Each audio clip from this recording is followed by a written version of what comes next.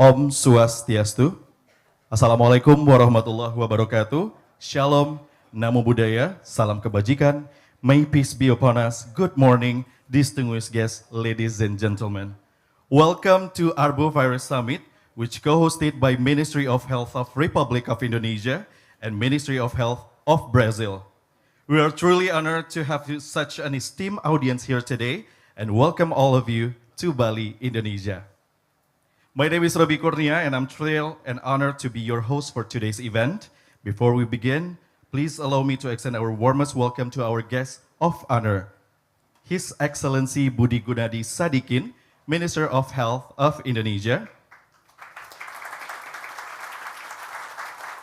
Her Excellency Dr. Elia Dos Reis Amaral, Minister of Health Timor-Leste.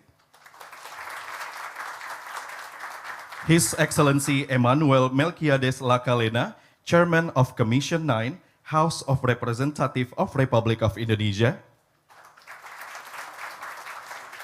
Her Excellency Dr. Leonita Gorgolon, Assistant Secretary of Health Philippines. His Excellency Dr. Mao Tang Eng, Undersecretary of Health Cambodia. Bapak Dewa Made Indra, Regional Secretary of Bali Province. Dr. Syarifah Liza Munira, Director General of Health Policy Agency, Ministry of Health of Indonesia. Dr. Eder Gachi Fernandes, Director at the Ministry of Health Brazil. Dr. Maria van Kerkhove, World Health Organization. And also Ibu Tuti Hadi Putranto, Board of Trustee United in Diversity and President of Director Kura-Kura Bali. Mr. Peter Bonner, President of GIS8. And also Bapak Sadik Akasya, President Director of Bio Farma. Mr. Andreas Gurknek, President Director Takeda Pharmaceuticals. And also all of our distinguished delegates, speakers, and participants of the Arbovirus Summits today. We are incredibly fortunate to have the support from some outstanding sponsors, and we would like to extend our profound gratitude to each and every one of it. Please join me in acknowledging our esteemed sponsor, Thermo Fisher Scientific, Takeda Pharmaceuticals, United in Diversity, Calbe, Biopharma, Illumina, Amazon Web Service, and Rockefeller Foundation. Excellencies, distinguished guests, ladies and gentlemen, the Ministry of Health of Indonesia, together with the Global Initiative on Sharing Avian Influenza Data, or GIS8, hosts the Arbovirus Summit located here in Kura-Kura, Bali, which is expected to serve as a platform for exchange of ideas, learning, and collaboration among experts, stakeholders, and academics in global efforts to address the Arbovirus threats.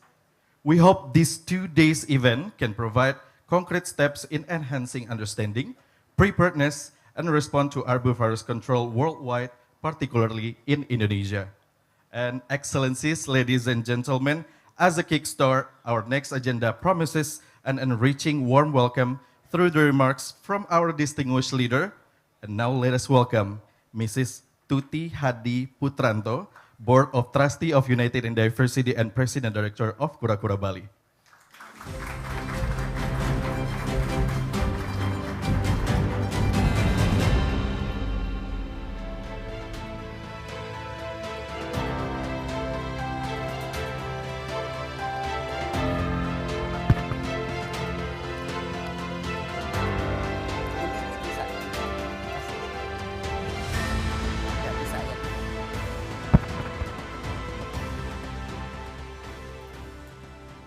Assalamualaikum warahmatullahi wabarakatuh.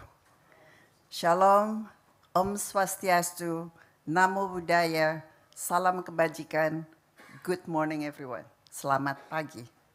The Honorable His Excellency Dr. Tedros, Director General of the World Health Organization, His Excellency Dr. Nícia Trindade Lima, Minister of Health, Brazil, His Excellency Bapak Budi Gunadi Sadikin, Minister of Health, Indonesia, Peter Borkner, President of G7, Sherry Nur Salim, co-founder of United in Diversity Foundations, and all of the distinguished researchers across the world joining this G7 Arbovirus Summit. Ladies and gentlemen, it is with great pleasure that I welcome you all to the Arbovirus Summit hosted by Brazil and Indonesia here in the stunning island of Bali. It is indeed a privilege to gather with such esteemed leaders, experts, and researchers in the realm of global health to address one of the most pressing challenges of our time. As we convene today, we are acutely aware of the alarming surge in mosquito-borne diseases worldwide. The recent escalations of dengue virus infections in regions spanning South America to Southeast Asia serves a very stark reminder of the urgency of our missions. We are here not only to confront this immediate threat, but also to lay the groundwork for a resilient, collaborative responses to arbovirus. As stated by our Health Minister, Bapak Budi Gunadi Sadikin, this agenda is a turning point in our shared efforts to protect the public health, and not just simply the meeting of minds. This proves our common goal of reducing the effect of disease caused by climate change by leveraging innovations, by research and policy. The venue of our summit, the G7 Academy, nestled within the enchanting UID Bali campus in Kura-Kura Special Economic Zones, embodies the spirits of harmonious coexistence with nature and community. Here, against the backdrop of Bali's natural beauty and cultural richness, we are reminded of the interconnectedness of our actions and the environment, a principle embodied in the Balinese philosophy Trihita Karana, and happiness through harmonies of people, nature, and spiritual. We are indeed deeply honored by your involvement and steadfast dedications to furthering the field of global health. I hope Kura-Kura Bali can be simply an inspiration, and it is an example of sustainability, innovations, and peace. United in Diversity is honored to partner G7 and support our amazing Bapak Budi Sadikin and their dedicated team, and Brazil ministers as G20 hosts this year. We seek your stewardship to also co-host the G20 Bali Global Blended Finance Alliance for Health of Nations. And together, lastly, let's establish collaborations, exchange information, and steer the globe toward greater resilience and health. And with that, I extend my warmest welcome to His Excellency Dr. Tedros, Director General of the World Health Organization, to share his insights and reflections on the critical task before us. Thank you, and may this summit be both very fruitful and, most of all, inspiring. This is the beginning and not the end.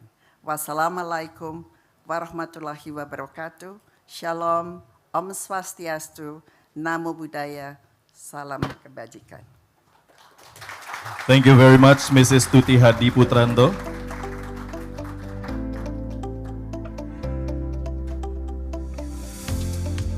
Ladies and gentlemen, we are truly honored to hosting this event today, and we are honored to have here with us Mr. Paul Kelly, Chief Medical Officer, Department of Health and Aged Care Australia. Welcome, sir. Moving on to the next speech, let us watch the video remarks from His Excellency Tedros Adhanom Ghebreyesus, Director General, World Health Organization.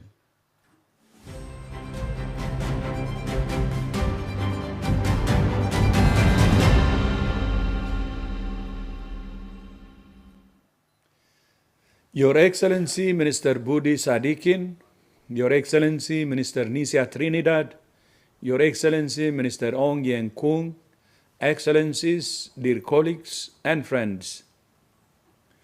Arboviral diseases are a growing public health threat globally, with the potential to cause large-scale epidemics with significant economic impacts. The geographical range of arboviruses is expanding due to urbanization, climate change, and the rapid expansion of mosquito populations. In 2023, more than 6 million cases of dengue were reported globally, and about 3 million cases have already been reported this year, even though the most intense transmission season is yet to begin in some areas. 2 years ago, WHO established the Global Arbovirus Initiative to support countries to strengthen preparedness, prevention, and control of arboviruses. One of the most pressing needs is to incorporate genomics surveillance into integrated arbovirus surveillance to monitor risk and accelerate response. It's also vital to reduce the disparities between countries in their capacities for arbovirus diagnostics and genomics, leveraging the capacities built during the COVID-19 pandemic. And we must work together to define an integrated and prioritized public health research and development agenda for arboviruses. Thank you all for your commitment to advancing our knowledge of arboviruses and the tools to fight them.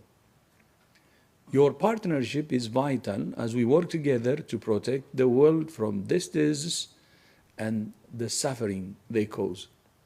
Terima kasih. I thank you. Thank you, His Excellency Tedros Adhanom Ghebreyesus, for the remarks. Excellencies, distinguished guests, ladies and gentlemen, we are honored to now present a video remarks from Her Excellency Nisia Trinidad, Minister of Health, Brazil.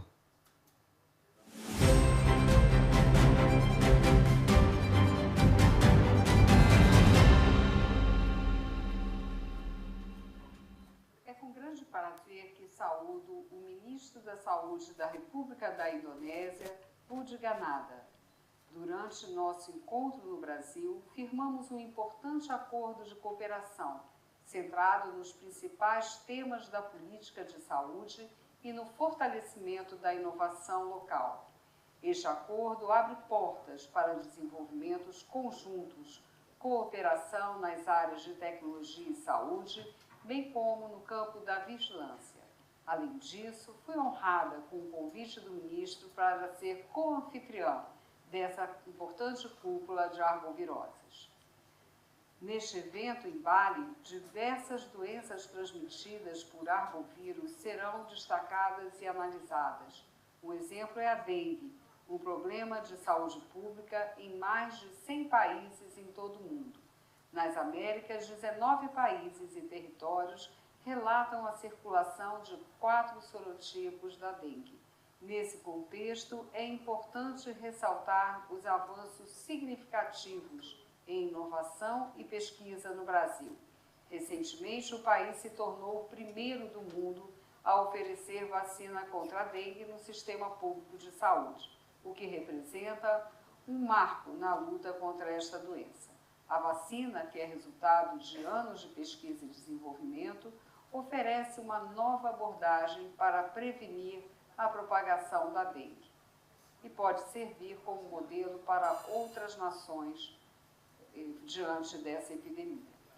Neste momento, temos que ter uma atenção redobrada nas ações de saúde e cooperação entre as nações, o que permitirá a expansão do acesso a tecnologias de combate às doenças, especialmente ao vírus que transmite a dengue. Esta é uma das principais iniciativas do Brasil no G20 este ano.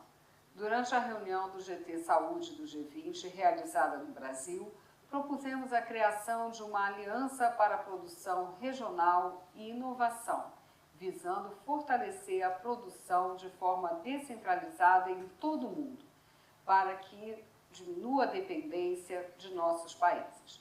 Atualmente, enfrentamos surtos de dengue no Brasil e a cooperação entre o Brasil e a Indonésia demonstra a amizade entre nossos países e, sobretudo, representa o compartilhamento de benefícios fundamental para o controle de vetores. Que possamos continuar unidos. Desejo a todos um excelente evento, discussões que permitam que nossos países avancem no controle das arboviroses. Muito obrigada. Thank you very much, Her Excellency Nisia Trinda de Lima, for the remarks. Excellencies, distinguished guests, ladies and gentlemen, the Arbovirus Summit proper unwraps with the remarks from Minister of Health of Indonesia. Please welcome His Excellency Budi Gunadi Sadikin.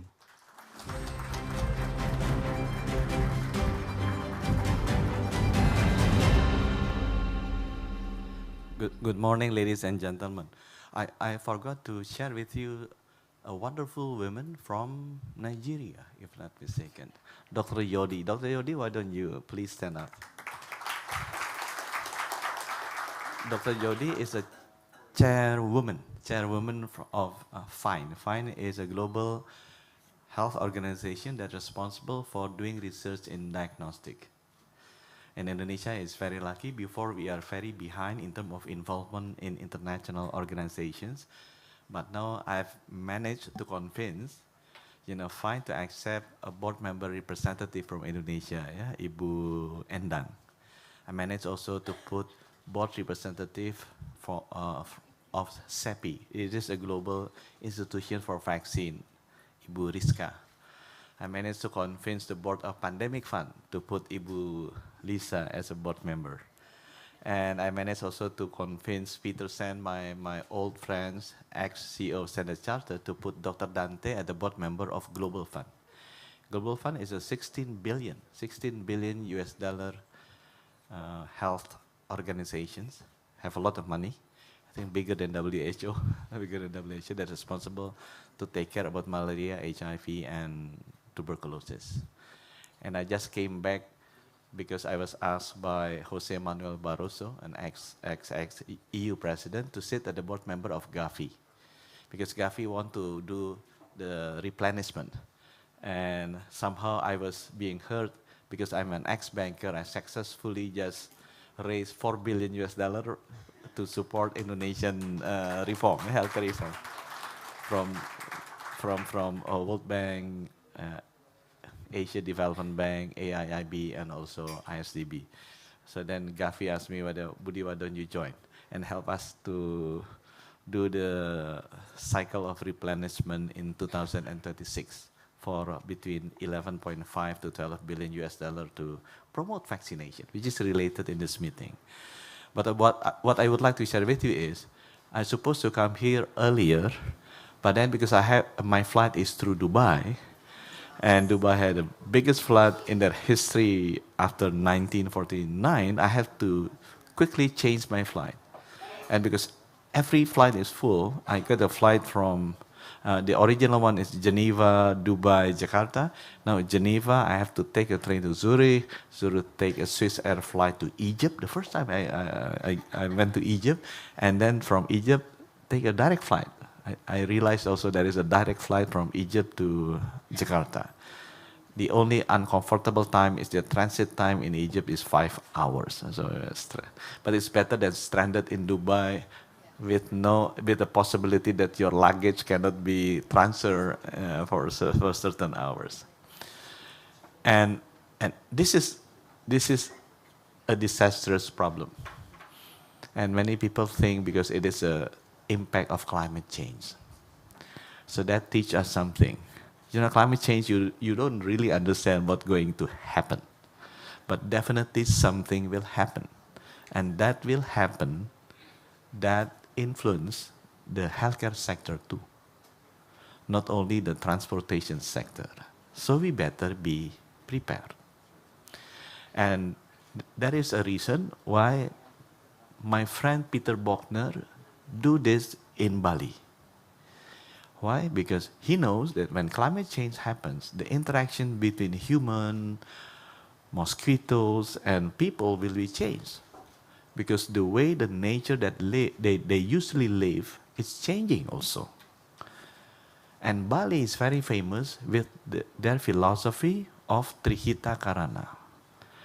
It is the philosophy that you have to live in harmony with three things. Three means three. Trihita Karana. Harmonious living with three components. So harmony to live with God, harmony to live with people, and harmony to live with nature. So I think that is indeed the reason why Peter Bochner, with Ibu Tuti and Ibu Sherry, do this meeting in Bali. Because he strongly believes we need to be in harmony with nature, like the Balinese philosophy. Because when you have the harmony to live with nature, then the chance of Arbovirus, coronavirus, whatever virus that jump from animal to human will be reduced. Because the animal will feel they live in harmony with people. And that is our obligations to do so. So that is the reason why we have the meeting in Bali. And I would like to congratulate Peter for his commitment to develop GIS-8. I'm nuclear physicist by training, 30 years as banker, only 3 years in health minister. And I learned GIS-8 the first time I joined because my job is to handle the pandemic. I know nothing about this, whatever gene sequencing, mutations, RNA virus, knows nothing. But Peter taught me about GIS-8, about virus, about genome sequencing, how you can identify the mutations of this 30,000 base pair that a virus have, you know. But I wish Peter can do it also for bacteria. Although, you know, bacteria will be much more difficult because 4 million and above is longer. But I think you have done a great job. You have done a great job, yeah, Peter. Congratulations, Peter. And as Minister of Health, realizing that this very complex pandemic happened, then we have to structurally redesign our national healthcare systems. We have launched aggressive transformations in our national healthcare systems in 6 pillars, very focused on the promotion and prevention, including surveillance. And we have been successfully sell this to the world. So we received the $4 billion funding that already approved on last year on December. So it will be dispersed and be implemented this year. And one of the components is to manage these infectious diseases. And based on our experience during COVID-19, there are at least 5 pillars that we have to focus on handling infectious diseases. The first one, we have to teach, educate, train the populations how to avoid infectious diseases.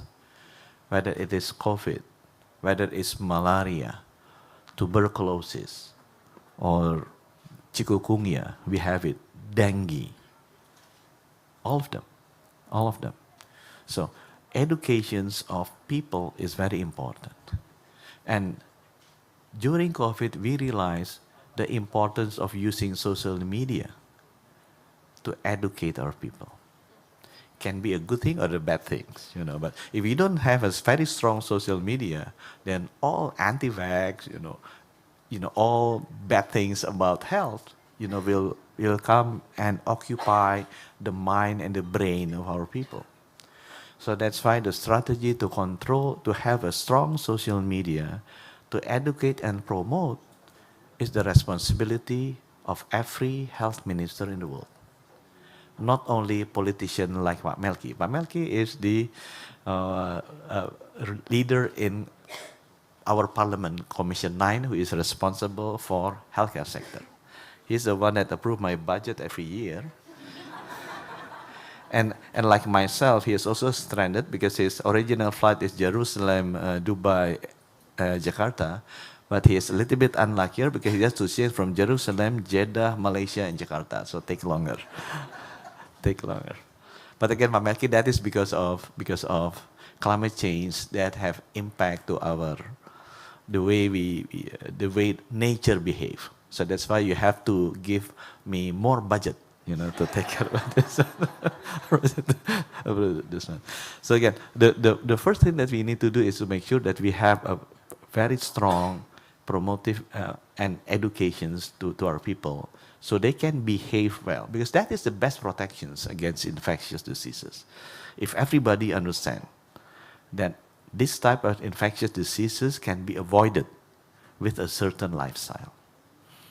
The second pillar, which is important to handle infectious diseases, if this infectious diseases is come with a vector, then we need to control the vector.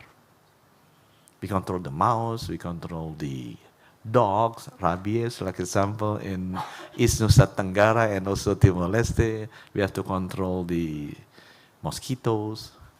And then I just came from Brazil because Brazil implemented the Wolbachia initiative, which is started with the Australian.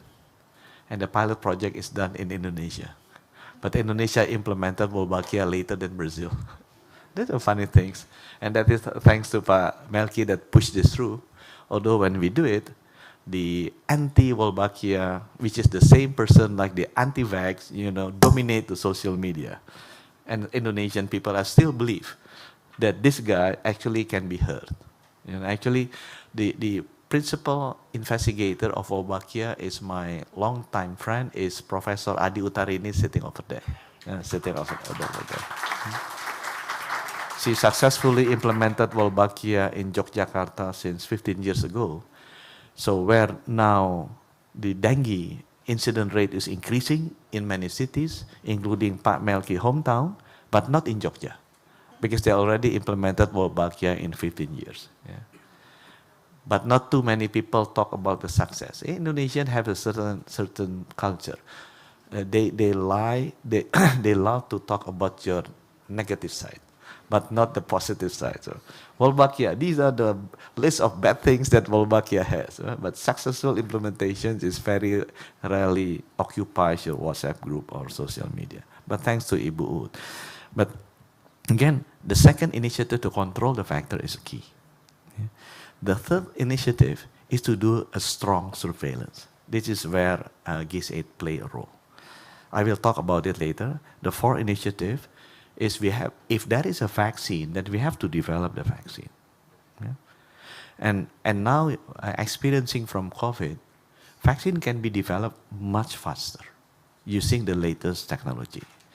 I have Biopharma here, and I will chase Biopharma because we managed to negotiate with SEPI and Bill and Melinda Gates Foundation, friends of Peter Stan, to get support of the quantum machines, to do the research and development and productions, small scale of mRNA technology.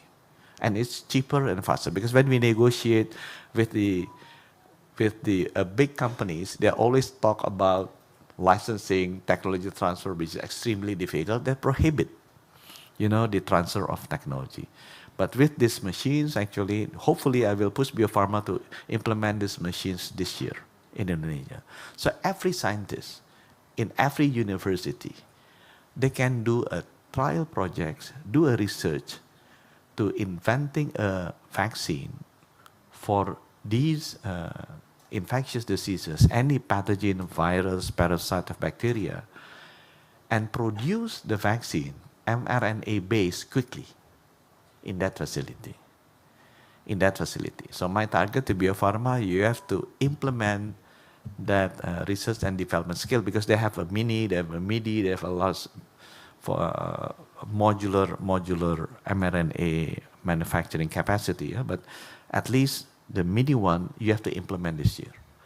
So every scientist can easily do a research on mRNA vaccine for a certain pathogen and just produce it quickly. Yeah, in terms of months, I think we can produce the sample to the vaccine.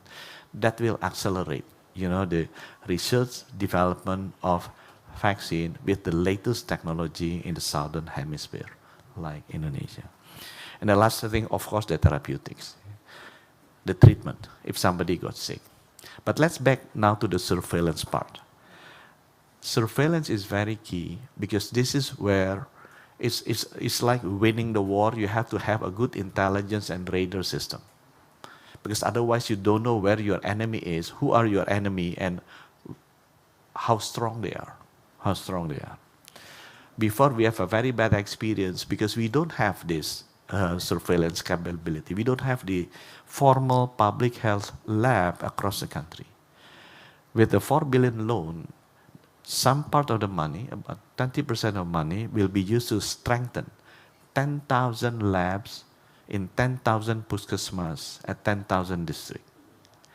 It will be used to strengthen the public health labs at 514 cities, so above the district, with molecular biology capability. So PCR testing will be available, and also immunology. My apology because I'm not a healthcare specialist.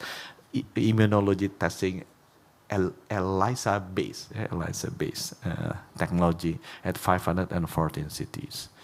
And then we, at the provincial level or state, we will use this money to establish a public health lab. Indonesia don't have the public health lab structure. We have a very strong clinical labs, but we don't have the public health lab structured down. So that's why with the help of CDC, advisory, technical assistance, and also with the help of World Bank, we established this one. 10,000 at district level, 514 cities, 38 provinces, and then 6 regional labs and 2 national labs structures. Hopefully we can have a BSL-3 labs at the national level.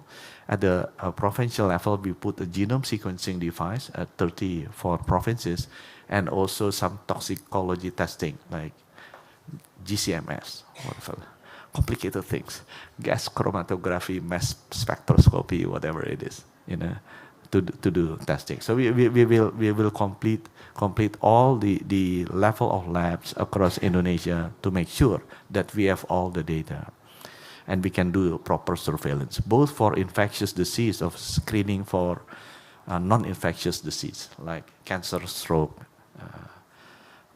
and cancer, stroke, and heart attack. So we will do a lot of blood testing at 300,000 posyandu at the lowest level of our healthcare facilities, and do it digitally and link to the central database. Use Starlink, so because we have 7,000 islands, so hopefully next month we can sign agreement with Starlink, so we can use Starlink to link 10,000 puskesmas that we have, so our application can digitally transmit it to the head office. So, but when we do the surveillance, there massive information will be available. And Indonesia trusts GIS-8. Like it or dislike it, some people don't like GIS-8, but I like GIS-8 because it's a trustworthy entities. All scientists talk to me that they prefer to put the data in GIS-8. I'm a very practical person. I don't want to reinvent the wheel. I put in GIS-8. And GIS-8 Pamelki is one of the entities because he used to be the CEO of, whatever Warner Bros. Or music company or movie companies. GIS-8 can control digital content and do a proper IP right mechanism. Like I always give this example. The song Happy Birthday to You. When you create a content with Happy Birthday to You and put it for public, less than a week you will get somebody, will charge you for IP. That is my IP right, Happy Birthday to You. You only use it for phrases, but it's belong to me, I will charge. And everybody is happy to pay because the mechanism for movie and music is there. So the inventor, the owner of the right of the data, of the content, and the user both get an equal footings and equal benefit. And it works. It already works globally. This never worked in healthcare sector. You know, the one that have the technology have the right to access, but they don't want to give the benefit. So I always, in the pandemic treaty, our position is very, very clear. Yeah? Indonesia signed with the Kyoto Protocol with access and benefit sharing, and we will adhere with that. It has been ratified by the parliament, Pak Melki. So our position remain the same. I know this is a deadlock in the pandemic treaty in WHO, but I said this is the time where everybody has to sacrifice. The good deal is not everybody happy or everybody sad. A good deal is when everybody is slightly grumpy. Indonesia is ready to be slightly grumpy, but if we have the music industry and movie industry that can live with a fair, equivalent, distributions of right, then why not we follow them? But it's very difficult to trace the owner. Oh, GIS8 can do it. GIS8 understand who are the owners of a certain research and data, who are the users of the owner of that research and data. We can replicate the same thing. And we can live amicably, like the movie industries and the music industry, where the user that make money respect the inventor invention. Respect the inventor invention in whatever amicable numbers or amount. And the systems are already there. So Peter, Indonesia positions on this pandemic treaty is clear. On access and benefit sharing, we will follow the Kyoto Protocol. We cannot change our positions because it's already ratified by Pak Melki and the team. So we cannot have two different positions as a country on access and benefit sharing. We are ready to share the data. It has to be shared. It's very, very clear. But when the benefit happens, it becomes vaccine, we have to have the right to access the vaccines at a good price, not to wait at the end of the queue like what happened before. Benefit doesn't have to be cash. Benefit can be in access. Benefit can be in access and availability. But we cannot live in inequity conditions like what happened in pandemics, where, the rich country that have data can live, and the people can live, but the country that don't have the data, the people can die. So that is very difficult to accept. That is not morally right. That is not morally right. Everybody has to have the same right to live. Everybody has the same right to live. So therefore, again, congratulations. I do hope that this meeting can promote cooperations, discussions, and learning among all of you. And I do hope that the world in the future will be much better than the world that we live today. And our children will live with less diseases, infectious diseases, because all people in the world, all scientists in the world talk to each other, sharing data to each other, respect the right and the brain, the invention of each other, and we can live in a much better place. Thank you. Thank you, His Excellency Budi Gunadi Sadikin, for the remarks.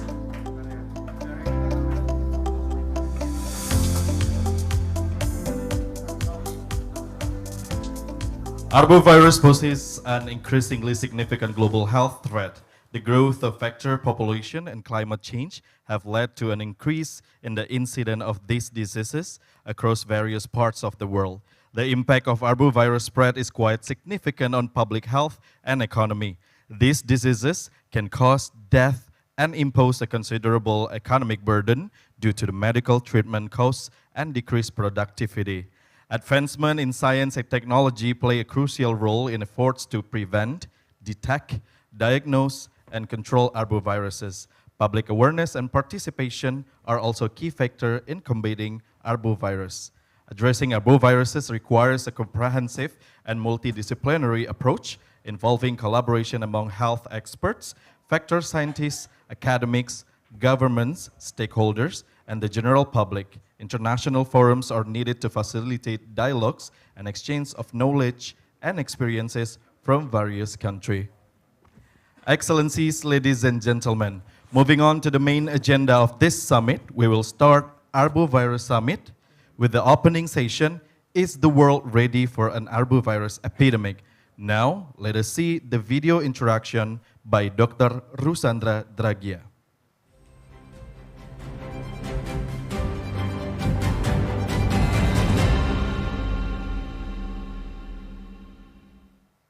I wish I could have been with you today in Bali, but I'm honored to be able to open this panel and share my perspective on the critical issue that we face as a global community. The threat of flaviviruses is not new to any of you, but what we are seeing with dengue infections across Brazil, Latin America, Southeast Asia, and parts of Africa is truly alarming. As you know, dengue was declared the most important mosquito-borne viral disease by the WHO already in 2019. 4 billion people are at risk of contracting dengue, with almost 400 million infections and 96 million symptomatic infections yearly, with a current yearly price tag of almost $40 billion and escalating. This situation is a true global health concern. Now we are seeing infection reach parts of the world not previously seen. West Nile virus infections are at an endemic level in California, and locally transmitted cases of dengue have been reported in the United States. Climate change, warming temperatures, flooding have favored the spread of mosquitoes beyond their traditional breeding grounds, bringing dengue fever, malaria, and the Zika virus to areas never before affected.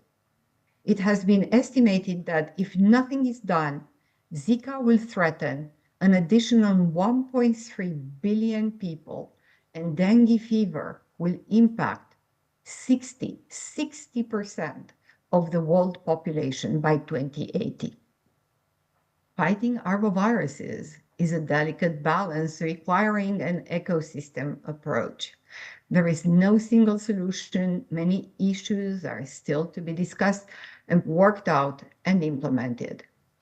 I will put forward a number of considerations and questions and trust that Lisa will bring them forward for discussion in the panel. I'll start with surveillance. Are countries willing to put appropriate and timely resources to monitor the mosquito populations and catch outbreaks before they engulf swaths of the population? Can we, as a community, mobilize and identify gaps in surveillance using tools such as genomic surveillance to gather timely information? Next step, vector control, be it chemical, environmental, and biological. That goes hand in hand with educating the public, raising awareness, building trust and understanding. For instance, what can be done in terms of community engagement to decrease mosquito populations without chemicals? Mosquitoes have been around for millennia and are adapting. Are we in a race with nature? Diagnostics. While various diagnostics for dengue and other viruses exist, our ability to detect and diagnose is hugely uneven across endemic belt. And that endemic belt is widening as we speak. Reports have highlighted, for instance, the possibility to have new strains of Zika with characteristics reminding us of dengue. Are we prepared? Educating the public and the physician, it really starts from the beginning. It happens that physicians in regions which were not affected by arboviruses in the past are not able to readily detect dengue symptoms and help patients seek help early, which can avoid many severe cases, or simply misdiagnose a patient and put it on a therapy which is ineffective but can build resistance. Ramping up point of care diagnostic is key to respond rapidly and accordingly to the etiological agent. So How can we do it? Vaccines. As everyone here knows, we do benefit from a yellow fever vaccine, one of the most efficient ever. A new dengue vaccine was recently approved. A chikungunya vaccine is in the work, has been approved and could be available.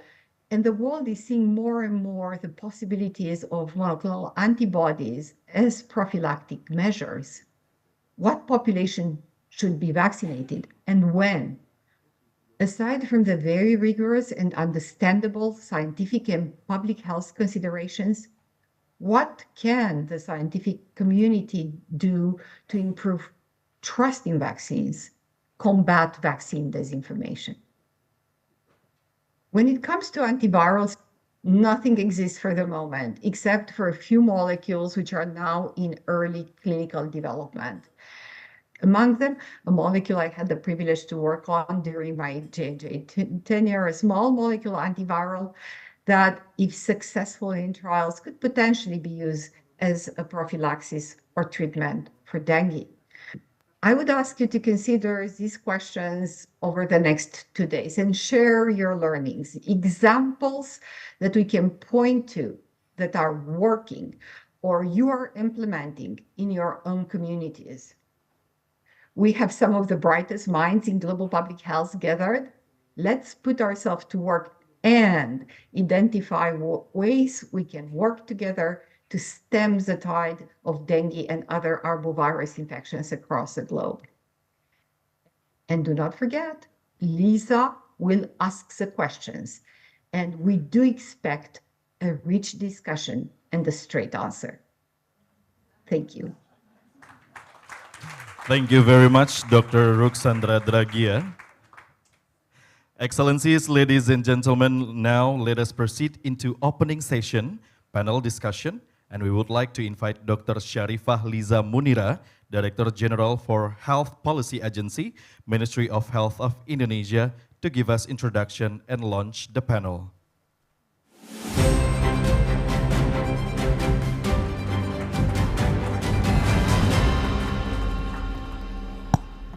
Distinguished guests and speakers, ladies and gentlemen, good morning, everyone. Welcome to Bali. It's a real pleasure to have you all here today at this Arbovirus Summit in Bali. This morning, we'll be discussing whether the world is prepared for an arbovirus epidemic. In this next agenda, we will be having a high-level panel discussion, and I'd like to invite our esteemed guests to join me on the stage. First of all, Her Excellency, Dr. Elia A.A. Dos Rey Amaral, Minister of Health of Timor-Leste, if you can please join me on the stage.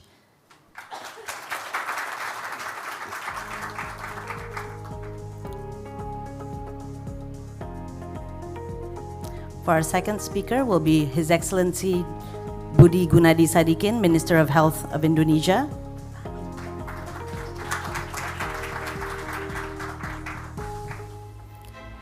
And then Her Excellency Dr. Leonita Gorgolan, Assistant Secretary of Health from the Philippines.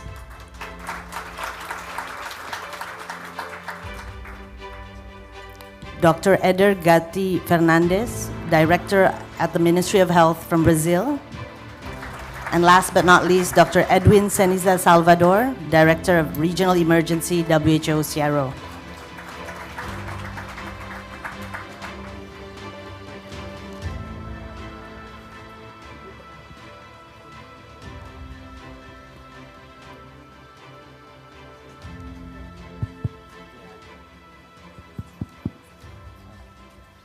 To all panelists, I'd like to welcome you all and thank you for joining me in this discussion today. Ladies and gentlemen, as you can see, we have a very impressive panel, and I do hope I can do it justice by chairing this session. Now, I'll get right to it. We've heard from Dr. Rusandra, among other things, that the number of infections of arbovirus is large and rising, and yet, fighting arboviruses requires a delicate balance requiring an ecosystem approach. Now, Dr. Rusandra shared 7 specific questions covering 5 areas, and I'd like to use these questions to guide our discussion today. Those 5 areas are surveillance, vector control, diagnostics, education, and vaccines. And she's tasked us to look into these questions with short and direct answers. Now, due to our limited time, without further ado, let me start our panel discussion with 2 questions on surveillance that have already been mentioned by Dr. Ruxandra. On the topic of surveillance, first question is, are countries willing to put appropriate and timely resources to monitor the mosquito populations and catch outbreaks before they engulf swaths of the population? Her second question is, can we as a community mobilize and identify gaps in surveillance using tools as genomic surveillance to gather timely information? So these are the 2 questions on surveillance. And Minister Elia, would you like to answer? Yes, I'd like to invite Minister Elia to... you can... Yes, on surveillance. You can use the mic on the right.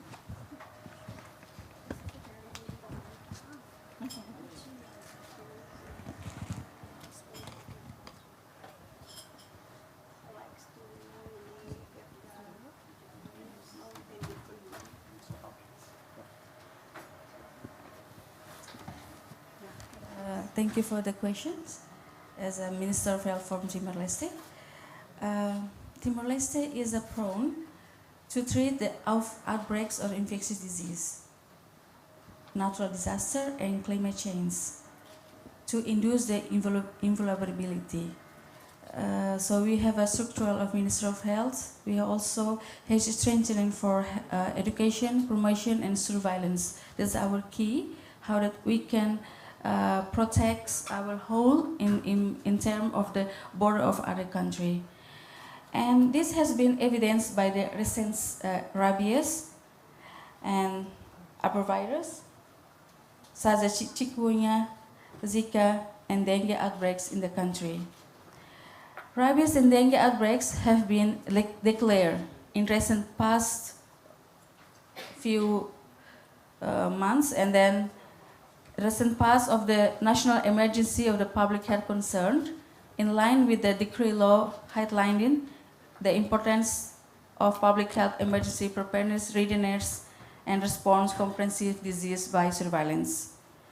Recognize the importance of disease surveillance and response. We aim to digitize and surveillance reporting and response systems over the next several years.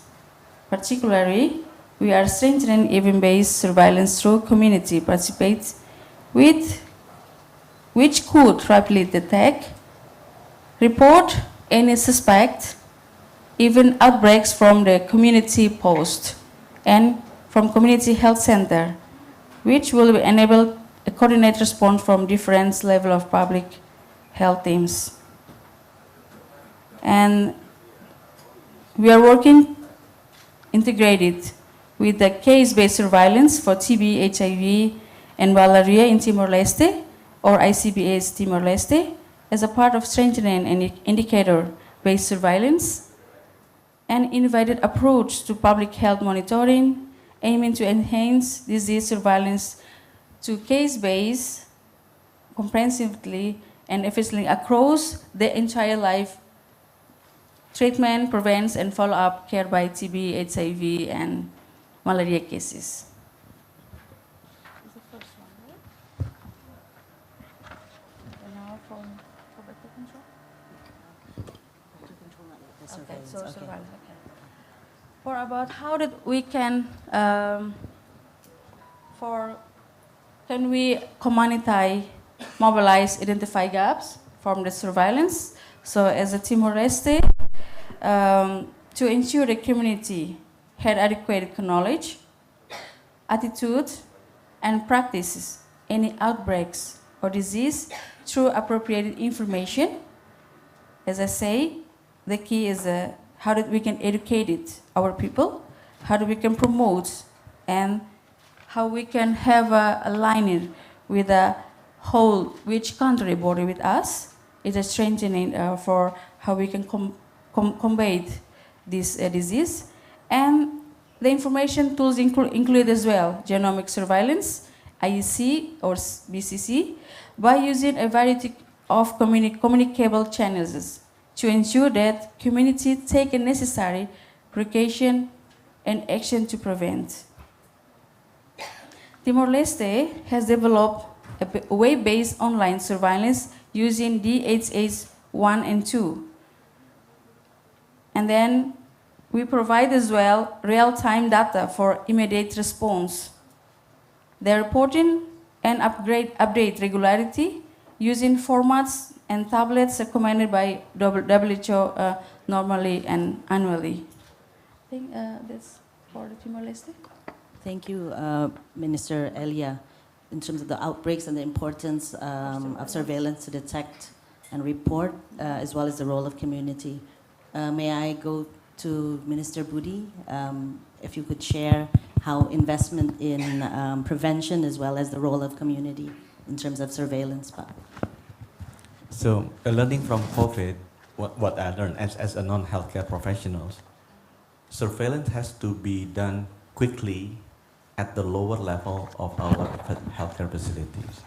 And the best instrument to do it is an instrument that is based on antigen or antibody requirement. It is not the most precise, but at least this is the fastest and it's cheapest. Like what we call in rapid test antigen in COVID. But then if you want to confirm that you have to go a higher level, you confirm with nucleic acid test, NAAT, where you are not only looking at the antigen antibody as the response, but also identifying the pathogen itself, whether it is a parasite, bacteria, or virus. And during COVID, we are able to do it using a biology molecular technology, the PCR test. And the highest level, if we would like to identify the strain or the type of the pathogen, in dengue, it can be dengue type A, type 1, 2, 3, or 4, as far as I remember. So this one, you need a genome sequencing capacity. So in Indonesia landscape, that is the framework that we are using. The rapid test antigen or antibody testing will be deployed at 10,000 puskesmas level. Especially for dengue, we will complement this NS1 rapid testing with IgG and IgM functions. So 10,000 puskesmas will be ready with a rapid test, antigen antibody testing. I think it's called NS1, and also hematoanalyzer or blood chemical analyzer that can do the IgG and IgM. Because what I heard, the combinations of NS1 antibody and antigen with the IgG, IgM is the cheapest and the fastest and the most available. Up to the city level, 514 cities, we are deploying, and we are already, because of COVID, have a PCR and AAT labs, BSL-2 labs in these 514 cities. We can use this to confirm. The issue is whether we have the reagent. But now we have many startup company, biotech, that can create a prime, a probe, enzyme, that is what I heard, to create a specific reagent for certain pathogens. And we are investing to promote these companies. So we have more reagent for every type of pathogen. We put it at the 514 cities.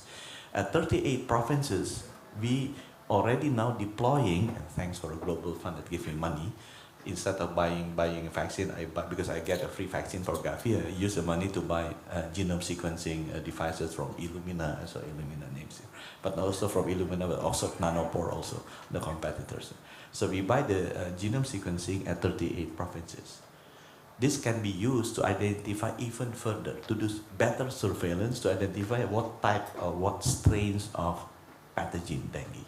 So that is the way we are doing the framework of surveillance. 10,000 puskesmas, we do a rapid test antigen, combining with IgG, IgM, the blood analyzer. At 514 cities, we do NAT testing, BSL-2 labs, the PCR. And then at 38 provinces, we are doing the genome sequencing testing. So the three combination, 3 layers, I think we'll have a complete pictures of the surveillance. And the data will be sent to Peter Bochner, GIS8. Thank you, Minister Budi. So timeliness is key in confirming this with technology appropriately. Dr. Leonita, would you like to add your experience from the Philippines? Good morning, everyone.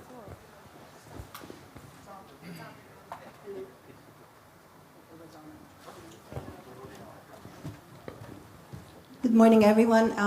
I would like to take this opportunity for our profound appreciation for inviting us as one of the panelists. I just would like to emphasize that to start dengue among any other arbovirus still high burden in the Philippines, with widespread outbreaks all over the country occurring every 2 to 3 years, at 200%. So as we talk about surveillance, disease and vector surveillance are also coordinated from the different stakeholders, from hospitals to the regional and local government units, underscoring the Philippine commitment in mitigating the impact of dengue and safeguarding the public health. The National Reference Laboratory for Dengue and other arbovirus continues to expand its functionality to subnational laboratories in strategic location in the Philippines archipelago, leveraging the emergence of molecular laboratories during COVID. So very specific, we have this NS1 rapid diagnostic test, which is being distributed to our local government units to make sure that we will be able to identify suspects. So we are also trying to look into how we can enhance the across of the population to diagnostic this NS1 antigen rapid diagnostic test kits to the primary care facilities in the barangay. We also have the use of genomics to provide evidence for disease transmission, which is in the RITM. So, which houses the National Reference Laboratory for Dengue and other arbovirus, which continue to monitor serotype trends and generate genomic sequencing information, which can be shared to GIS-8, we hope. And we also would like to explore, now we're starting to explore the use of Bulbachia. Thank you very much. Thank you. Thank you, Dr. Leonita. Thank you, Dr. Leonita. So perhaps from the Brazil experience, if there's anything you'd like to add, Dr. Eder. Okay, good morning, everyone. For me, it's a great honor to be here representing the Brazilian government. And talking about surveillance, I think that in Brazil, we are living with dengue for several years, and we integrate all kinds of surveillance to struggle this disease. We have the laboratorial surveillance integrated with the vector burden surveillance and also syndromic surveillance that investigate cases among humans. And unfortunately, this year, we reported more than 3.5 million cases of dengue in Brazil, with 1.5 thousand deaths. So I think that is the worst dengue epidemic that we ever had in our history. And we always ask ourselves why we are losing this struggle against dengue. I think that the problem is the vector. It's hard it's hard to eliminate the vector. We eliminated the Aedes aegypti mosquito in our cities at the beginning of the 20th century, but during the 80s, the mosquito returned, and now we see all the cities all over the country infested with Aedes aegypti. We ask ourselves why it's happening. Well, it's easy to answer you. Our population during the last decades moved from the countryside, from the rural sides, to the cities. So the growth, the uncontrolled growth of our cities, with increasing of the poverty, create a condition to mosquito spread. We can see that people living without piped water people living without sanitation, people living without solid waste destination, good destination for solid waste. It is the main cause of the mosquito infestation and the main cause of the dengue situation that we are living in our country. So if we want to eliminate dengue, we need to improve the conditions of living of our people. We need to promote good conditions of housing. We need to promote piped water, good waste destination, and also promote healthcare assessment. We need to promote surveillance. So that's the situation. That's the message that I want to transmit to you. Thank you. Thank you, Dr. Eder. Dr. Edwin, anything you'd like to add from WHO's perspective? Thank you so much. I was just speaking with Lisa this morning. It's like I'm the only non-government official in this panel, so it's quite stressful, especially next to His Excellency Mr. Budi. Okay, just I wanted to add on a different perspective. The panelists have basically talked about the surveillance system. Now, we talk about multi-source, we talk about integrated disease surveillance. But behind the system to work, we actually also have to consider the workforce. When we're talking about a system that works, we have to be able to have lab technicians who are able to properly execute. We talk about easy, rapid diagnostic kits. We always assume that it's rapid and therefore it's easy. Which in a way it's true, but also in a way it's also taking for granted that maybe it's positive, maybe it's negative. So in terms of using these surveillance systems properly, we have to be able to have the proper human resources. That's one. Two, His Excellency Mr. Budi already talked about, is the community as well. How are we going to be able to really know the situation of the community if the community itself is not educated and made aware? It also points to the fact that Dr. Ati also mentioned about points of care and change in behavior. So all the systems that we have put in place have to have a certain level of awareness and also the certain level of capacity.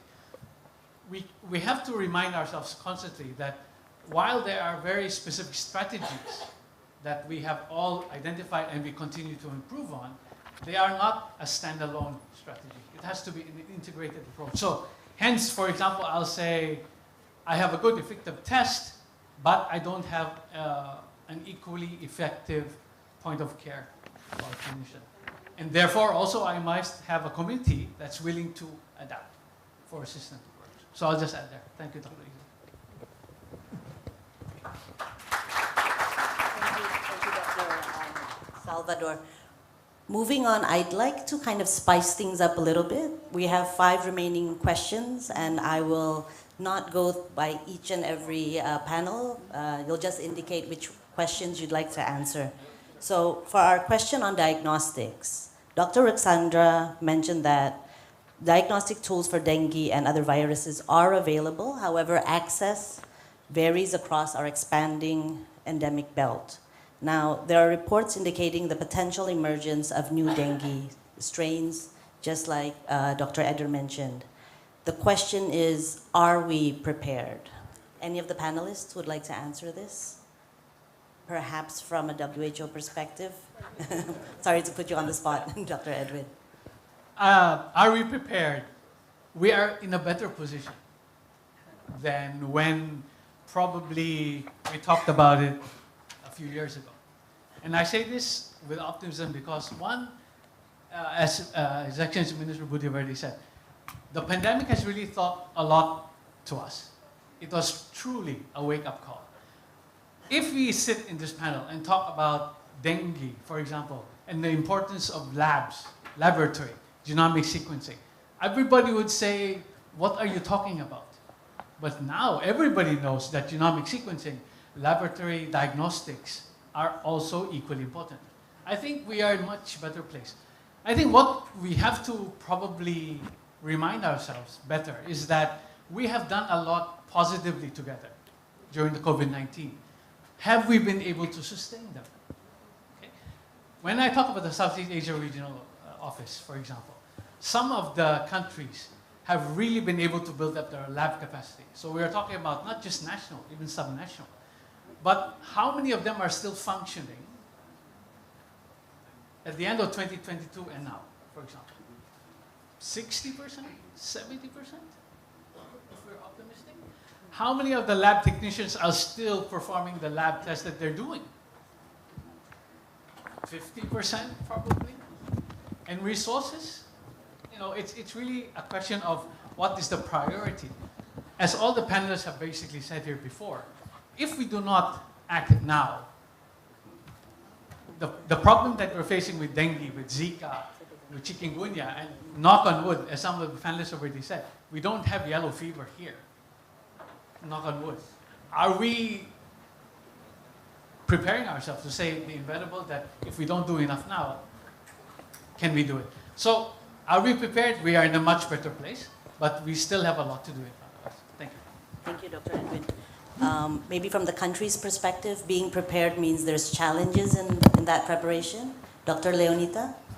Thank you very much. I just would like to share with you our exposure during the COVID. So I think we are better ready at this point in time in terms of arbovirus, because we were able to really improve and establish and strengthening our laboratory, national reference laboratory, subnational reference laboratory, and even a strategic laboratory that really works on PCR thing, no? And this can be a vehicle for us to be ready for any arbovirus. And I think what needs to be strengthened is really how, as emphasized, how we can sustain this effort and funding and the very recent technology that we are wanting. But we are ready and we are prepared. Thank you very much. Thank you, Dr. Leonita. Any of the other panelists would like to add? So, shall we move on to the third question, maybe? I'd like to move on to the question on education. Some of our panel members have mentioned about this. Dr. Rusandra elaborated that educating the public and physicians is crucial. Now, especially in areas newly affected by arboviruses, where dengue symptoms might be misidentified, leading to delayed or ineffective treatments. And improving point-of-care diagnostics is vital for a rapid and accurate response to these infections. The question is, how can we do this? How can we educate the public and physicians as well to correctly identify and treat these diseases? Perhaps our ministers may want to add. Minister Budi, would you like to respond? So, I strongly believe that the best way to do a healthcare intervention is to prevent rather than to cure. It's much cheaper and also better quality of life. So that's why if I have to educate, I prefer to educate the people not to be, receive a dengue or got sick. It's better to be prepared so you don't get dengue. That's why educating the people on how to avoid, how to behave, how to do factor control is key. Yes, we have to train the doctors how to identify NS1 compared to IgG, etc., how to treat dengue, because some of the people, they don't understand dengue cannot be, the way we treated dengue is sometimes an art. There is an Indonesian very rich CEO that got dengue and sent to Singapore. The Singapore, they don't have experience in dengue, because they are too healthy and the city is too clean. So you don't have enough mosquitoes in Singapore. So you want to treat dengue in Singapore, that is a big mistake. And he died. I think a friend Ibu Tuti, one of the famous CEO of the largest publicly listed company, got dengue and sent to Singapore. You have to be treated in Indonesia or Brazil, maybe. Maybe they have the most experience how to treat dengue. So even those kind of education is not reaching the public. So for me, the content is already there. Everybody knows about how to avoid dengue, how to control the environment, how to control the factor. But getting it to the people is the problem. Getting it to the people is a problem. Before we used to have 1.5 million cadres. Our healthcare structure, you have 38 provinces, 514 cities, 10,000 districts. We stop here, but now with the new strategy of healthcare reform, we want to go to 85,000 villages and 300,000 hamlets.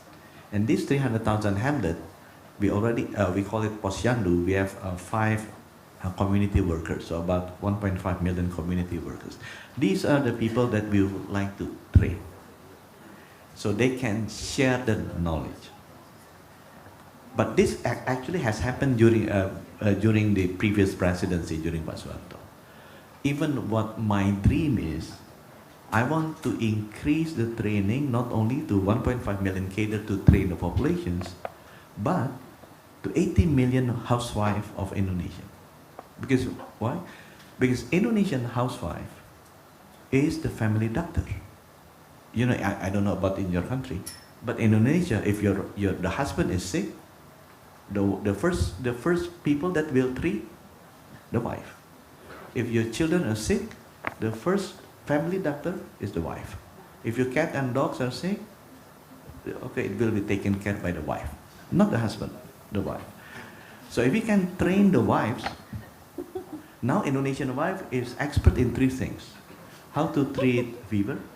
They can use thermometer to say, oh, you have fever. And then they can prescribe, you can buy the medicine from the local pharmacist. That is what Indonesian wife do. Or you have diarrhea, or Indonesian wife knows how to do. You go to the pharmacist and buy whatever is diatabs. Even Ibu as a very senior wife, she knows. And you can do, and cough. So Indonesian housewife can play doctors for fever, diarrhea, and cough. We can easily extend this to hypertension, we have blood problem, sugar, and cholesterol. And also dengue, the same approach.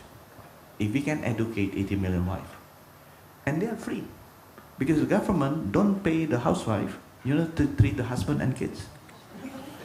If we can teach them how to use it, they are very compassionate. These women are incredibly compassionate. They will take care of the family, the husband, the children, the cats, and the dogs, and without asking for payment for the government. Different with the doctors. They will do it voluntarily, with heart, full compassion. So my job, if you're talking about communication, is how to do it. And housewife Indonesia, what they do, they even go to pengajian, what call it pengajian? A spiritual gathering.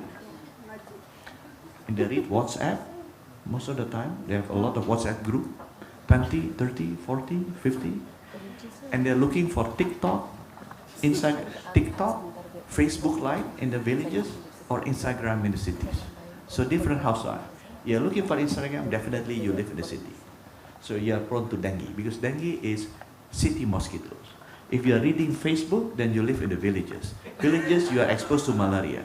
This is the villages mosquitoes. A different type of factor control. So talking about education, that is, I believe, the best way to educate is to educate the housewife how to treat any diseases, including dengue, at the lower level. And as one, if the fever is going up and down, we can okay, housewife, you ask for dengue testing at the 10,000 or 85,000. Now we push it down to 85,000 villages, puskesmas pembantu, a sub-primary healthcare unit. But educating the people, I think the best way is through educations of the housewife. And in Indonesia, we have 80 million of them, and they are free, as long as we give them the teaching facility using TikTok, Instagram, or Facebook, and maybe some religious community. That is my perspective. By the way, on the surveillance, you're talking about strain. Strain can only identify with genome sequencing. You cannot use PCR to identify which dengue strain it is. So when you're talking about strain, that's why Indonesia, when I joined, December 2020, COVID-19 hit March 2020. I don't understand. Budi, the alpha will hit you. I don't bloody understand what is the alpha. Alpha is the virus mutation. What is the mutation? Oh, there is mutation in the base pair. What is the base pair? So I keep asking questions, and I realized, okay, we need to be able to identify mutation. How many genome sequence we have done? 200 in 9 months. Is that enough or not? How many Singapore did? 5,000. Singapore with 5 million population did 5,000 sequencing in 9 months. Indonesia with 280 million do 200 sequencing in 9 months. It's ridiculous. So why don't we do it more? We don't have the labs. What lab do you need? Genome sequencing lab. So how many labs do we have? 2. Oh, we have 2 operating labs, like you mentioned. But thanks to COVID and thanks to Peter Sena, we have 41. So we 20 times capacity. Now we can do, I haven't received the answer until now, yeah, because I'm asking, 4,000 a month, 4,000 genome per week, 4,000 genome sequencing per week, and bringing the biggest Illuna machines, what we call the Illuna machine, the MySec, Novasec, the Novasec Illumina machine, the biggest Prometheum, the Oxford Nanopore, and T7 of BGI. So we have all of them at the National Health Reference. So we can do massive genome sequence in a day. Yeah? So we can do 4,000 a week. Before in only like 200 in 9 months. So thank you for the COVID-19. At least we improve our surveillance capability. Thank you, Pak. So many of the challenges in surveillance were overcome by many countries during the pandemic, and that frontliners actually start from the household. Yeah, very interesting points. Minister Elia, would you like to add? So about the education, in Timor-Leste, we know that all over the country we have a border. The first one is how we can avoid. The second one, when is the virus or bacteria or parasite come from? And the third one, we have to analyze the situation. Which area is most risk? Then we map in, and then we have in Timor-Leste we have a package integrated health that's around 1,000 to 200 health worker that we pay whenever they work. So if they go through the village housing and they detect it, and then they send to the health post and health center that's close to by which area. But before they find the area that has most cases, what is we do is prevention. But every week, like the most Thursday, Friday, we have some information to the village and how we can prevent which bacteria or what area or what parasite is most causes for this month. So this, because Timor-Leste have 1.3 million, so what we can do is work with which area or which nation is close to us, and then we can fight for the whole that things can come through. You know, lots of things is happened from pandemic, so it's called out to awake how we can prepare for our nation through the health sector. Thank you so much from Timor-Leste. Thank you, Minister Elia. This is a really nice segue to vector control. Dr. Ruxandra identified that these viruses constantly adapt. I guess the question that she posed on this is, are we in race with nature? Any of the panelists would like to respond? Maybe Dr. Eder?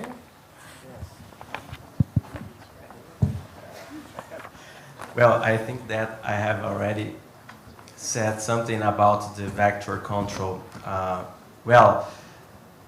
We have new technologies like Wolbachia that we need to use to control vector, right?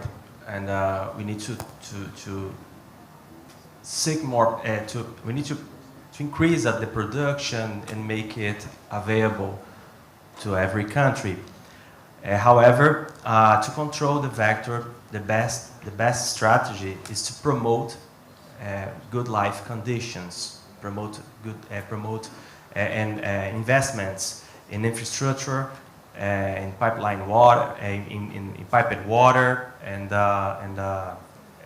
housing with good conditions, because the structure of our cities is the cause of the infestation of Aedes aegypti. Like in Brazil, our big cities have slums, and it's a good environment to infestation of Aedes aegypti. So we need to invest in more technologies, we need to invest in surveillance, in vector control, but we need to invest in infrastructure to promote good life conditions. Thank you. Dr. Leonita, did you want to add anything? Yeah, thank you very much. I just would like to share what we have popularized in the country. It's the 4 o'clock habit. So we have 4S as emphasized by His Excellency. They have 5 pillars. For the Philippines, we have 4S. First is the search and destroy mosquito breeding. So this is a very popular strategy that we are pushing, and at the level of the community, they're aware of this. And at the same time, we also have really to emphasize that for the vector not to be able to bite you, you have to secure self-protection. So we have this repellent. If for those areas with high cases of dengue, we have this, we have to wear long sleeve, and we have also to organize or let the children be not playing at 4 o'clock, because it's really their habit, and most of this, they are perspired. So this is very adaptive to the mosquito. And for the third is management. So we also emphasize on seek early consultation. And for those with impending dengue outbreak, we also emphasize areas with spraying. No? So this is how we have this 4 o'clock habit, and to really implement the 4S. This is very popular in the Philippines. Thank you. Thank you, Dr. Leonita. I'd like to move on to our last 2 questions, which cover vaccines. Dr. Ruxandra mentioned about a very successful vaccine, the yellow fever vaccine, as well as newly approved vaccines such as dengue and an upcoming chikungunya. The question is, what population should be vaccinated and when? And then following on from there is that aside from very rigorous and understandable scientific and public health considerations, what can the scientific community do to improve trusting vaccines and combat vaccine disinformation? 2 very interesting questions indeed. Any of the panelists would like to, maybe from WHO? Dr. Edwin, you'd like to hear from WHO's perspective? I think Maria's there. So probably Maria's there. Okay. Wow. Okay, where do you start? I think the panelists have already mentioned this earlier. Technology has really been able to rapidly develop since the COVID-19 pandemic, and hence we now have the technology really to produce much quicker vaccines. As mentioned by the panelists, we already have the dengue vaccine, the DengueVax. And then, of course, the very successful yellow fever and also the chikungunya. I think the question, as alluded to also by the panelists, is access to the vaccines. If the vaccine is similar to like the routine immunization, which is very readily available to the people, then the trust factor will subsequently also be higher. I say this because if you look at some of the vaccines that have been really proven to be successful, and as His Excellency Minister Budi already said, no? If the people are able to relate to the success of a vaccine, the trust becomes higher. If the vaccine is not attainable and only accessible to a certain group of people, I think the monkeypox is a very good example. We are now having a stage where we are still trying to, correct me if I'm wrong, Maria, there's still a vaccine that has not been produced. We're using something similar to the smallpox, right? But even if we are successful, it will not be accessible because the price of making it accessible is too high for the reach of the people. And hence, with technology, we're able to bridge that gap. But then the next question, of course, is it going to be accessible? And this is where I believe the education then comes in. That we have to be able to gain the trust of the public to say that this is a safe vaccine, it is going to be accessible, and therefore we would like you to support us. The other thing is, of course, if you have a vaccine, you have to also be able to have a robust adverse effect a surveillance that also monitors the side effect of vaccination. That goes in hand, because if there is an untoward effect against the vaccine, we are able to track it and able to address it. I think some of the anti-vaxxers, as His Excellency said, mentioned before, of course there are people who don't really believe in vaccines. The majority of them is that they do not have access to adequate information to say why there are cases of people who have the vaccine and who develop adverse effects of vaccine. So yes, the vaccine has to be made available, but yes, also we have to be able to build the trust that the vaccine works, and therefore people will use the vaccine. Thank you, Dr. Edwin. Dr. Eder, would you like to add? Yes.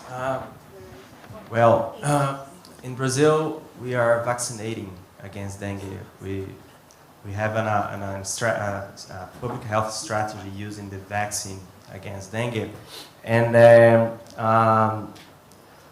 we have some points that I would like to share with you. First, we are talking. Well, the vaccine is not available. It's a reality. We are using the Takeda vaccine. It's not available because the laboratory provided us with 6.5 million doses, and I'm sure that they provided us with all they can provide, all they can produce. And this number of doses is sufficient to vaccinate 3 million people. And we are talking about a country with 200 million people living there. So it's nothing. And so we need more vaccine, we need more doses. And we are also talking about an expensive vaccine. It's very expensive. It's very expensive, and we are talking about a disease that has a high incidence in poor countries, in developing countries. So we need more doses and cheaper doses to provide vaccine to who needs the vaccine. So this is the first point. In Brazil, we are vaccinating people from 10 years old to 14 years old. Well, we are talking about, we know that the SAGE recommends the vaccination from 6 to 16. We are vaccinating in Brazil from 10 to 14 years old to vaccinate more municipalities. So it's not easy to vaccinate adolescents. You know, it's not easy to vaccinate adolescents, and because considering the risk of anaphylaxis, we are vaccinating in the clinics, not outside the clinics. In Brazil, to improve the vaccination, we are using the micro-planning strategy. And it works because we are improving our numbers. Our vaccination coverage is increasing for routine vaccines, considering that the micro-planning is working. But we cannot vaccinate in schools or outside the clinics with the dengue vaccine, considering the risk that we identified in our country, the risk of anaphylaxis. So, that's it. We need more vaccine. We need cheaper vaccines. We need more options of vaccine. So we need time. We need time to increase the production and to have more options. Thank you. Thank you, Dr. Eder. Dr. Leonita, did you want to add anything in your experience on vaccines? Yeah, thank you. For the perspective of the Philippines, so we do vaccinate for dengue from 6 years old up to 10 years old.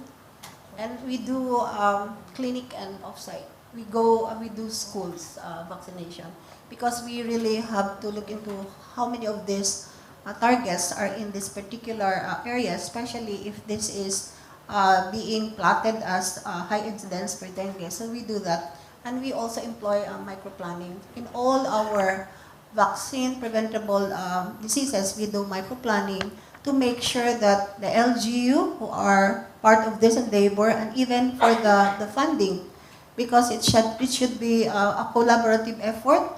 So we have resort to this also. But unfortunately, we have a very bad experience, but we're trying our best to address this challenge. Thank you very much. Thank you, Dr. Leonita. Minister Budi, on vaccines, anything you'd like to add? Again, I'm not a public health expert, but I grew by experience. COVID-19, the worst pandemic that I've ever seen in my life. Just living 3 years in managing health.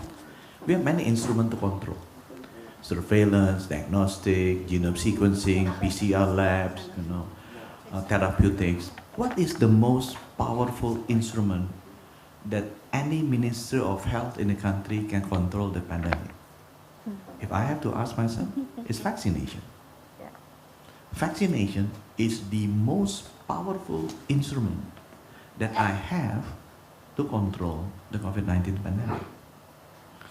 And I'm very surprised in the healthcare sector, many people happy to have many instruments. I can do this, I can do that, that will divert your focus, your energy, and your time. I'm a CEO before in banking. You believe you want to do 100 things, then maybe you would like to get a PhD. But if you want to be a CEO, you want to do one thing and get it done in the best way. So you have to choose during the pandemic, rather than to do one thing, two things, three things, four things, execute the vaccination. And that is the most powerful instrument that I have to control the pandemic. If I learn from history, we have many pandemics. The only pandemic that have been eradicated, Maria, correct me if I'm wrong, is smallpox. The rest is still there. Why smallpox can be eradicated? Because of Edward Jenner found the vaccine. Again, we like it or not like it, vaccination is the most powerful instrument that we have to control this. That's why I know dengue is big in Brazil, but tuberculosis is bigger in Indonesia, much more bigger than dengue. Dengue kills 800 people, 900 people. I know, I'm sorry that in Brazil you have a lot. But tuberculosis kills 1,000 times than that in the country. What I heard from my WHO colleague, tuberculosis has been there for more than 100 million. Kills more than 1 billion people. Even many more than COVID. But why cannot we control the disease that have killed 1 billion people on Earth for the last 100 years? COVID's only, I don't know, WHO know better, million, 10 million? Because we don't have the effective vaccine for tuberculosis. Because this is a disease for poor people. So that's why the money doesn't go to tuberculosis vaccine. So again, I'm very bullish on vaccine. The problem with vaccination is bloody expensive. So that's why it cannot be effective, because we cannot reach Brazil. You need 400 million doses, 200 million people, right? Times 2. Indonesia needs like 560 million doses. It's impossible with the price of the vaccine that we have now. So that's why I asked Biopharma, and I love competition in the vaccine industry. So it's very difficult for me, and very difficult for me to justify a national program if the provider is only one. I love to be like in COVID. If we have 10 providers, that make me happy, because we can compete and reduce the price $5, $4 per doses. That is where vaccination makes sense. But I love vaccination because that is the most powerful instrument to eradicate, infectious disease. But I hate the way the structure of the industry was being built. I think that has to be pushed more toward the public goods, because it saves lives. It saves lives. Because otherwise it's impossible. 280 million multiplied by how many dollars? You will not be able. That is the reason I came to Gavi and say thanks, because they gave me more than 100 million doses, 110, 120 million doses of COVID-19 vaccine. The cost may be north to $1 billion US. That's why I came to thank Gavi. But those kind of things, if we would like to seriously attack, pandemic, then we need to have a very powerful vaccinations. It has to be accessible with a good price. Thank you, Minister Budi. Minister Elia, would you like to add anything on this?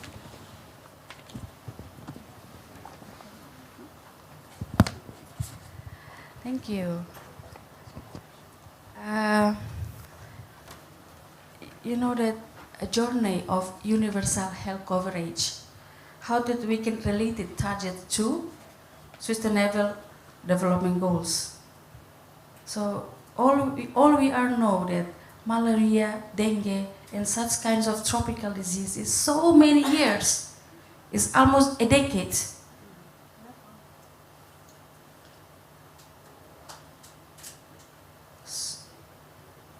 And for Timor-Leste, we focus on what is the most cases in our country, but not in that. And we hope it's some as a message from, I know some of my panel's friends already say something that is include what I'm thinking as well. And I'm thinking that some messages to, through intervention of WHO, through whole country, tropical country, please, to release some budgeting for vaccination through Gavi to help whole country, tropical country. It's not only in Brazil, Africa, Indonesia, for whole country that most high risk. Please, do not leave no one behind. That's my message from Timor-Leste. Thank you. Thank you, Minister Elia. Thank you, Minister Elia, and I'd like to invite you all to give a round of applause to our panelists. Very insightful comments and experiences shared by our high-level panelists. Dr. Rusandra was very true in saying that it really needs an ecosystem approach. I won't try to summarize the points that were made, but maybe just highlight some interesting and important points, which were that data is key and community involving them is very important. There's many challenges that we overcame during the pandemic or COVID-19 pandemic, but we do need to be aware of re-emerging diseases. The fact that systems require workforces that are integrated with our health systems, but we are in a better place, and the education really needs to look into prevention. In terms of vaccines, technology is there, but access management is key, and we do need to anticipate for adverse events, which then obviously goes back to our health systems.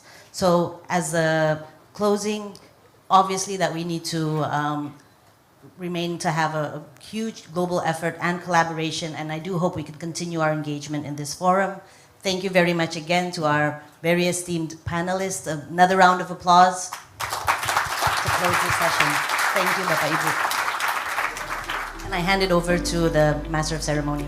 Thank you, Chair, Moderator, and all honorable speakers for this opening session. Once again, please give big a round of applause for this opening session.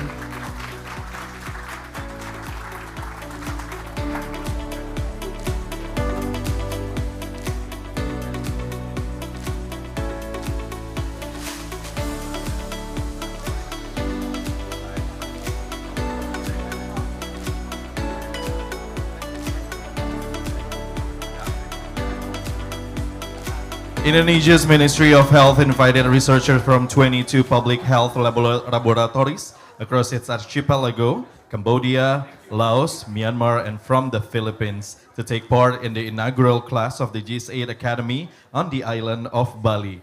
Based on the Balinese philosophy of life, Tri Hitakarana, the three ways of happiness or harmony, a 4-day bioinformatics training retreat will be held on the Idyllic United in Diversity Bali campus, featuring state-of-the-art learning facilities. The comprehensive program elevates the ability of the participants to harness NGS data for public health response, with topics spanning from foundation NGS data processing and phylogenetic analysis to interaction and standard and advanced features and functionalities and use of integrated tools for analysis on the GS8 platform. Excellencies, ladies and gentlemen, today we will witness the presentation of graduation certificates in a Girl GS8 Academy class. But before that, it is my pleasure to now invite His Excellency Emmanuel Melquiades of Commission 9 House of Representatives of the Republic of Indonesia.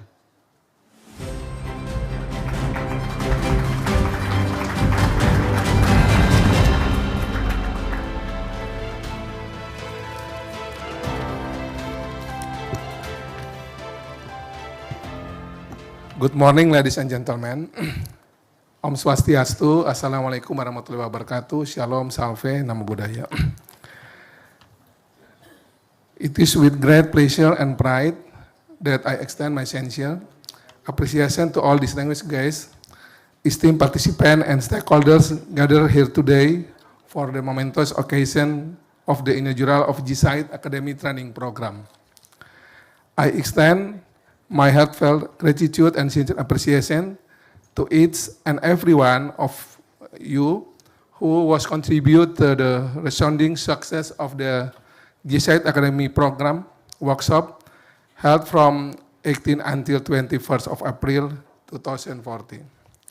This collaborative between the Indonesia Ministry of Health, GS8 and United University Campus Bali at Kura-Kura, Bali, stand as a testament to our shared commitment to advancing public health and scientific knowledge.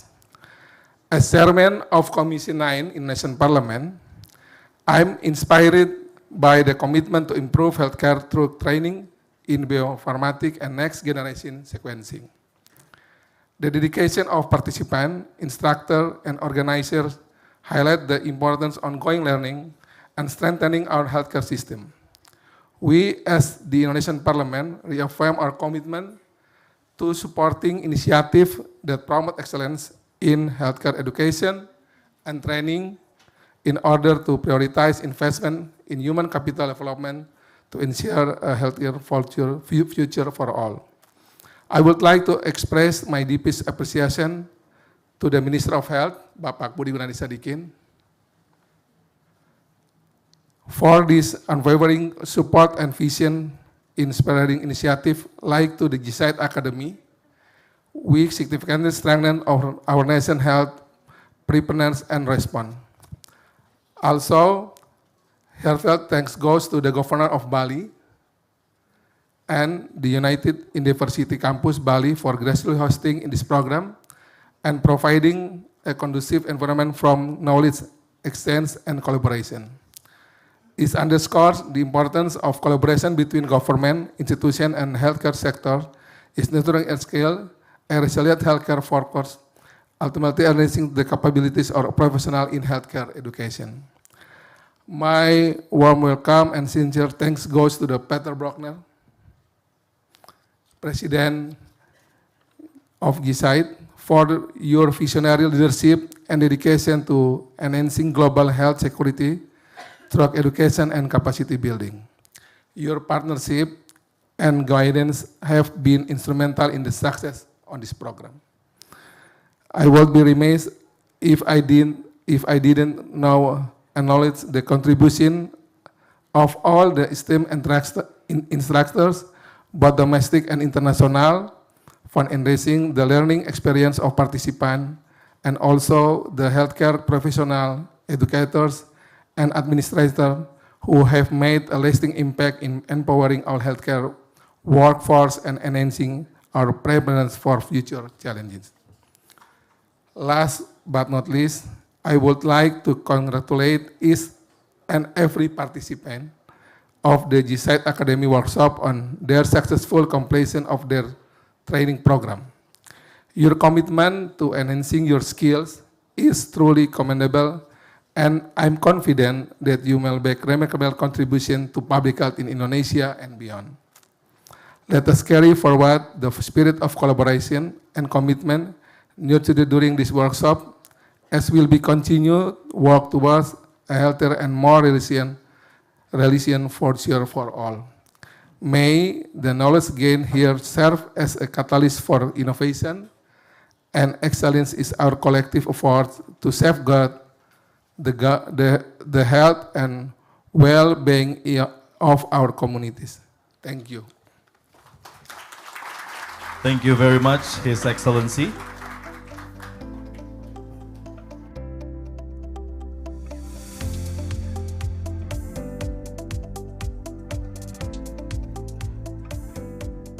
Excellency, ladies and gentlemen, we will proceed into the presentation of graduation certificates, inaugural GIS8 Academy class.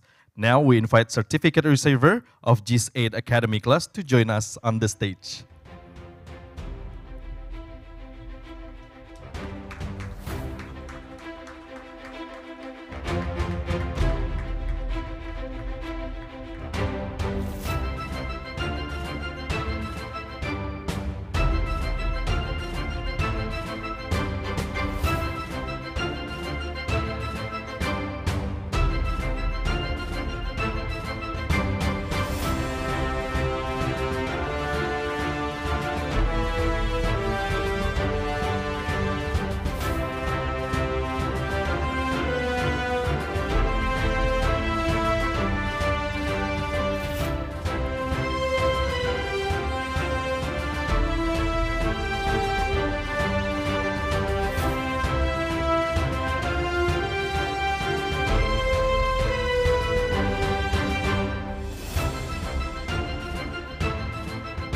And to hand over the certificate, we invite His Excellency Budi Gunadi Sadikin, Minister of Health of Indonesia, to hand over certificate to two of the participants.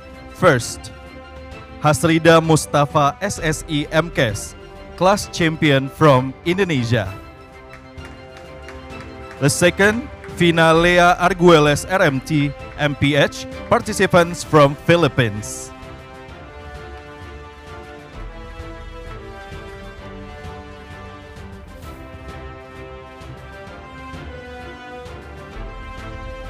Thank you, Your Excellency. You may now return.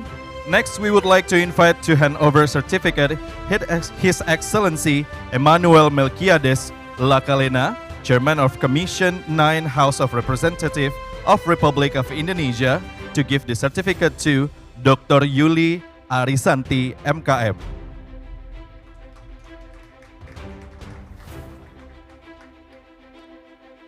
Thank you, Excellency. You may now return. Next, we would like to invite to hand over certificate Her Excellency Dr. Elia Dos Reis Amaral, Minister of Health Timor-Leste, to give the certificate to Amalia Dulken Nicola Rosa, participants from Philippines.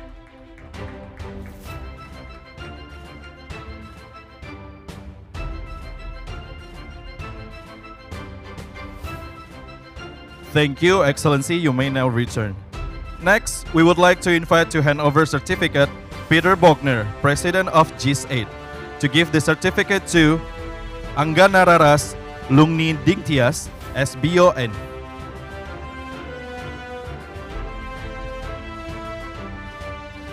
And also to Dr. R. Agus Wibowo Slamet, SSI MSc, participant from the Philippines.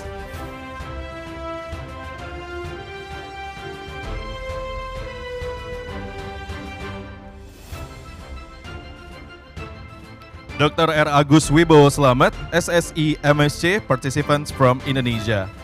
Thank you, Honorable. You may now return. Next, we would like to invite to hand over certificate Her Excellency Dr. Leonita Gorgolon, Assistant Secretary of Health, Philippines, to give the certificate to Lea Nesitas Apostol, RMT, MPH, PhD, participants from the Philippines.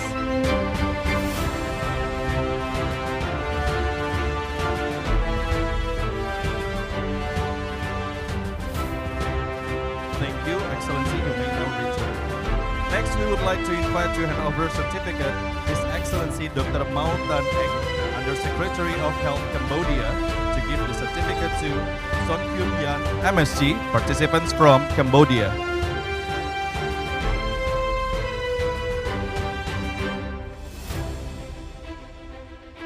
Thank you, His Excellency, Dr. Mautan Eng, and all GS8 Academy class, please kindly remain on stage to have photo session. And we would like to invite once again His Excellency Budi Gunadi Sadikin, Minister of Health of Republic Indonesia, His Excellency Emmanuel Melquiades Lakalena, Chairman of Commission 9, House of Representatives of Republic of Indonesia, Her Excellency Dr. Elia Dosreis Amaral, Minister of Health Timor-Leste, Peter Bonner, President of GS8, Her Excellency Dr. Leonita Gorgolon, Assistant Secretary of Health from the Philippines.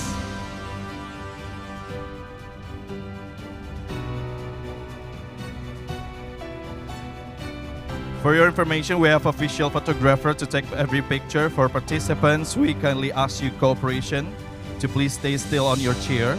You will have the opportunities to access and download professional photos through a link that will be shared for you. Thank you.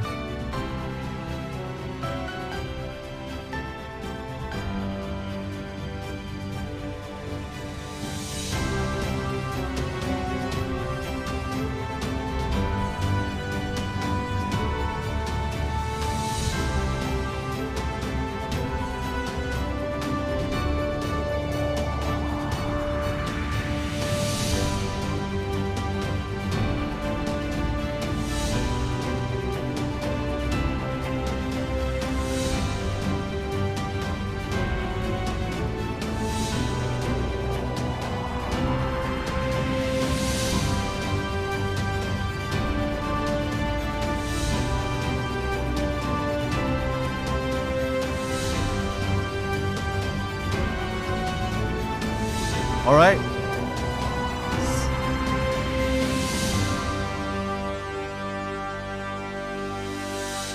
All right, take a picture. All right. Thank you, Your Excellency. You may now return for GS8 Academy. You may also now return.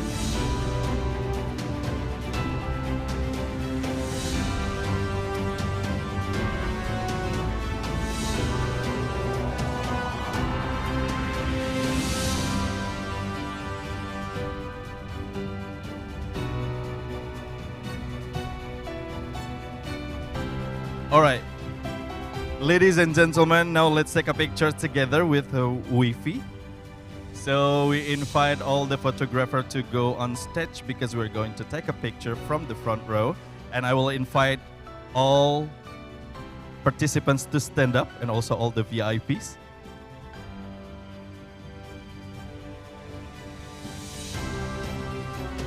Once again, for all VIPs, we kindly ask you to please stand up on the front row, followed by all participants on the back row.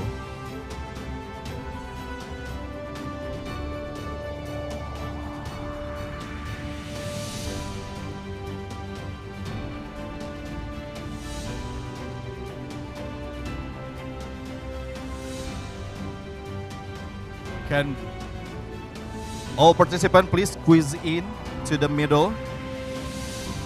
Yeah, it's feel free to move from your chair.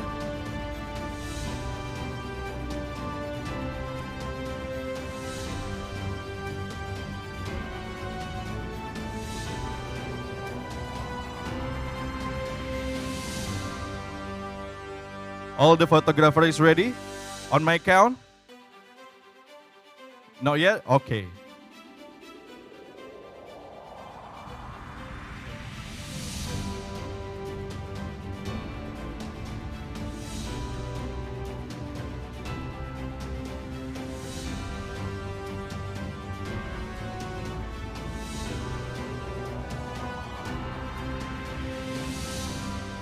Okay, on my count. 3, 2, 1. 3, 2, 1. And now, please follow my sign, salam sehat, like this. All right. So I will count again. 1, 2, 3. Once again. 1, 2, 3. All right. Thank you, everyone, and give big round of applause for everyone here.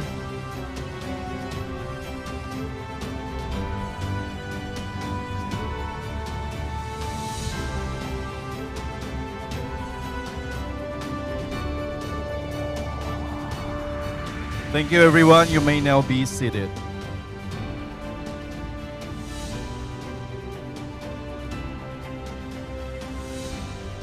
We are thanking Your Excellency for gracing this inaugural session, and now we would like to invite His Excellency Budi Gunadi Sadikin, Minister of Health of Indonesia, to please make a way to foyer area for doorstep station. For other participants, we would like to kindly ask you to stay in the room for a few minutes until we finished. Thank you for your kind cooperation.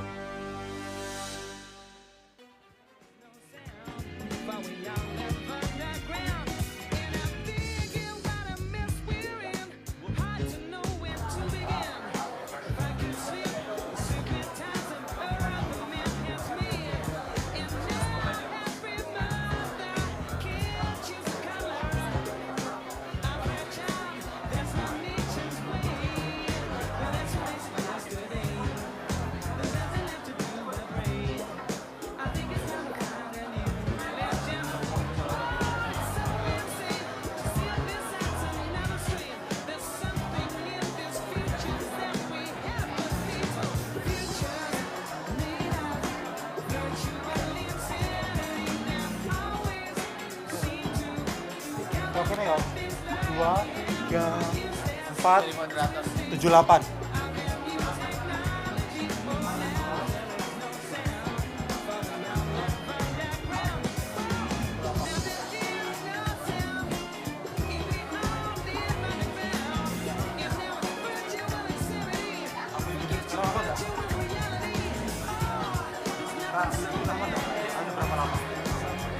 Berapa lama nih? Enggak. Ini berapa lama tuh? 5 menit ya. Ini ya.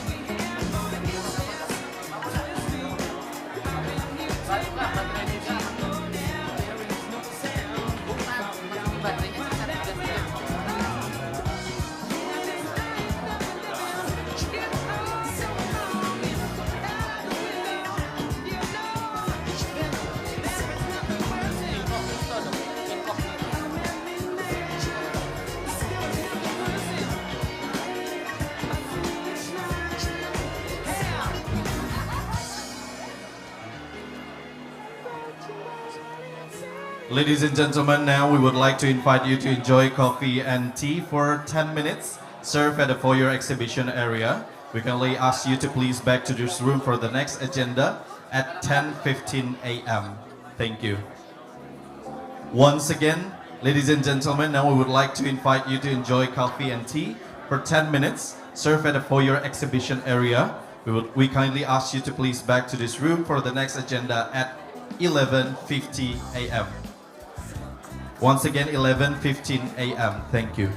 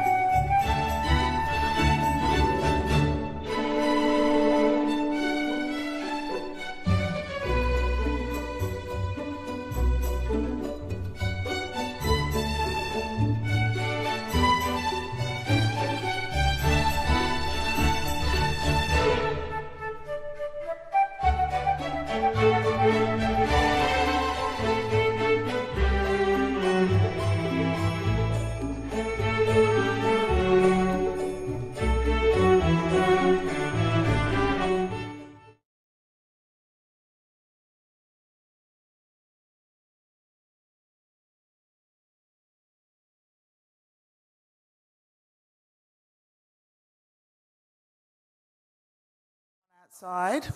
Well, literally, that's what it was like. So I'm just going to have you all come in and settle down. I don't know if I have my speakers yet. Lisa was going to do this fancy thing where she was going to introduce me. That will not be necessary. You can ask her after I've left, who's that crazy woman. But it is such a wonderful honor and a pleasure to be here with you today. I know the MC wants to announce the next panel. So I'm going to, having brought you all in and sat you all down, I'm going to hand over now to the MC. Over to you.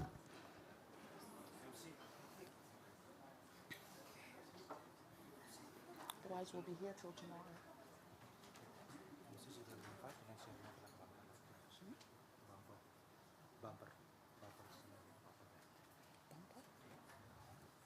Welcome back, ladies and gentlemen. Moving on to the next agenda. This is panel discussion, session 1. Our moderator for this session has keynote highlighted one significant word, collaboration. And it reminds us of an African proverb. If you want to go fast, go alone. If you want to go farther, go together. You'd agree with that, with this is even more relevant to the context of a pandemic that knows no border. In this next session, we will engage a discussion that promises to be just as intriguing as the previous one.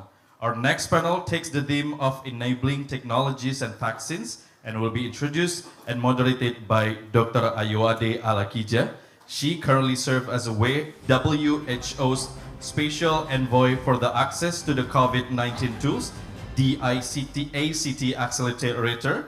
Among her many roles, Dr. Yodi chairs the board of FINE, the Global Alliance for Diagnostic, and the Africans Vaccines Delivery Alliance, or Africa Countermeasures and Readiness Platform. Without further ado, let us welcome Dr. Yodi. Thank you.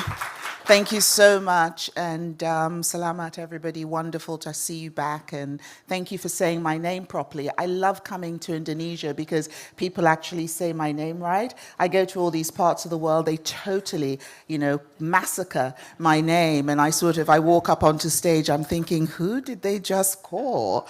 But anyway, I'm here. So look, it's great to be here with you all. I've been told to give some introductory remarks before I invite up my panelists, and I think they're just trickling into the room. You've heard a little bit about who I am and what I do some of the time. And what is really interesting is that I came largely because we as FIND, the Alliance for Diagnostics, do a lot of work with the government of Indonesia and have partnered very strongly with Pak Budi and his team and are working with those 10,000 puskesmas and 514 cities, etc., to work on point of care diagnostics, etc., as well as sort of PCR testing, working on a really technical level. But this panel and what I've been asked to speak to today actually speaks more to my other hat, which is as Special Envoy for the ACT Accelerator, and I currently chair the principals group of the ACT-A. Maria, who's here today, also is our WHO Secretariat for the ACT-A, so the entire ACT-A family is here with you. And as Pak Budi spoke earlier and talked about those 5 pillars, what came to my mind was the fact that those 5 pillars were actually ACT-A. The world did that during COVID, but already we have forgotten the lessons. Or maybe we never learned them. But not only have we forgotten the lessons, I think there is so much land grab by various, and one thing you will hear about me, you will learn about me, Joshua, I think I just met you. You already think I'm crazy, I can see that already. But one thing you will learn about me is that I always tell it like it is. And I promised Peter I was going to come here today and tell it like it is. So this session is going to talk about enabling technologies and vaccines, but it's not about the enabling we need, it's about the equity. The real problem is equity. We can enable as much as we want. If we don't get it into the arms, the legs, the butts, wherever they need to get into, we don't get vaccines, we don't get diagnostics. Diagnostics are a critical enabler for vaccines. I almost half disagree with what Pak Budi said when he said vaccines are the be all and end all. If we think about COVID, if we think about the fact that had we diagnosed people in Africa, in low middle income settings of the world, had we had the diagnostics readily available and accessible. I live in Abuja, Nigeria. It used to cost me 150 American dollars to take a test, COVID test during COVID. I mean, I would wince every time I had to do it. But it meant that the majority of our populations never got those tests, never mind the vaccines. I would also go on to talk about vaccines and say that we talk about trust, but the reason we have a trust deficit is because we didn't have equity. The reason we have a trust deficit is because a life in New York was not worth the same as a life in Abuja. A life in Washington, D.C. was not worth the same as a life in Jakarta. A life in New Delhi was not worth the same as a life in New York.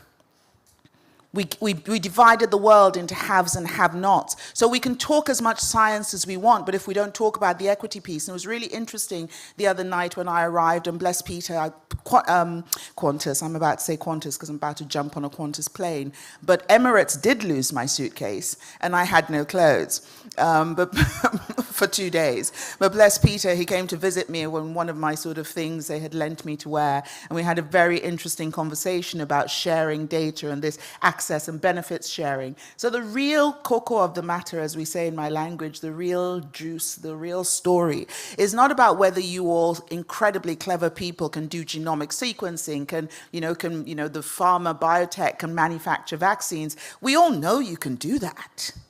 So I don't know why we keep having these conversations about how are we going to make vaccines or diagnostics. The key thing is what Pabudi said earlier, is that it's too expensive. The key thing is that we talked about Mpox earlier, and let's talk about equity, let's talk about Mpox.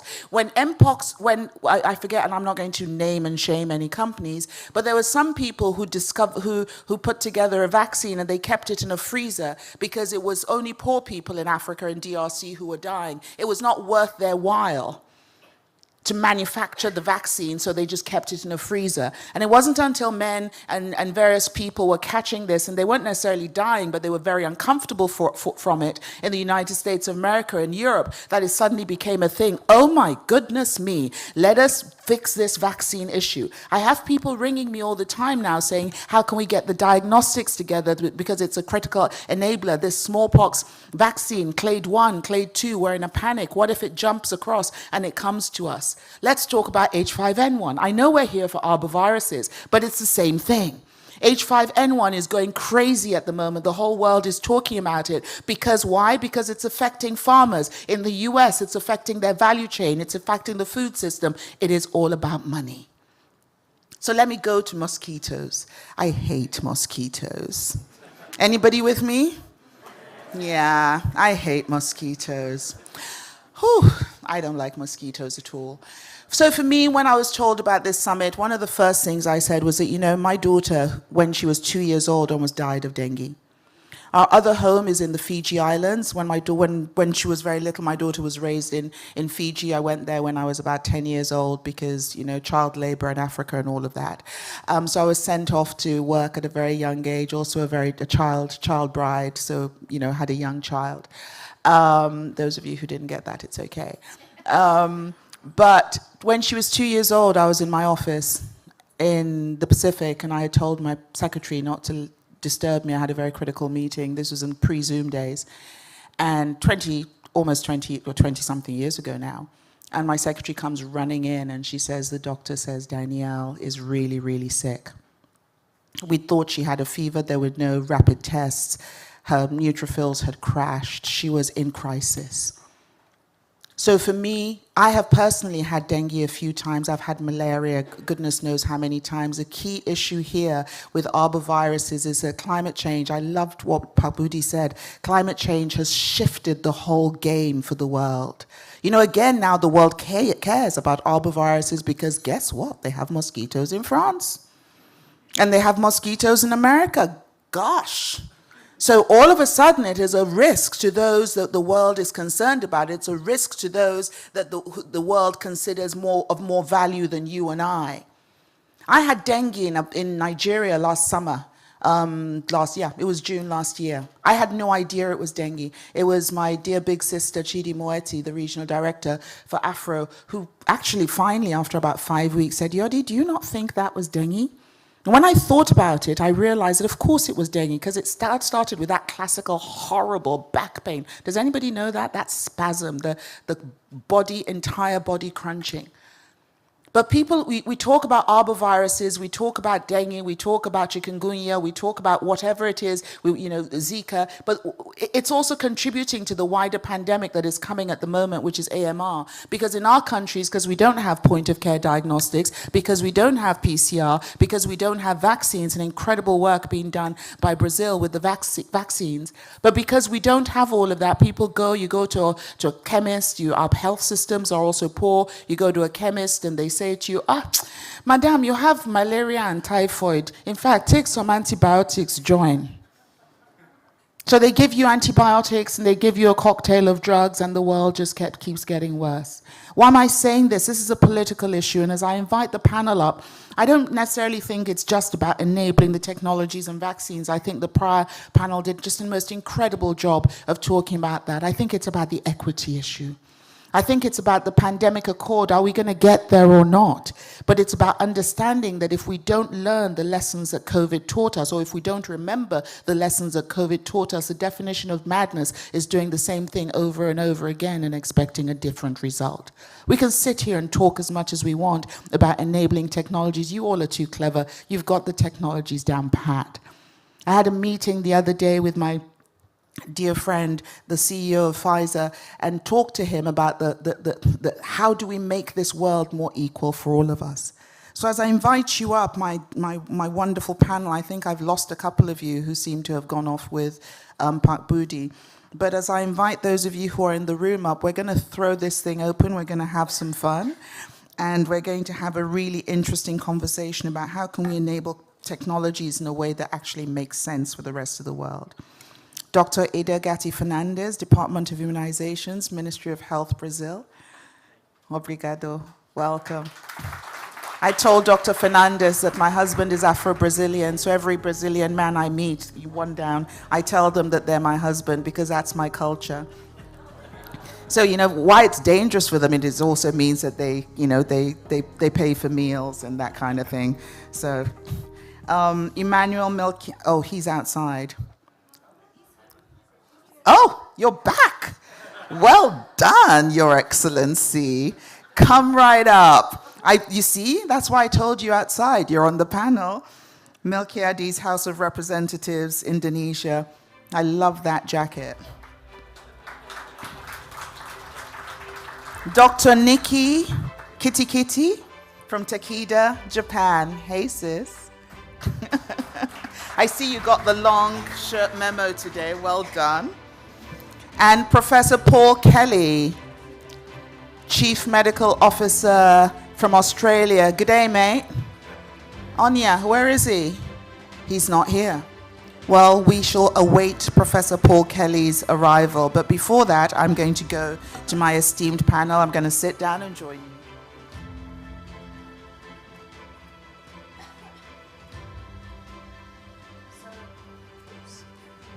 If I talked into the actual microphone. So welcome, all of you. And you heard we're talking about enabling technologies and, we're talking about enabling technologies and vaccines. You've heard me say, look, we heard so much in the earlier panel that really we're also going to be talking about. And I want our conversation, as I said in my preliminary sort of messaging to you, that I really want it to be seriously high level, and I want us to come away with some calls to action. What can we get away from here? We know what people are doing. We know what individual countries are doing. I'm really inspired by the Brazil, dengue rollout, but how can we make that better? You've got 3 million vaccines. How can we turn that 3 million into the 200 million you need? How can we make sure that Brazil can share those lessons with Nigeria, your sister country, literally across the water, and the rest of Africa? I think those are some of the questions that we need to get to. So I'm going to start really with Brazil. I'm not at all biased. I'm not at all biased. But I'm going to start with Brazil and Dr. Ida Fernandez. I'm going to talk about, we've said developing vaccines presents unique challenges due to their genetic diversity and complex transmission. You have the dengue vaccine at the moment. What are the lessons you're learning from that process, and how can we apply them realistically, not in some airy-fairy way, but realistically to other low-middle-income settings? Well, thank you very much. About what we have learned. We started the vaccination during an outbreak, and we are living a political pressure because everybody wants the vaccine, every mayor, every government. Everybody wants the vaccine because dengue is everywhere. And unfortunately, we don't have vaccine for every area of our country. We started a strategy with only 6.5 million doses, and these doses are not available right now.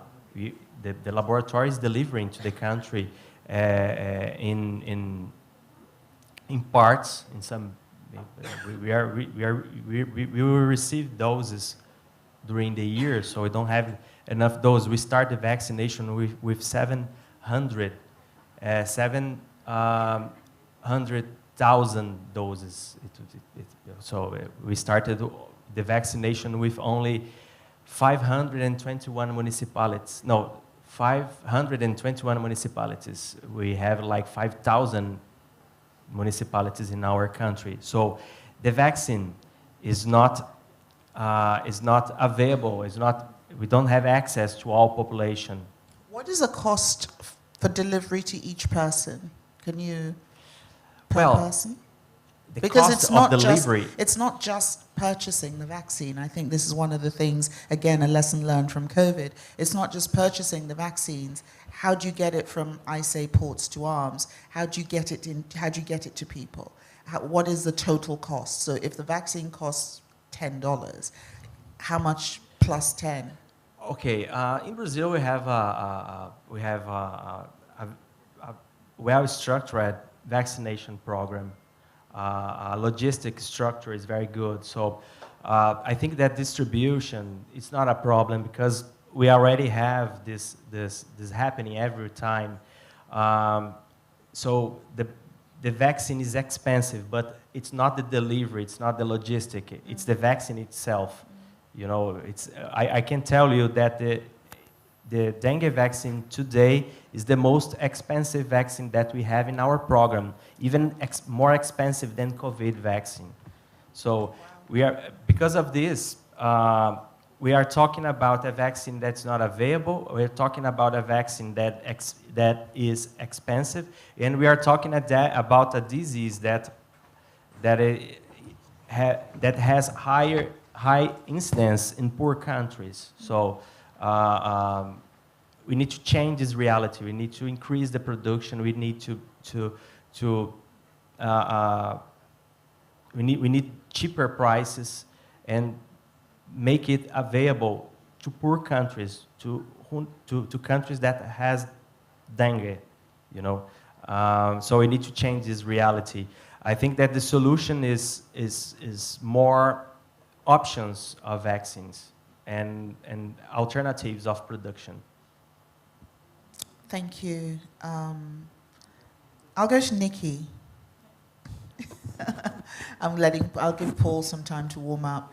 But I'll go to Nikki, and what are the unique challenges in development of these vaccines due to the genetic diversity and their complex transmission? I mean, how can we answer what,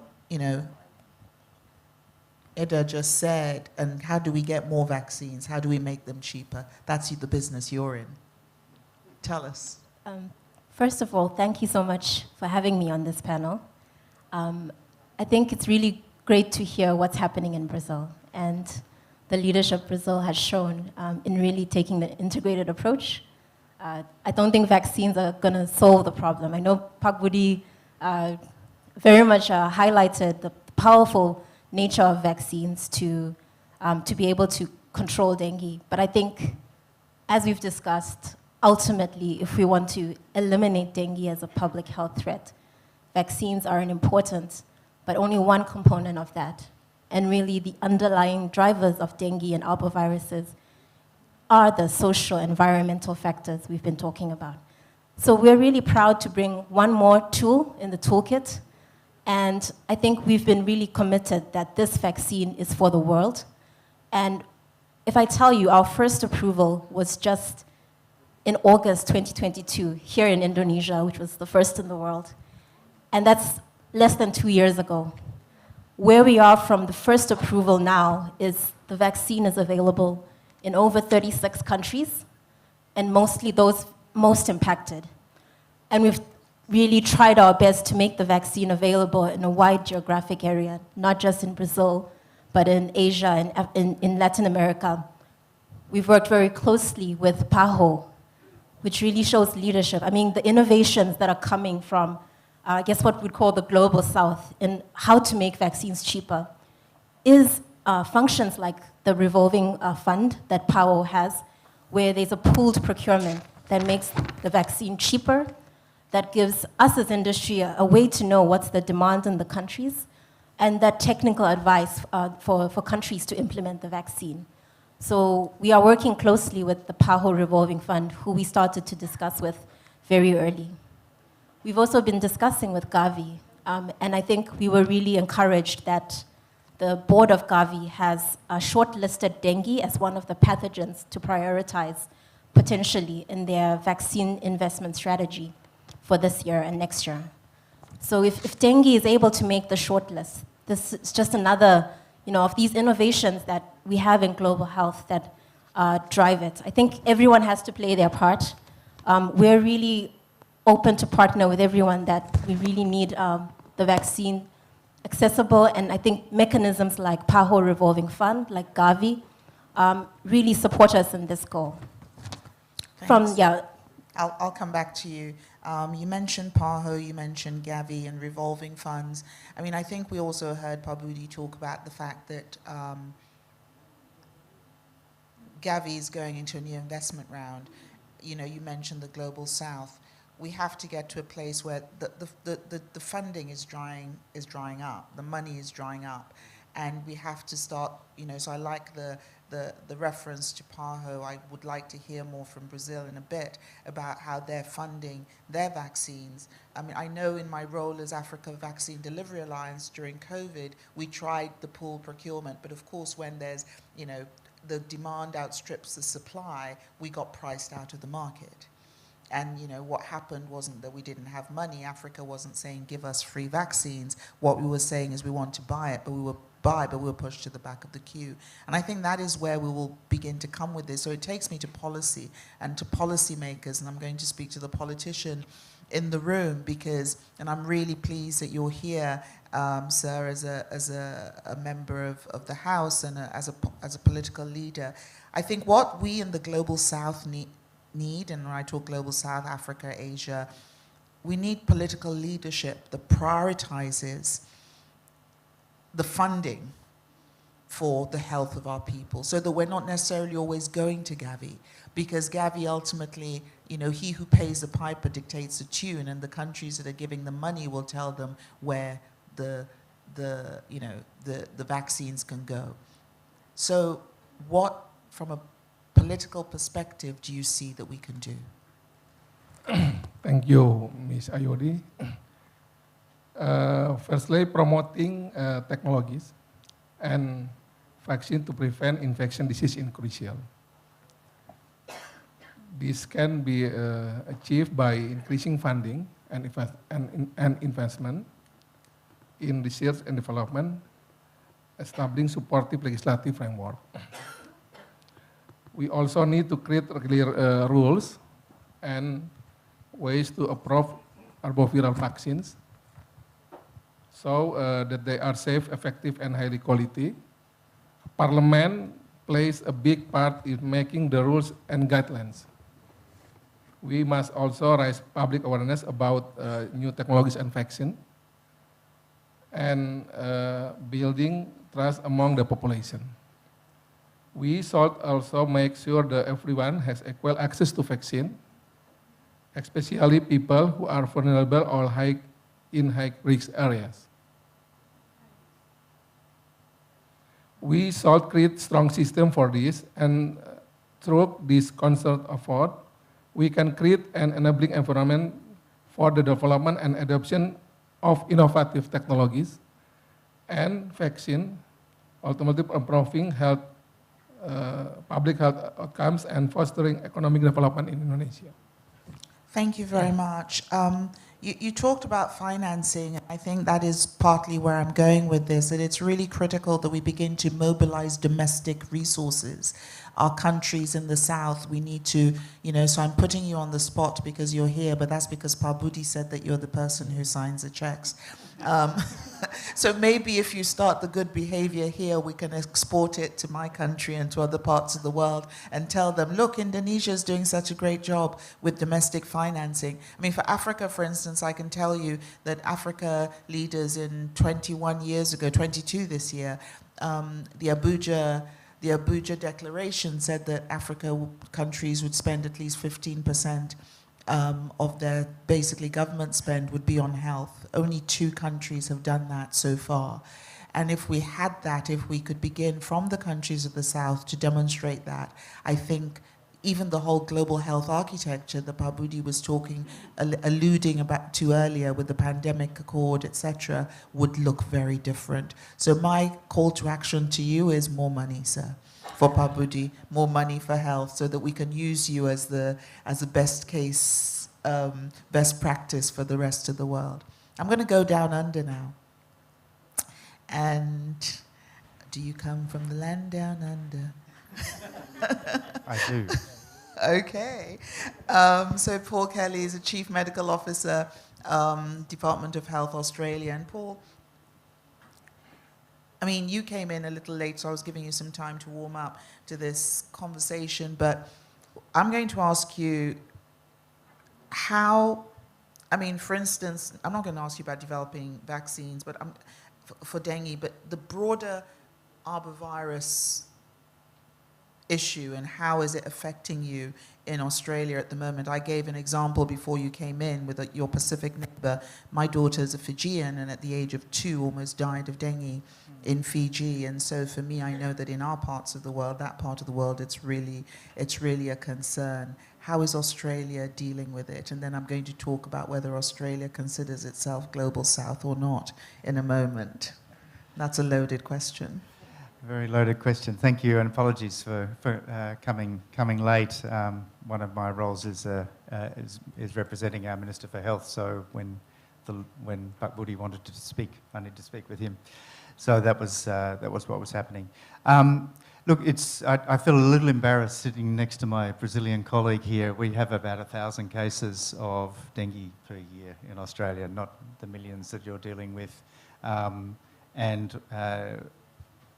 For several years now, 100% of those have been imported cases. So whilst we have Aedes aegypti endemic in parts of one of our states in the north, and also we share a border with Papua New Guinea, a marine border, but not very far away, and there's also Aedes albopictus there.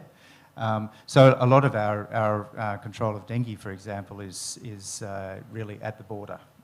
And that's how we mostly do our work there. But we are not strangers to arboviruses. We have several arboviruses that were discovered first and are some of them only in Australia, which cause morbidity. So we have Barmah forest and Ross River virus that cause a lot of morbidity around Australia. We are in our notifiable diseases at the national level. There are a range of different Flavian alphaviruses which we are watching. Some cause high mortality. There is an Australian virus, Murray Valley encephalitis. Occasionally it causes problems and high death rate. later today I'll talk about a Japanese encephalitis outbreak that we had in Australia. Small numbers, but caused concern. So we certainly are very aware to arbovirus issues in our own country. In terms of vaccination, we have one dengue vaccination available in Australia, but it's very rarely used, very restricted usage, partly because of expense, but also for other reasons. So that's the domestic situation. Australia is not really of the global south, even despite its geographic place. But of course, we are very interested in and engaged in the region, particularly in the Pacific, but also in Southeast Asia. That's our main places we work, and including here in Indonesia. So we are very involved with many of the things that are being discussed today in terms of funding, research, and so forth. Well, back here, of course, is an Australian invention, so we're very happy to have that. And I agree with my colleague here about when we're talking about arbovirus control, I think what we've heard earlier today about all of those pillars being important. Vaccines, absolutely crucial and wonderful to see them being developed, but they're only one part of the toolkit. I'm really pleased to hear you say that, Paul, that they're one part of the toolkit, because I rather controversially sort of half disagreed with Pabudi earlier, and of course wearing my FIND hat said that diagnostics are clearly the key enabler, and I think that we would do very well to have, something that is so expensive to vaccinate, we also need to be able to have affordable, accessible diagnostics readily available for communities. I love the 5 pillars that Pabudi talked about, and for me, really one of my takeaways is going to be the fact that we don't need to reinvent the wheel. And Maria, as you're taking notes and as you're talking to Mike and T, when you get back next week, you can tell them that Yodi said this on stage, that, the world came together during COVID and put together this thing called the ACT Accelerator, which, no bias, I am the special envoy, and it didn't work. It failed. So why I said it, that you missed what I said at the beginning. I said that ACT Accelerator delivered A+ on product development. The innovation, the vaccine development, record time, diagnostics, record time, and failed on equitable access. And I'm the first to say that. So when we have these conversations where we need to focus the most of our time is on the equitable access piece. And so I'm going to come back to you now, my panel. I'm going to come to Brazil again first, and then I think I'll go to Indonesia, to our political lead for the day. What would be one takeaway for you in terms of our topic today, in like 1.5 minutes? What would be your takeaway? What would be your call to action to this meeting as, somebody's typing up a tweet? What would they say?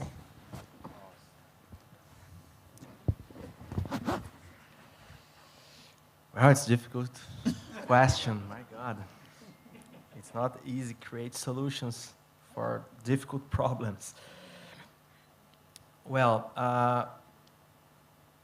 considering what we are discussing, I think that the countries must funding their public health system. And the welfare of the people must be in the political agenda of every country. And every treaty that we do, every agreement that we do, must consider that. And we need to find solution among us.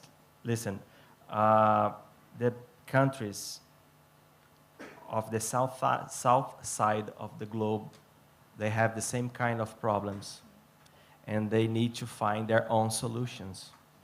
And I think that a way to find a solution is working together in South-South cooperations. Brazilian external policy is always promoting the South South cooperation, because we need to find the solution between us and increase the production of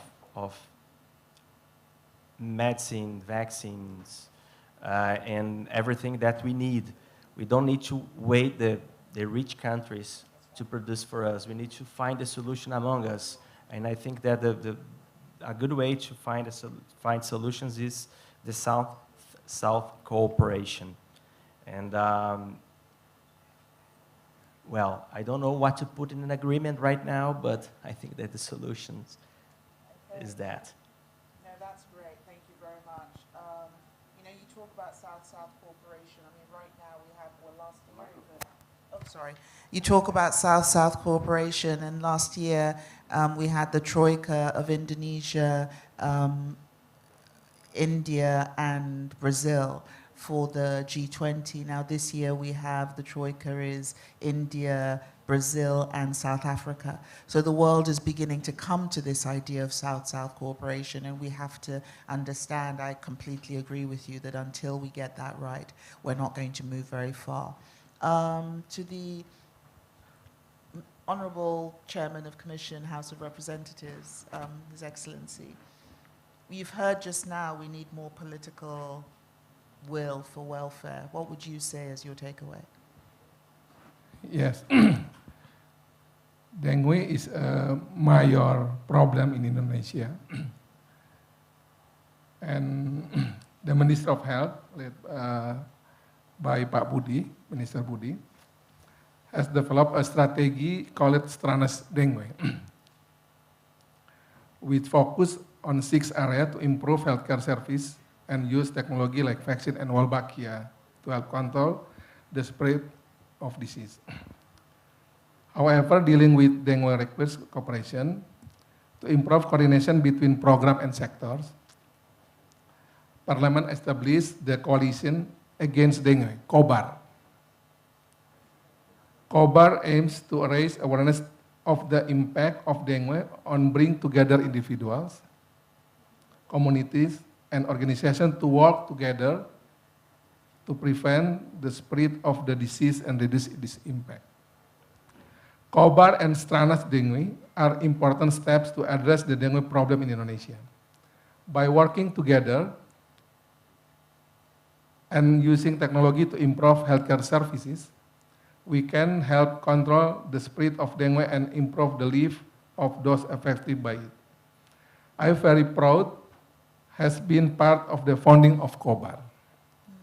Secondly, about budgeting, as you mentioned, Indonesia takes a comprehensive approach to financing disease control, effort that involves multiple sources of funding and investment.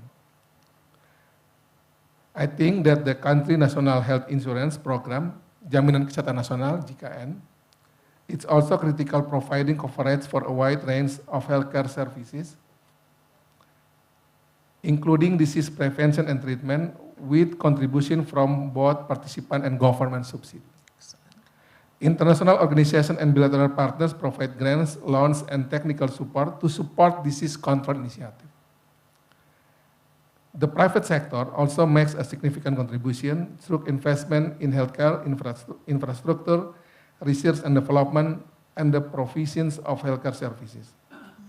Public-private partnership facilitate collaboration between the public and private sector, enabling joint funding to specific projects. This comprehensive financing framework is essential to ensure the success and sustainability of disease control effort in Indonesia. And we are Indonesian Parliament to support Ministry of Health and to create this policy. Thank you very much, Your Excellency. I'm sure Pak Jinan will be very happy to hear that and pass it on to Pak Budi, that you just reiterated your support for all of their incredible programs. And I know we, from a FIND perspective, are very proud to be partnering with you in disease control and diagnostics and surveillance. You talked about the private sector, so I'm going to go to my sister from the private sector. And what's your takeaway? For me, I think dengue is such a burden to families, to the health system. I work as someone who worked in a health system impacted by dengue, and also to the economy. And I was glad to see some ambassadors joining us here today. So the problem cannot wait. It's too important. And with climate change, it's really making it everyone's problem. It means we can't have this cycle of panicking when the outbreak happens and then neglecting dengue and arboviruses in between the outbreaks. With climate change, the outbreaks are just going to become more frequent, bigger than ever. This panic and neglect cycle can't continue. And I think, as I mentioned before, really this integrated toolkit, integrating vaccines, vector control, diagnostics, surveillance, everything has to come together. And if you're going to ask a budget request to Pak Melki, and the parliament, it really requires us to have our coordinated story, our coordinated policy and strategy that includes all these different aspects, rather than each different intervention separately asking Pak Melki and parliamentarians for support. So a coordinated policy strategy is key. And lastly, I think really the cross-sector partnerships, like what Indonesia is really leading. I've not seen a partnership where we do have a few dengue coalitions we've seen around the world, but Indonesia is unique for having the parliamentarians and the political voice as part of a cross-sector engagement. And the meetings we're having right now under the leadership of Brazil and Indonesia, where we can learn from each other cross-regional. So these cross-sector, cross-regional partnerships is where we're going to get the ideas of how to make these goals we have for zero dengue deaths by 2030, which is very soon, by the way, a reality. Thank you. Again, you go back to the lessons of COVID. Again, you go back to that's what ACT Accelerator was conceived as. Dr. Tedros's brainchild was conceived as this, one-stop shop where you had the diagnostics pillar, you had the vaccines pillar, which became COVAX, you had the therapeutics pillar, and you had the health systems pillar. So there is nothing new under the sun. It's just how do we learn to collaborate? How do we learn to work together? To you, Paul, your one takeaway in terms of, the broader, wearing your CMO hat, the broader arbovirus question. What would you like to see happen? What's your call to action?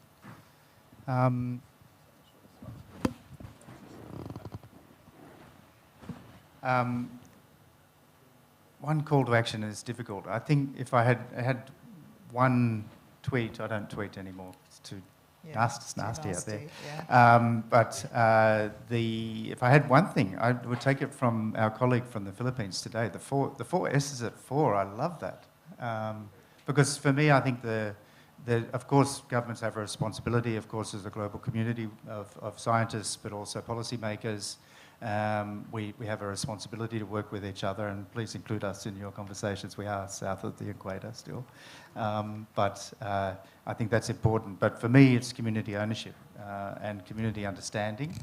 That's the main takeaway from the pandemic for me.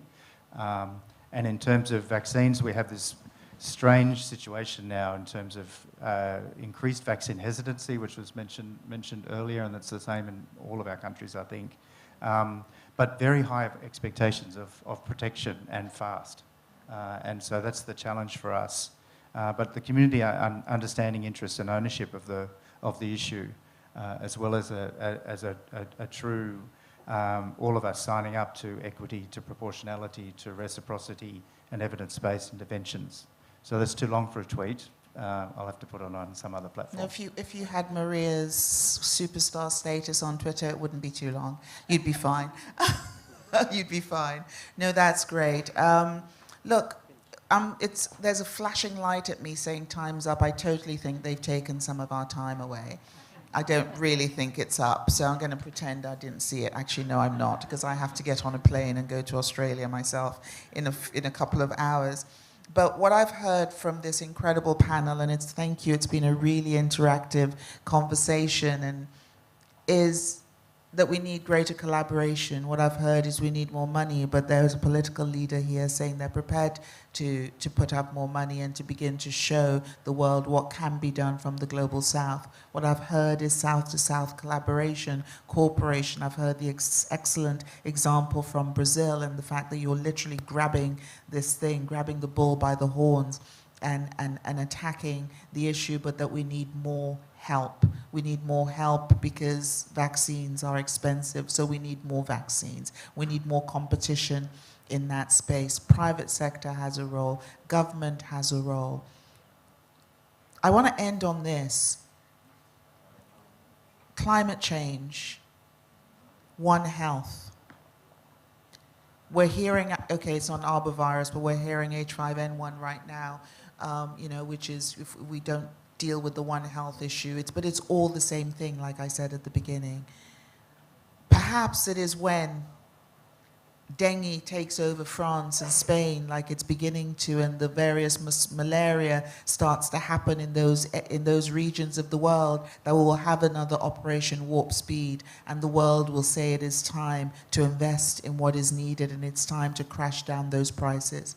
But perhaps let me turn it back to you and say that let's not wait till then. Perhaps we find the solutions in the South.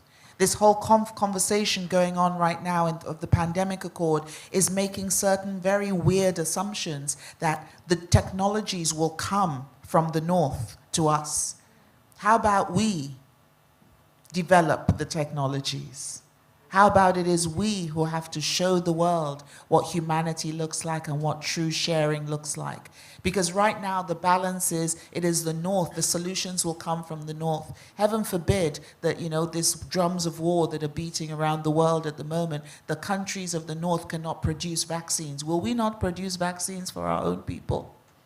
We're going to have to. And we might need to turn that on its head. So that, for me, is what I want to leave this room with as I say thank you to this excellent panel, that we have to recognize that equity is the cornerstone of all of this. We have to recognize that humanity is at the cornerstone of all of this. We have the technology. We have dealt with pandemics in the past. We can do it in an accelerated manner if we act together. Thank you very much.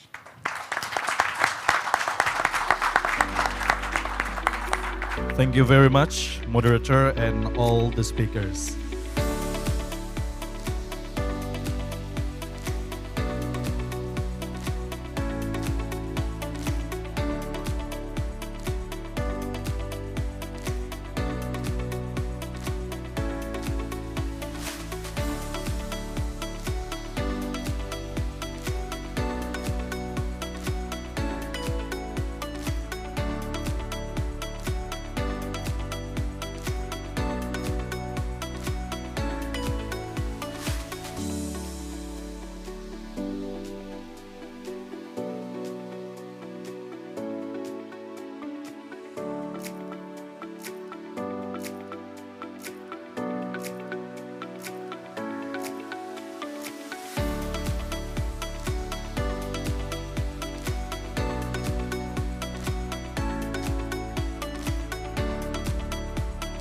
Once again, thank you very much to our moderator and all the speakers. Give big round of applause for the panel session, discussion session 1.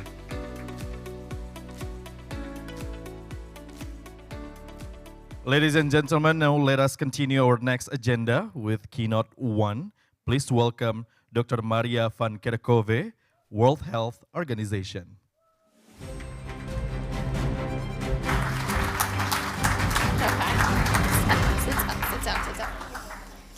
So good morning, good afternoon, everyone. Thanks so much to the Ministry of Health in Indonesia, the Ministry of Health of Brazil, Kesehatan for inviting me here. It's really a pleasure. I'm just off of a plane myself. I had to take 3 planes to get here, and I'm very pleased to be standing in front of you.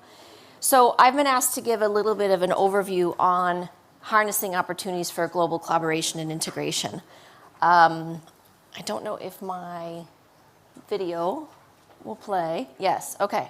So I use this video quite a lot because I'm talking to the choir, I'm preaching to the choir here, but in a lot of the talks that I give, I speak to a lot of people who are politicians, who are in parliament, or who don't have a health background.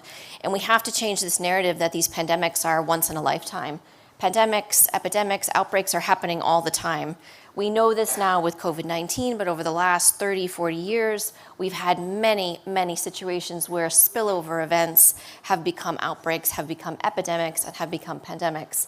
And with the way that we are living on this planet, with climate change, with changes in the way that we work and live on the planet, we have to take a One Health approach and a comprehensive approach of really addressing some of these drivers of spillover. Pathogens like Ebola, Marburg are being detected in countries that have never detected them before. MERS coronavirus has not gone away. Zika has not gone away despite being a public health emergency of international concern. I'll come back to H5N1 in a moment. But these are pathogens that can be detected in one part of the planet and show up on another within 24 to 48 hours. Again, you know this, but these pathogens, they move around in vectors, they move around in people. And this collective responsibility that we have is because these viruses, these pathogens do not respect borders. So all of these challenges that we face, not only the pathogens in animals, the pathogens that are sold, that live in wildlife, are traded through markets, are traded through different kinds of trade. We have to look at biosafety, biosecurity, and laboratories as well. This, again, is something all of us need to be working towards to make sure that we have strong research, that we have good surveillance, but also that we have robust science and that we have strong transparency. You know this, 70 to 80% of these pathogens are emerging and re-emerging pathogens are zoonotic, and they have the ability to amplify in people if we allow them to do so. We will not be able to prevent all pandemics, but we can do a much better job of detecting the spillover, preventing those spillover events from becoming outbreaks, from becoming epidemics, from becoming pandemics. What happened with COVID-19 did not need, I'm too tall, I think. Don't laugh at that. Thank you. But we also continue to hear the importance of a multisectoral approach. We saw the health impacts of COVID-19, and 7 million people are reported to have died, more than 7 million people. But we and others estimate that this is at least 3 times higher. At least 3 times higher. Every single person on the planet has been impacted by COVID-19. Whether you've lost someone, whether you know someone who has lost someone, whether you've been infected yourself, we've all been impacted. So not just a health impact, we've had an economic impact of more than $16 trillion. 1.6 billion children have been out of school, many of whom will never go back. A reduction of 30% investment in clean energy, and we estimate that more than 135 million more people will be pushed into poverty. So this is not something that will happen only once in our lifetime, and this is something we have to be ready for. This cycle of panic and neglect, I'm afraid to say there's just no peacetime anymore. And this idea that we get to rest in between these outbreaks, for us that work in this field, there's no rest for us. And I know you're all exhausted, I'm exhausted as well. But we have to continue to keep up this fight, including with our politicians, because these outbreaks outlive any election cycle. So if we look at the drivers and we look at the changes at the animal-human interface, these are just some examples where we could spend a whole day on each of these, but the drivers are changing. And we do expect there to be more spillover, more increases in detection with better diagnostics, but more opportunities for these pathogens to really amplify in humans. Climate change is just one of these major factors, and we're seeing it. A lot of people talk about climate change as a theoretical risk. It's happening right now. Look at some of the modeling on the left-hand side here, right-hand side here, of the distributions of Aedes aegypti over time.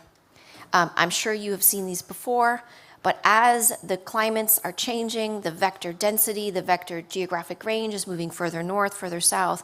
And as Yodi was saying, and many people have said before, when you start to see some of these pathogens in some high-income countries, it gets the media attention. And it's just a fact right now that we have to change, but unfortunately, that is what is driving some of the investments that we actually see. And this is going to continue to happen. So right now, there are at least 4 billion people that are affected by Aedes-borne arboviruses. This map is looking at chikungunya, dengue, yellow fever, and Zika. This is estimated to increase by 1 billion because of the effects of climate change. So the whole planet is at risk. This idea that some are safe and others are not is a false narrative that we also have to change. If we just look at the upsurge in dengue cases and deaths in 2023, you've heard from Brazil. Brazil has excellent surveillance and Brazil is reporting. This does not mean that all of the cases are happening in Brazil. And this is a political issue as well because you're doing such a good job of reporting it and tackling it. It looks like perhaps maybe you're not doing such a good job because other countries aren't detecting it. And that's not the case. We have to also change this narrative that good surveillance, good reporting, good transparency is a fault, and that you would be penalized or punished from reporting this. We saw this during COVID. We saw this with the variants and the early reporting of the variants and the travel restrictions that were put in place. We have to support each other through the reporting of this so that we can actually take action to prevent our populations, but also the populations that live just across the border. So we've seen increases in dengue over many decades. We've seen a large number of cases of dengue in 2023, and this continues into 2024. Right now, dengue is what we call at WHO a global graded 3 emergency. We have several. COVID is still one, it's a protracted one. But look at the map here in the countries that are reporting dengue cases, and you can see what this is actually reflecting is not just the current burden, but also excellent surveillance systems across PAHO, across the Americas, including in Brazil. But this is a challenge. What you see here on the right-hand side is some modeling, and I'll come back to this, of looking at the predicted probability of the presence of dengue. And it's not just in one part of the world. But again, as mosquitoes move further north, further south, we'll see this map change over time. These are just some of the headlines that you've seen, and this, of course, will continue. And another example of looking at climate suitability. And this will expand the ability of these arboviruses to circulate, to amplify, to infect human, to cause burden in all of our health systems. And this is the distribution of Aedes in Europe, one looking at Aedes aegypti, one looking at Aedes albopictus. And a number of countries across Europe are detecting dengue, are seeing local transmission of dengue. Again, this is not something that is theoretical. Here's just looking at weekly, I switched the order here, of dengue in the Americas over the past 10 years. And obviously, you can see this large spike in 2024. But it's not just Zika, chikungunya, dengue, yellow fever. There's a number of arboviruses that we have to be considering. So how do we do this? If you perhaps know me as the COVID lead.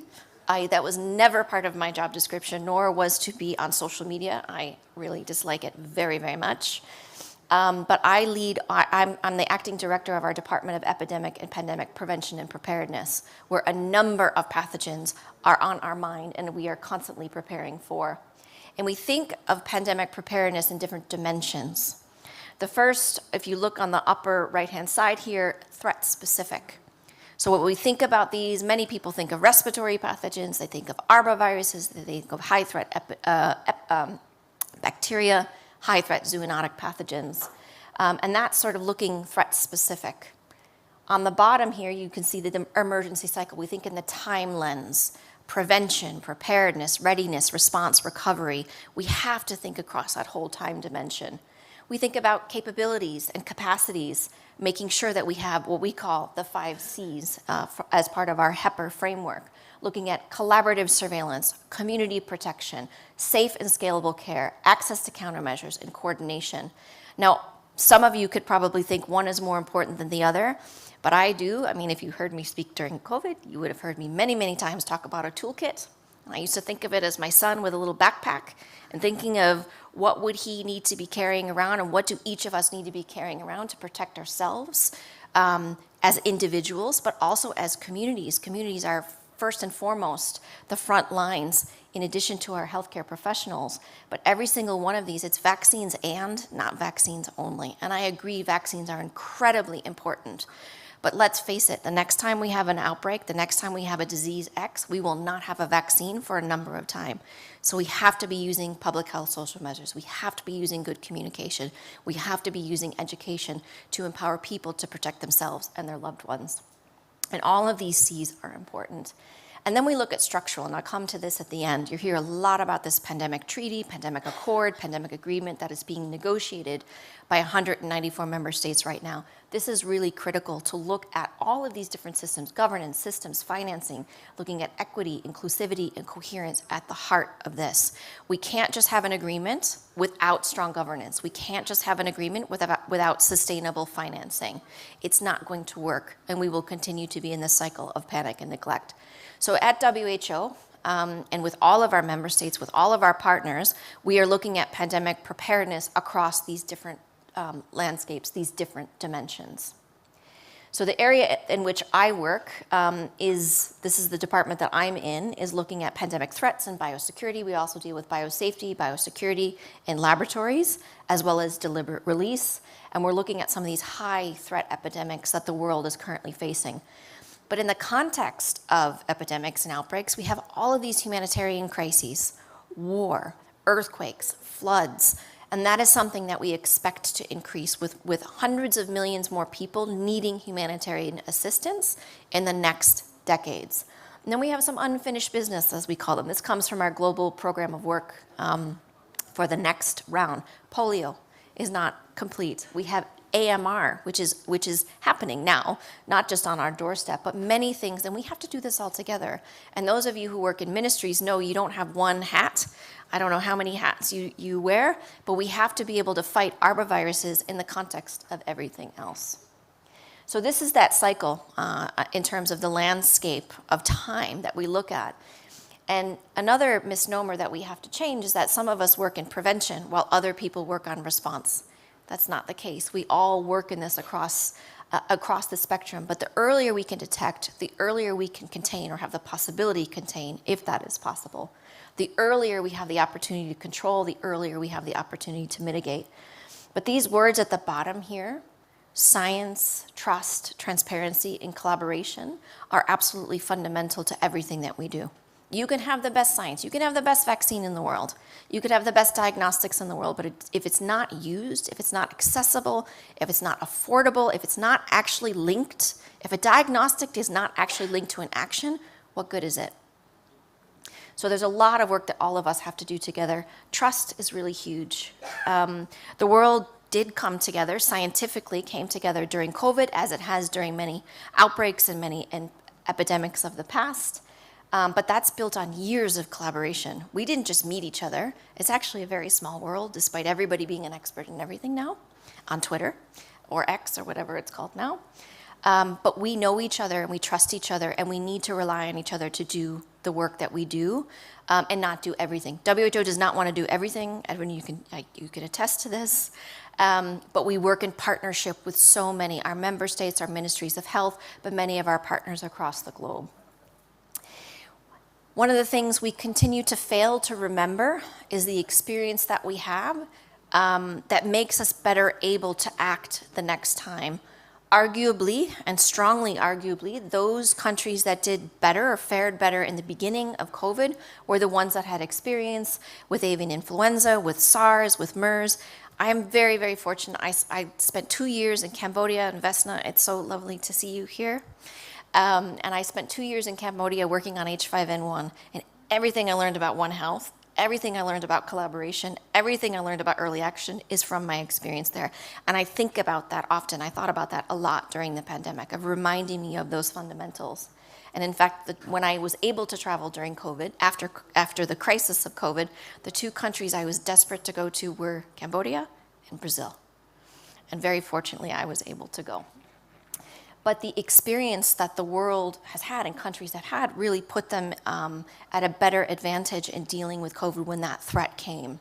Community health workers, village animal health workers, really utilizing the capacities to the best of their ability to try to mitigate the early cases was really critical. But everybody has experience with COVID now.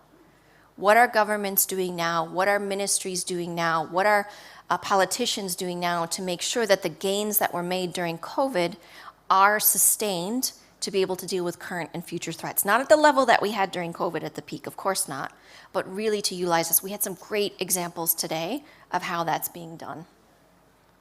So my main role at WHO, or during the pandemic anyway, was our health operations lead and developing evidence-based guidance. And this is what WHO does. It's our bread and butter in terms of using data, using science that's generated by all of you, and turning that science into guidance, turning that knowledge into know-how, that know-how into how-to, and doing it in a way, in a coordinated manner in the field so that we prevent infections, and among those who do get infected, they get the right clinical care and that they don't go on to die.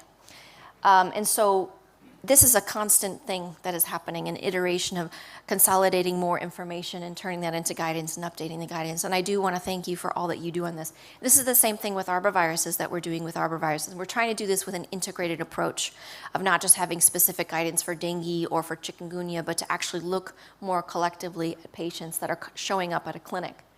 We've launched the Global Arbovirus Initiative. I hope that you have heard of this. We have 6 pillars of action. We're focusing on yellow fever, chikungunya, dengue, and Zika at the moment.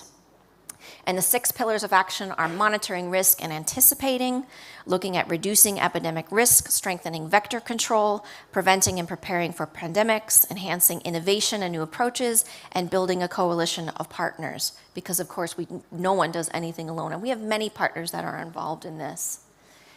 But I do want to mention a few other, this isn't just I can't only talk about arboviruses because we need to build. So there are many global networks that exist. We have arbovirus networks. This is an example of GISRIS, which is the Global Influenza Surveillance and Response System, specifically looking at respiratory pathogens. We utilize this heavy during COVID for flu. It now includes SARS-CoV-2. It includes RSV, and in many parts of the world, MERS coronavirus as well. This is an example of looking at sequencing capacity. One of the legacies of COVID is not just enhanced use of rapid diagnostics. Fully agree that rapid diagnostics has changed the game, and we have to be able to utilize the use of rapid diagnostics into our surveillance systems. We have not figured that out. If you have figured that out, please let us know.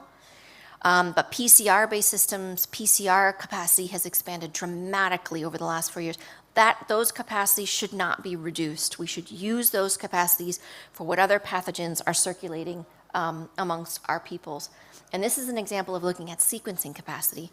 I was the MERS focal point before COVID and spent a lot of time in the Middle East. And not one country in EMRO did their own sequencing. They could, but not one of them did. They always sent samples out to a high-income lab to do their sequencing, and that's completely changed. This has completely changed across all of our regions. And if you can look, right now, 84% of our member states have the capacity to sequence SARS-CoV-2. Those capacities could be utilized for other pathogens. You need the reagents. It's not the same thing, but these are capacities that we really want to see. And our regional offices are working very hard to make sure that the regional approach and the strengthened laboratory networks, the strengthened sequencing networks are maintained as we go into the future.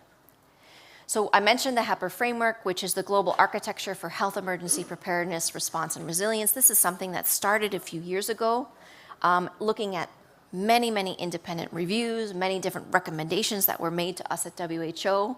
And here's where we came up with the 5 C's. But this is the foundation by which we go forward. It's a framework, basically helping to organize the different pillars of action that we have for all of the different arboviruses or respiratory pathogens or the next disease X that we see.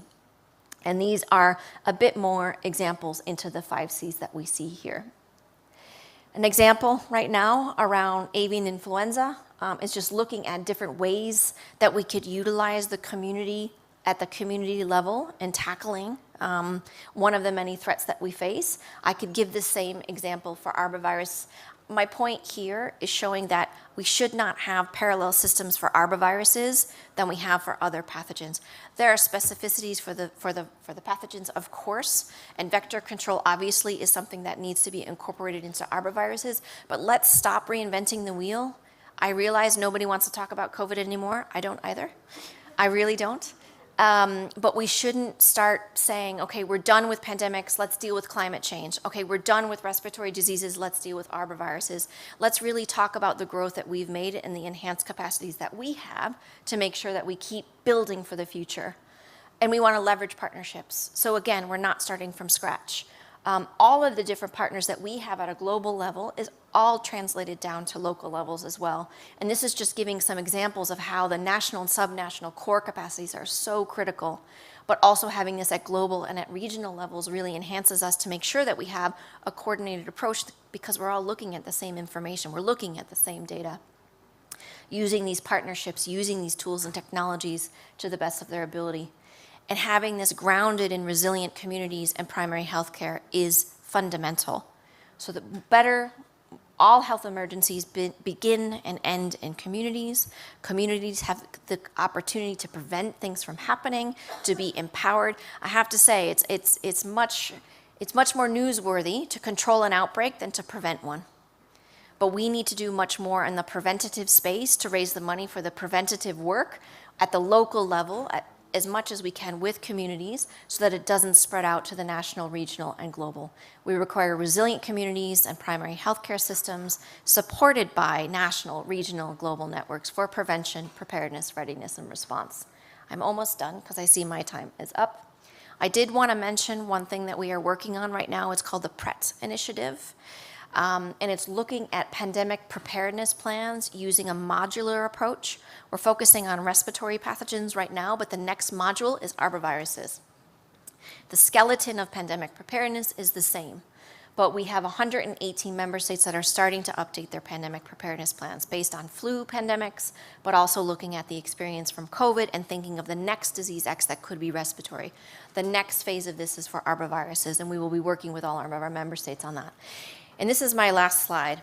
The reason this is so, I think it's my last slide, reason this is so critical is another narrative we have to change, is that this threat is somewhere over there, that this threat is in some faraway country and that it doesn't affect us. The threat, looking at spillover for pathogens with epidemic and pandemic potential is everywhere.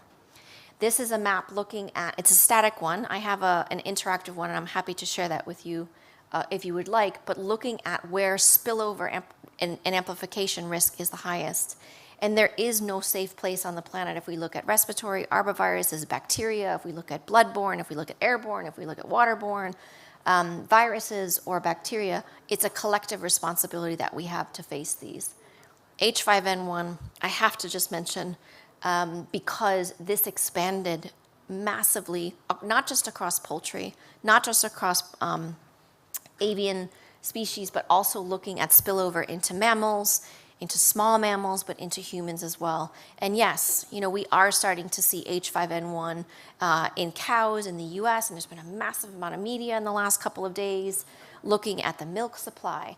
But we need to not only estimate the actual risk, we need to look at the perceived and the perception of risk as well, because it will not only damage it has the possibility to damage the food supply. And I think of young mothers thinking, how am I going to give milk to my kids if it's potentially contaminated with H5N1?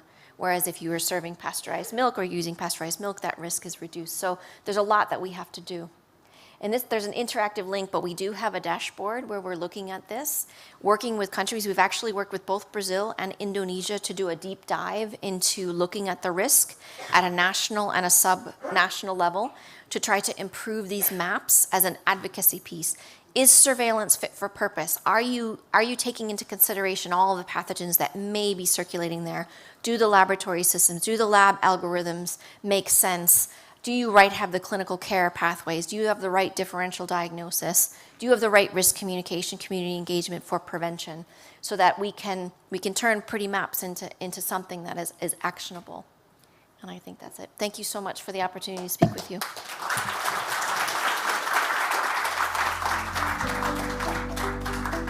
Thank you very much, Dr. Maria van Kerkhove. Ladies and gentlemen, such a thought-provoking session. We truly enjoy the panel and as well as the keynote session. Now, ladies and gentlemen, we would like to invite for presentation Dr. Ida Savitri from Universitas Gadjah Mada.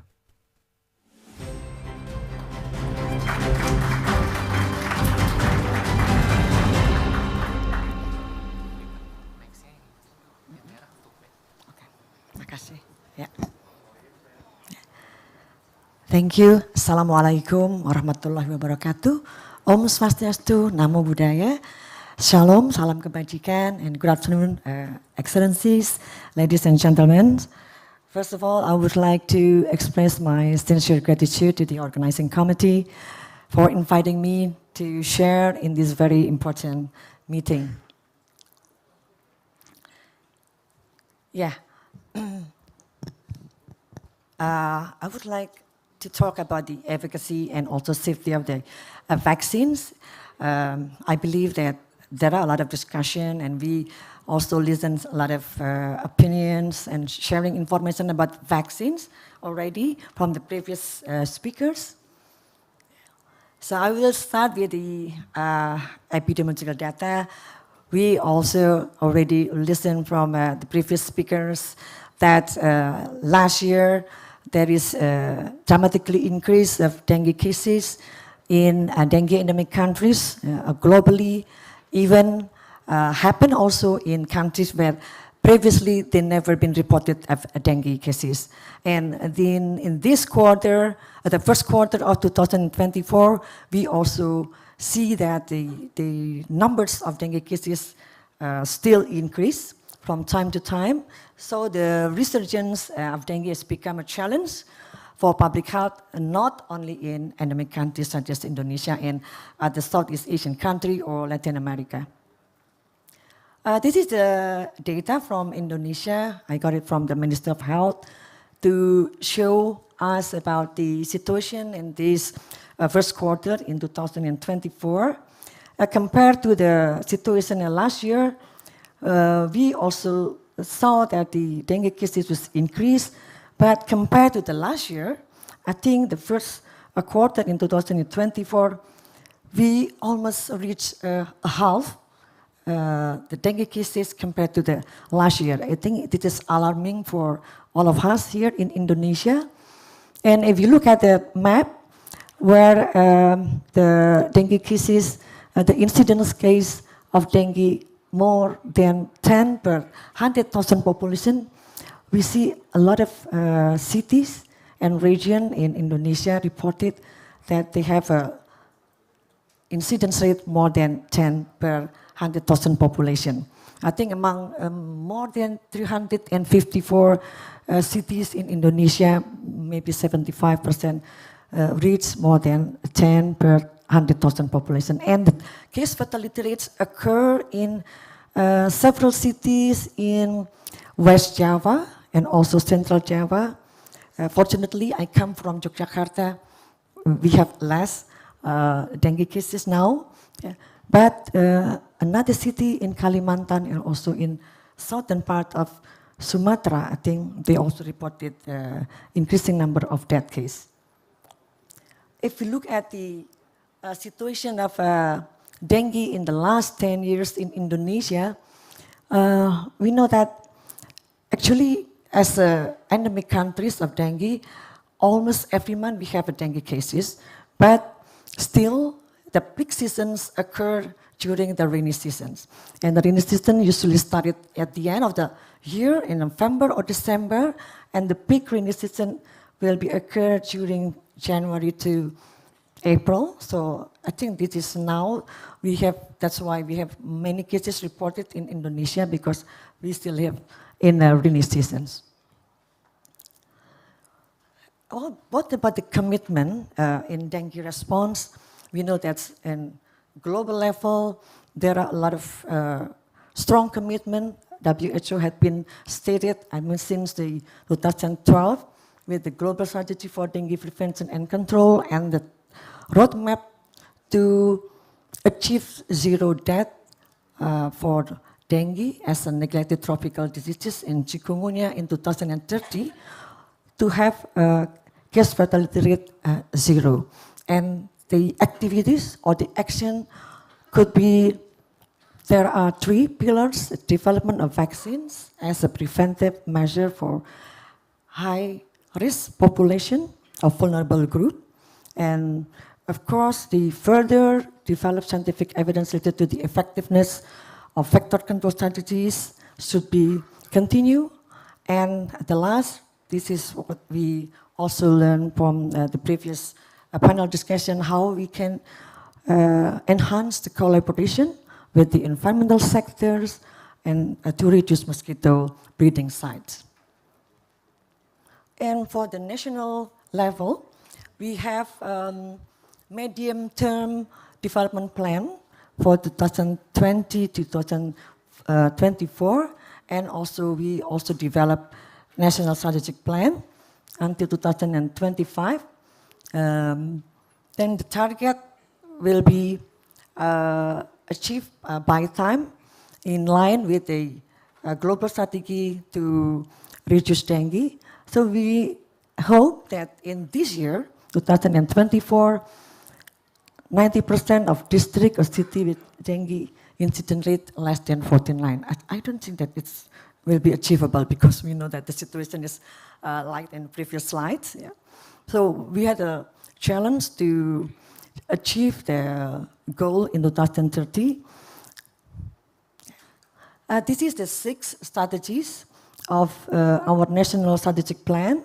So the existing strategies such as enhancing effective, safe, and continuous factor management, and then improving access and quality of dengue case management, also improving point of care tests in frontline health facilities, and also comprehensive dengue surveillance and responsive outbreak management. And the strategy number 6, we stated about improving assessments, invention, innovation, and research as the basis of evidence-based policy program management. And those including the Wolbachia study and a pilot project and also dengue vaccination. This is the data. So in Indonesia, dengue has been occurred at more than 50 years. So since the first time dengue was reported in 1968, now we can see that, that the blue lines showing that we still challenged to control dengue because the incidence rate is still up and down, but we can maintain the case fatality rate under the 1%. Now I think the last reported is about 0.7. I hope it's not increased this year. And above is all of the initiations ever that had been conducted from our government through the Ministry of Health. So during the 80s, we launched the program of larva sedation, and then followed by selective larva sedation, fogging, whether it is fogging focus, fogging pre-peak seasons, and then also continue with the mosquito 3M+, we call it PSN, elimination of breeding site with 3 M's like menguras, mengubur, and mengubur. Yeah. So this is burying, disposal garbage, covering all water containers, and cleaning all water containers. And after that, in the beginning of 2000s, we have also a combined program, PSN continue with a combination combi, with which called communication and behavioral impact, which is trying to involve more engagement of the community into the dengue control program. Yeah.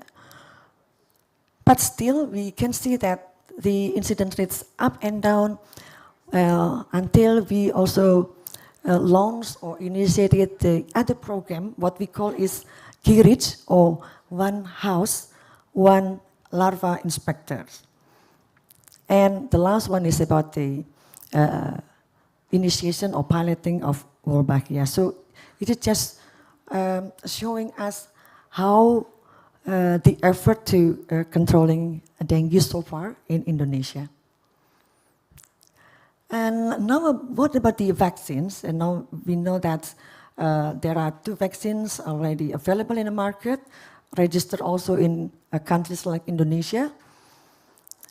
The ideal characteristic of effective dengue vaccine, it should be highly protective to all 4 serotypes of dengue, and also induce long-term immune response for all of 4 dengue serotypes, and also should be efficacious for both living in endemic countries or travelers.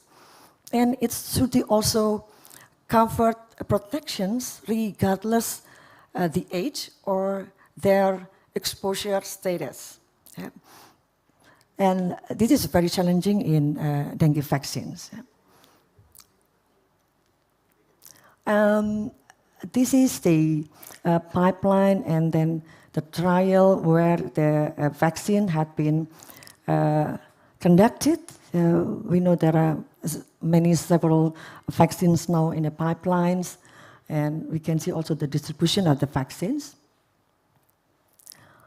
All of the vaccines that now available, at least now we know there are 3 the most advanced dengue vaccine. First the CYD-TTV, and then TAC 003, and the last one is TV 003. All are used recombinant live attenuated vaccines with chimeric approach. So for the first vaccine that has been licensed I think in 2016, is CYD-TTV dengue vaccine. This vaccine is contained of 4 serotypes, with the backbone is from yellow fever dengue vaccines. And it's administered for 3 doses with a 6 months interval. The clinical trials shows that the result showed that these vaccines could be given to those who are seropositive. It means that we need initial screening to decide whether someone could be receive this vaccine or not, because they should be seropositive. What about the efficacy of this CYD-TTV? For the overall efficacy to prevent a risk of hospitalization is quite good. After the 3 doses, the last dose, and the relative risk for hospitalized dengue is more than 9 years old for CYD-14 and 15, around 57 and 53 respectively. Yeah. And this vaccine is safety enough. It means that well tolerated, even though there is evidence that there is a higher risk of this outcome in vaccinated person who had not been exposed to dengue or seronegative or naive persons. Yeah. That's why screening is should be recommended before giving this CYD-TTV vaccines. What about TAC 003 dengue vaccine? It is also available, already registered. This also covered 4 serotypes, and with the backbone for dengue 2. It needs 2 doses in 3 months interval. And based on the result from the clinical trial, it could be given without pre-screenings. So for both seronegative or seropositive. For the vaccine efficacy, for overall efficacy, it's to lowering virologically confirmed dengue is around 30 or 80% after 12 months observations, follow-ups. And efficacy against dengue hemorrhagic fever, according to the WHO 1997, was 85% after 18-month follow-ups. So a long-term protective effects against virologically confirmed dengue and hospitalized dengue is good, regardless of their baseline status, whether they're seronegative or they are seropositive. And for the safety profile, it is also well tolerated. There is no risk to have a serious adverse event following immunization. Yeah. And the last is TV 003, I think a colleague from Brazil. This is the dengue vaccine. It is also contained of 4 serotypes. The dengue 1, 3, and 4 is a long, full length for the sequence, the protein, and chimeric for the dengue 2. And it's given 1 dose. but it's still in, I think the clinical trial is still ongoing right now. The overall 2-year vaccine efficacy was around 79.6% in seronegative and higher in seropositive persons. Yeah. The data only included dengue 1 and 2, but the efficacy data for dengue 3 and 4 is not available because during this period of clinical trial, I don't know why, but it is very interesting that there is no dengue 3 and 4 circulating in Brazil at the moment and the period of the clinical trials. Yeah. For the vaccine safety, this is well tolerated.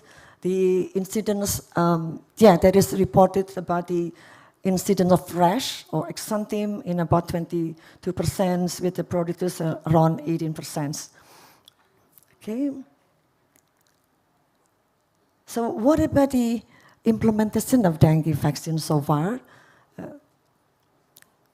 This is a regulatory approval of dengue vaccines around the world. So now for the CYD-TDV had been approved in 20 endemic countries and also non-endemic countries. In Indonesia, the license is for a group of 9 until 16 years old. In Singapore, it is a bit different. It is, the range is wider than in Indonesia, and also available in other Latin America, such as Mexico, Brazil, Philippines, El Salvador, and Costa Rica. And for the TAC 003, now had been approved in about 34 endemic and non-endemic countries, including in Southeast Asia, Indonesia, of course, Latin America, and also some countries in Europe. In Indonesia now, it can be administered from the group age for 6 to 45 years old, and already also registered in Brazil, Colombia, and Thailand for 4 to 60 years old. In UK and other country, I heard that Malaysia is just also approved the registration of TAC 003 in that country. For TV003, it's not licensed yet because the clinical trial is still ongoing in Brazil. So this is a recommended use of CYD-TDV that is launched by WHO. So for a country who would like to implement this vaccine for the mass program or national program, so they recommended to do a pre-vaccination screening because, again, the clinical trial showed that the efficacy is good among the seropositive rather than the seronegative. So it is one of the challenges, I think, when we would like to implement it in the national level, because it means that we have to do a zero prevalence survey prior to the vaccinations. So this is the safe recommendation of dengue vaccination for public program that was released in, I think, in November 2023. It's mentioned about the current dengue vaccine that had been licensed for the TAC 003, that they have to demonstrate efficacy against all of serotype, and for those with the seropositive baseline 4 to 16 years in endemic countries, again serotype 1, 2, also available. Yeah. The vaccine we introduced to children aged to 16 years of age. Yeah. And I think some countries already also try to implement this vaccination. And in Indonesia, just recently there is an initiation from the local government in East Kalimantan.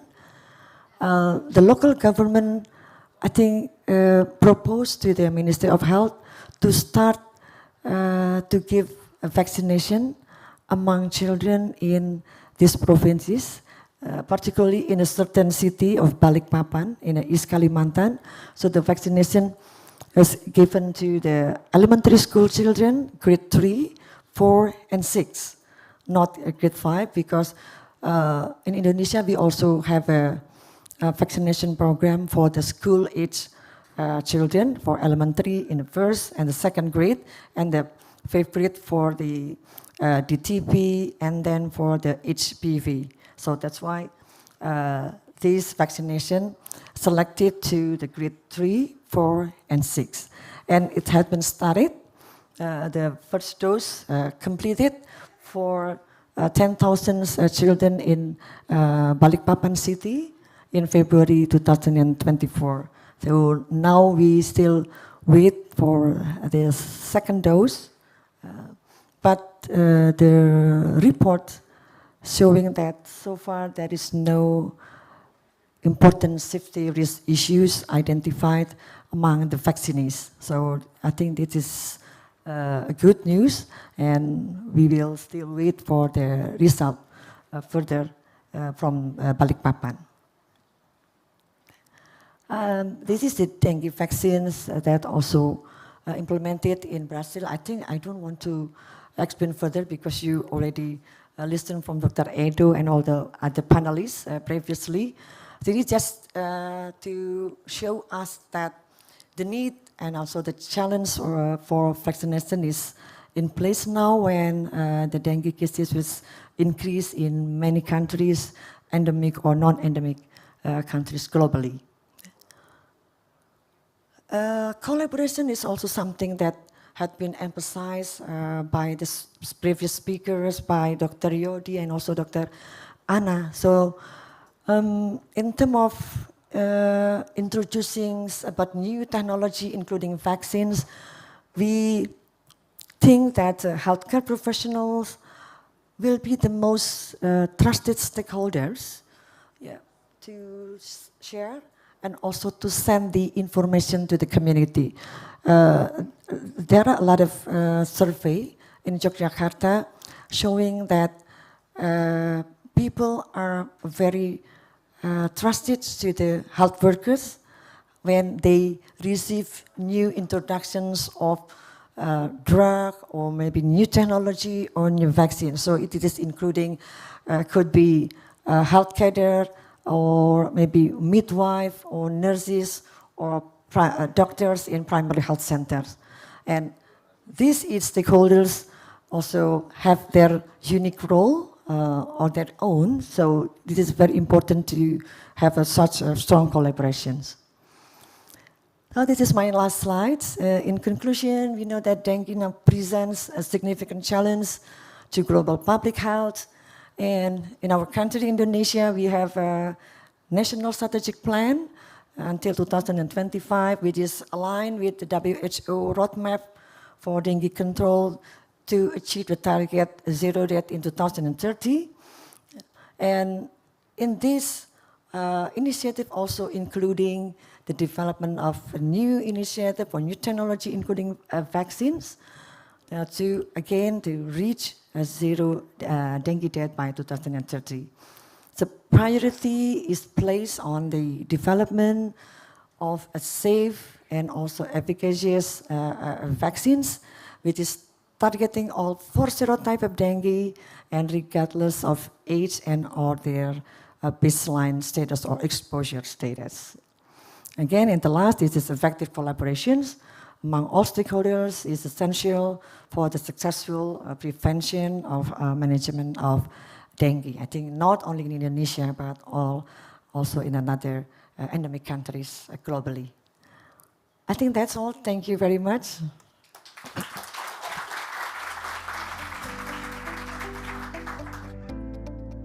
Thank you very much, Dr. Ida Savitri. Ladies and gentlemen, we would like to invite you to take lunch break. For VIP lunch, serve at Cloud Lounge at 2nd floor. For speakers, lunch serve at Coco Lounge at 3rd floor. And for participant, lunch serve at Tech Incubator at this floor or 3rd floor. For those requiring a prayer room, we have allocated at Subak 1 for your convenience. We invite you to return to this ballroom at 1:45 p.m. to continue to the series of activities Arbovirus Summit. Bon appetit, selamat makan siang, enjoy your lunch break.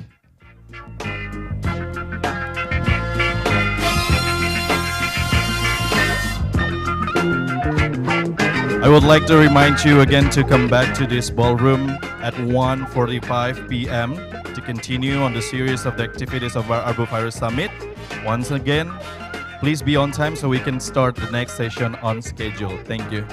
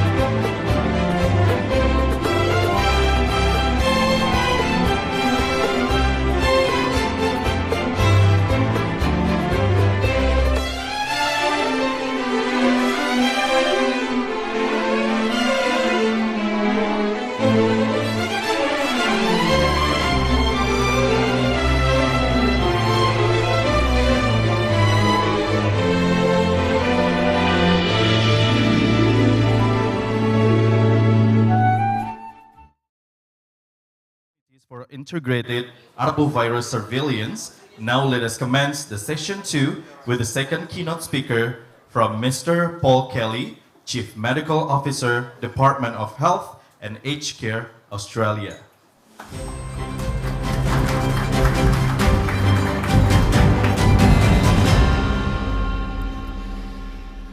Good afternoon, everyone. Thank you so much for the introduction, and I'm really delighted to be here in Bali. Salam alaikum. Selamat, is it still siang? I think it's still siang, yeah. I'm here representing the Minister for Health in Australia, the Honourable Mark Butler, who sends his apologies and best wishes for this meeting, but was unable to come to it. He understands it's a very important meeting, and so that's why I'm here.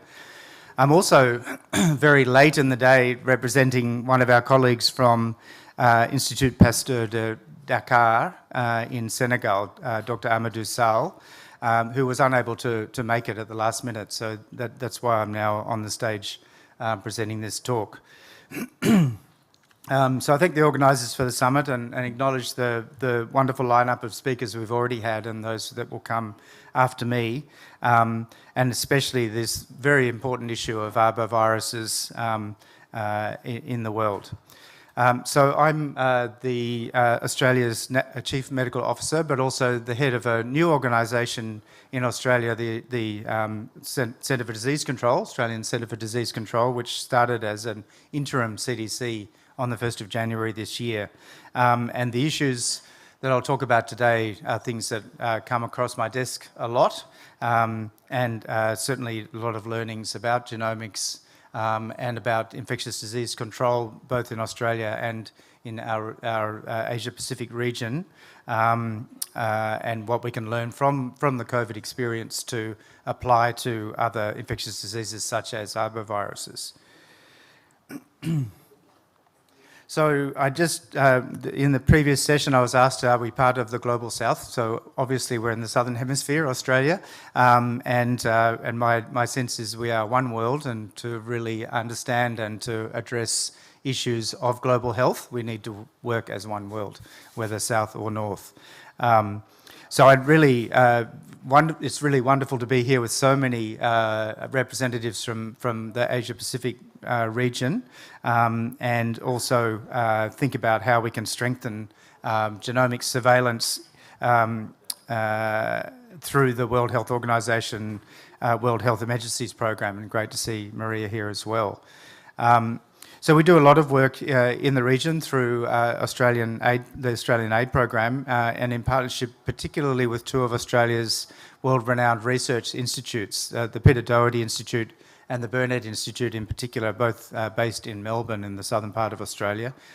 And over the past 5 years, this support has enabled Fiji, for example, to begin sequencing in-country, initially with SARS-CoV-2, but later for antimicrobial resistance in bacterial pathogens. Other Pacific Island countries have also strengthened their specimen referral linkages to obtain sequencing for SARS-CoV-2 offshore. And a molecular hub has also been commenced based at the Papua New Guinea School of Medicine, and has been established as PNG's Institute for Genomic Surveillance for Malaria and Arboviruses, including in the malaria case, detecting artemisinin resistance. So here in Indonesia, Australia has been working with the government of Indonesia through Australia's Commonwealth Scientific and Industrial Research Organisation, known as CSIRO in Australia, and Australia-Indonesia Health Security Partnership to strengthen local genomics capacity. So this has really changed since the pandemic, but more work to do. In Australia, microbial genomics is a powerful and critical tool to investigate and manage infectious diseases. Its integration into the Australian public health system has been building over many years, and Australia is now home to many world-class researchers in this field. The Australian government has invested 1.2 billion Australian dollars in genomics research in recent years. And through our Medical Research Future Fund, the Genomics Health Future's mission is providing $500 million in genomic medicine research to improve testing and diagnosis for many diseases, not just microbiological and not just infectious disease, but to help personalised treatment options to better target and improve health outcomes. This investment has been fundamental to bolstering genomics in Australia and providing a consistent pipeline of activity. So several years before the COVID-19 pandemic, Australia's Communicable Disease Genomics Network identified the need to formally establish a nationally agreed and consistent microbial genomic system. It was an acknowledgement of the variable capability that existed in different parts of Australia at that time in relation to this issue. This new system would better support the coordination and implementation of microbial genomics into public health laboratories. To support this foundational work, Australia's first National Microbial Genomics Framework was endorsed and published in April 2019. The framework provides, which was good timing for the pandemic, obviously. The framework provides a nationally consistent and strategic view for integrating microbial genomics into the Australian public health system and for identifying microbial genomics policy issues and challenges. It includes a set of strategic priorities that cover standardising the national approach, technology and data governance issues, very important in our federated system, integration into public health and action, equitable access, workforce and financing. The second iteration of this strategic framework is almost published, and I had expected it to be this week, but in the coming weeks.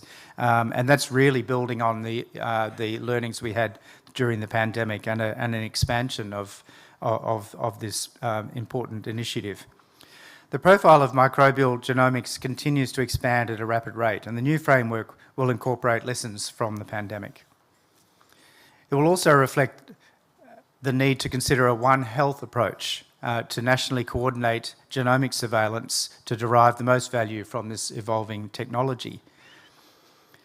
And this need was highlighted recently in the last few years as part of Australia's recent response efforts to control Japanese encephalitis. We had our first ever outbreak in mainland Australia during the other pandemic.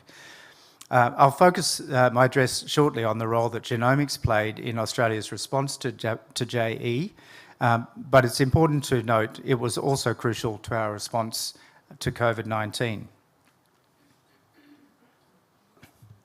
So the critical foundational work undertaken by the genomics network that I mentioned earlier prior to the pandemic enabled Australia to ramp up the use of genomic surveillance to inform public health decision-making at all levels of government during the pandemic response.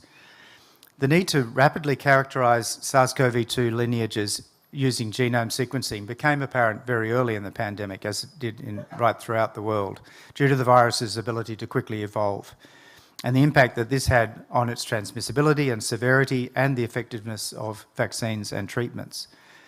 Australia has been at the forefront of advancing methods of genomic sequencing for SARS-CoV-2 variants in wastewater. That was a new innovation that we started during the pandemic.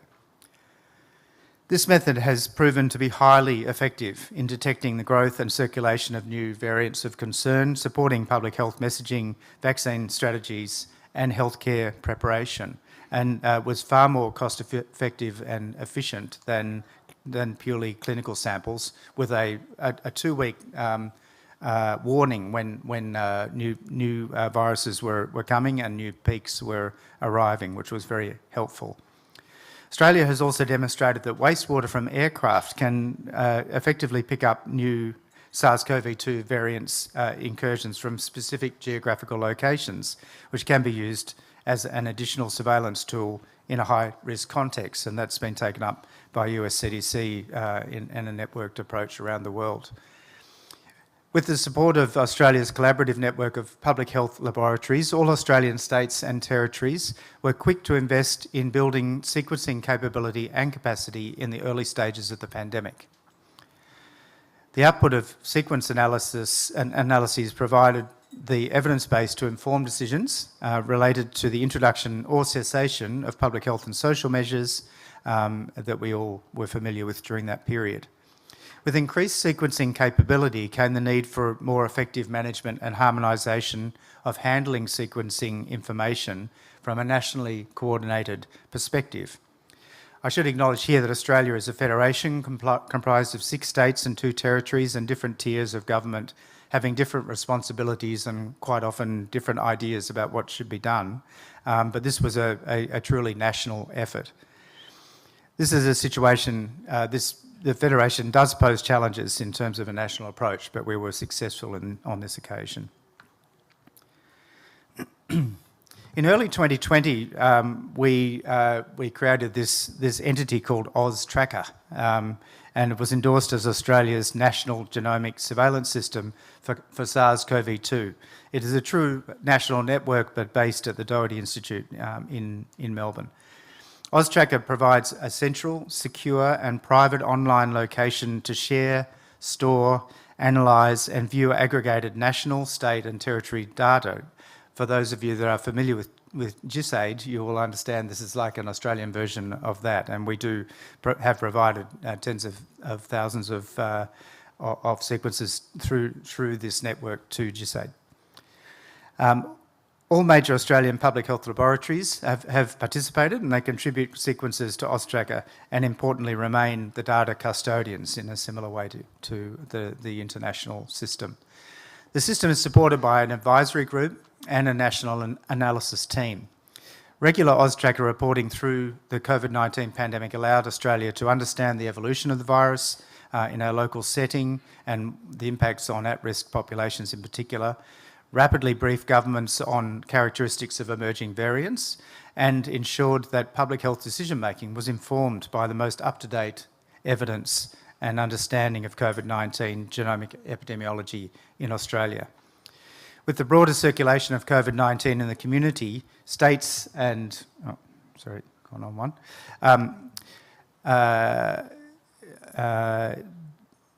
Sorry, lost my spot. So with the broader circulation of COVID-19 in the community, states and territories now undertake a more targeted sequencing approach that is focused on detection of variants or mutations of concern. So we've moved away from comprehensive to representative, and I think that's an important key as we look forward to this type of work.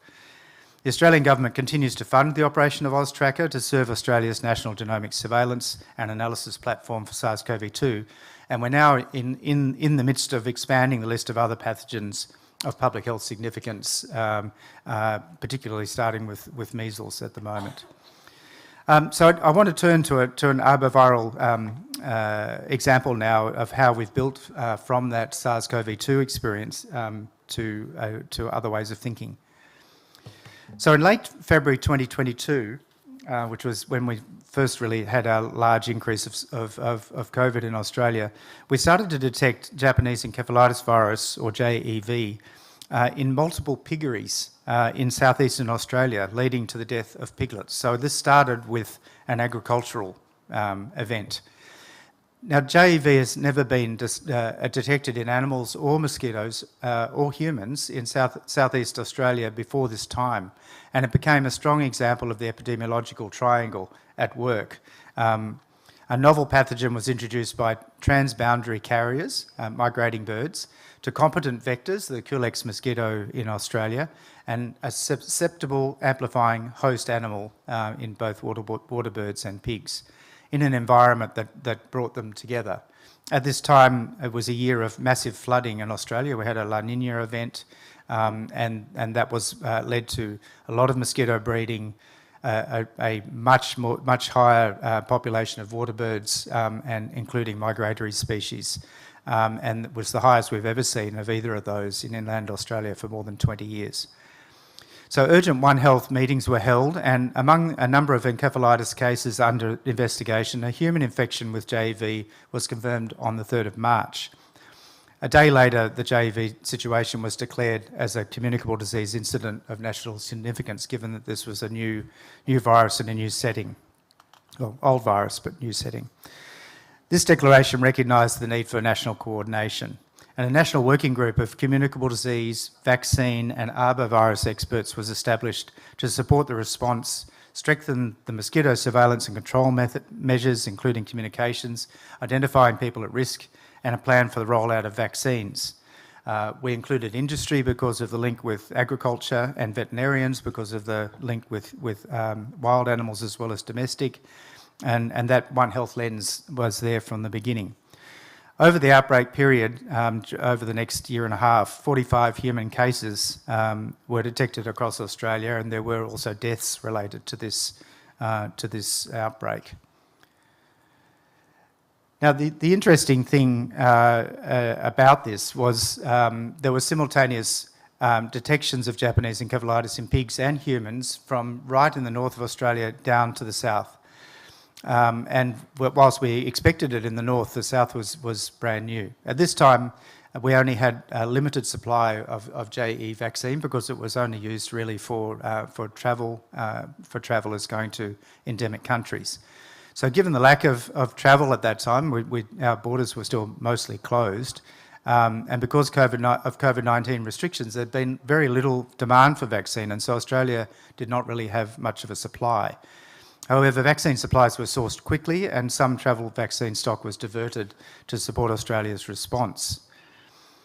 So whilst this was happening with this limited supply of vaccines, we had to ask ourselves, how did this happen, and what was driving this? Sorry, that's the slide. So genomics was enormously helpful in answering that question. Given the difficulty in diagnosing JEV and the likelihood of diagnoses being missed, clinicians not expecting to see that virus so far south, we had a rigorous look back on cases of encephalitis of unknown origin over the previous years. Cases were detected several months before the outbreak was recognised. We had genetic sequencing from pigs, from humans and mosquitoes, and through the genomics analysis we're able to show that they were very closely related. Not only that, we were able to look back further and found that the genomic sequence was actually similar to one that had been found on the Tiwi Islands, which is off the north coast of Australia 3 years before, and from mosquito trapping and genomic analysis 2 years before in urban Melbourne. So our initial vaccine strategy of going to piggeries and vaccinating staff in that workplace setting was proved to be wrong. This was a much wider outbreak, and we needed to look at it very differently. So I raised that as an issue of why we need to think about genomics and helping us with these types of outbreaks, but also to share the experience that we had when we did take that One Health approach. In Australia, there were 27 different agencies, 27 different data custodians that we needed to work with, to talk with, and to get proper data sharing to work out the whole issue of this outbreak.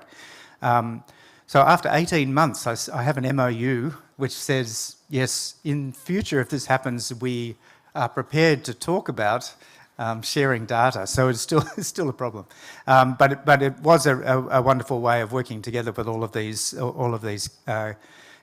stakeholders, and I think it's very important that we continue to work together on these matters.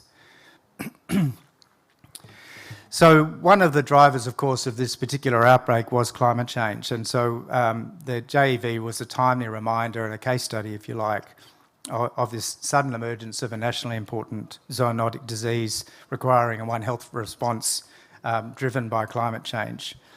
And Australia is in the process of establishing a Centre for Disease Control, as I mentioned before, and the importance of One Health and climate change is clearly guiding principles, and that all hazards approach that Maria was talking about earlier. So we have a dedicated One Health unit now, which sees this as a priority, including genomic surveillance, and we're bringing together human, animal and ecological health areas to deal with this matter. So climate change, as everyone in this room I'm sure is aware, is playing a significant and increasing role in health outcomes, and is a key driver of emerging communicable disease threats worldwide. direct climate impacts on communicable disease emergence and transmission are potentially compounded by other matters that have been talked about earlier in the session, so I won't go back into that. But vaccines will be a critical and crucial tool in reducing the burden of climate-sensitive communicable disease in Australia and more widely. So in conclusion, let me finish by saying, as Australia's Chief Medical Officer, I think the advances we're seeing in genomics, not only in Australia but right around the world, are very exciting. They offer so much potential to improve patient outcomes through faster diagnosis and helping to ensure patients get effective treatments as quickly as possible. Back at home, I'm super excited about of the potential of One Health approach within the interim CDC and taking that forward to get better health outcomes. It not only recognises the connection that exists between health of humans, animals and the ecosystem, it also is a recognition of the optimal solutions to global health challenges which demand multidisciplinary capabilities and approaches. The Australian government, through key regional initiatives, some of which I've mentioned today, and partnerships, continues to support teaching, training and research activities focused on developing and maintaining genomics capacity and capabilities across the region. And this investment is aimed at enhancing preparedness efforts and our collective ability to detect and respond to emerging communicable disease threats. So with that, thank you for listening and enjoy the rest of the conference. Thank you very much. Thank you very much, Professor Paul Kelly.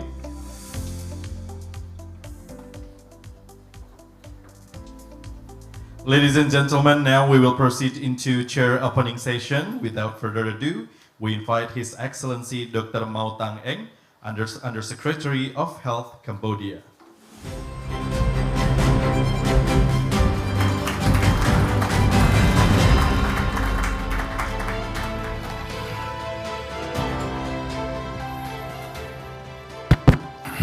Good afternoon, everybody.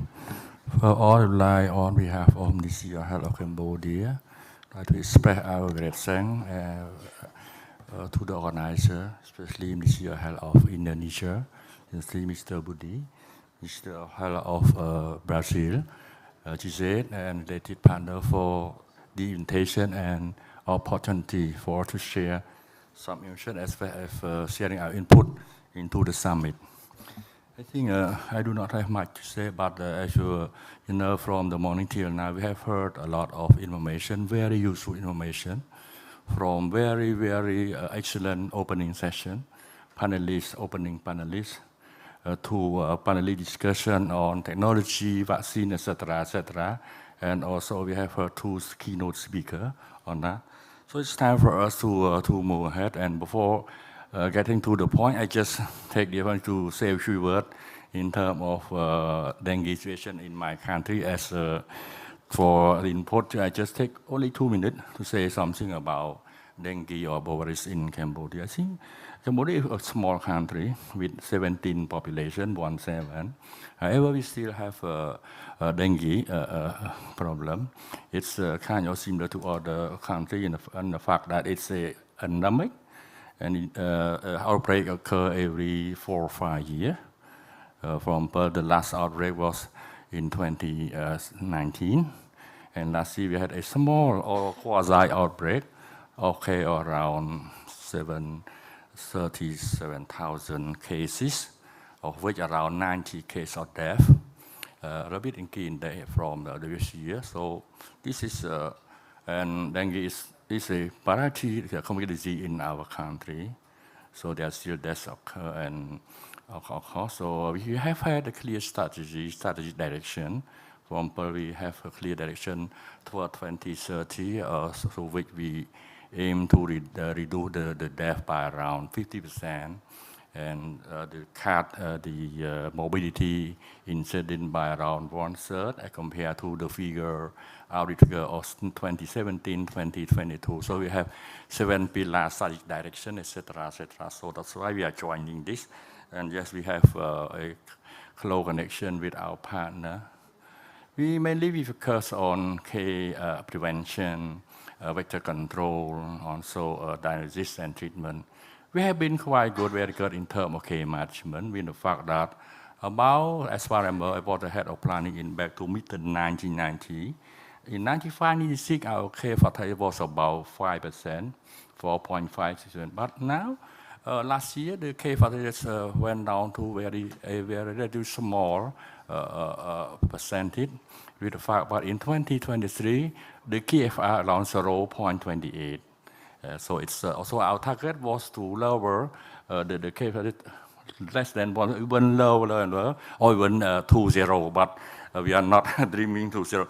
So to come back, I think to take more time, I just go straight to our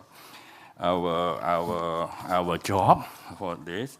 I just asked tasked to help coordinate session 2, and we just heard the keynote speaker from Professor Kelly. So now, shall we continue our job?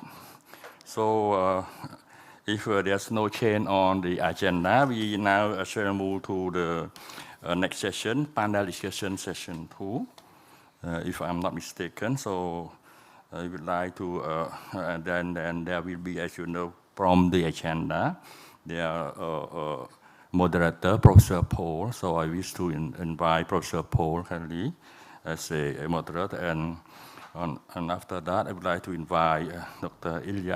I'm not sure whether all of the panelists around, but I heard that somebody was not able. But if I call on you tonight, please, sorry. So let's call on our panelists. So Dr. Ilya from the Malay, I don't know whether she's still here. Dr. Donita from the Philippines, please to the stage, please.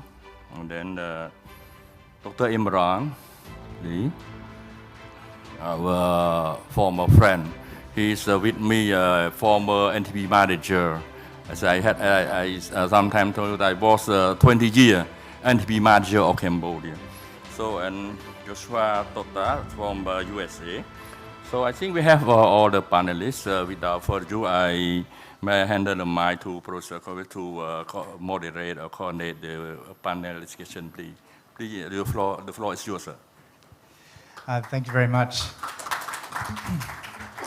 So we have a very distinguished panel. I think looking at our clock here, we have half an hour to discuss. And I think the plan is to, well, the title is The Need and Opportunities for Integrated Arbovirus Surveillance. And I'd like to invite each of the distinguished panel members to think more broadly than genomics, but to include genomics, given what we're here for to discuss. I thought I'd start with a general question following on from the talk I just gave about what within your own experience was the main learnings from the huge rise in surveillance and expectation of surveillance from populations around the world in terms of transparency and so forth that the COVID pandemic gave to us. So I thought I would start with Narciso Fernandez from Timor-Leste. The floor is yours, sir.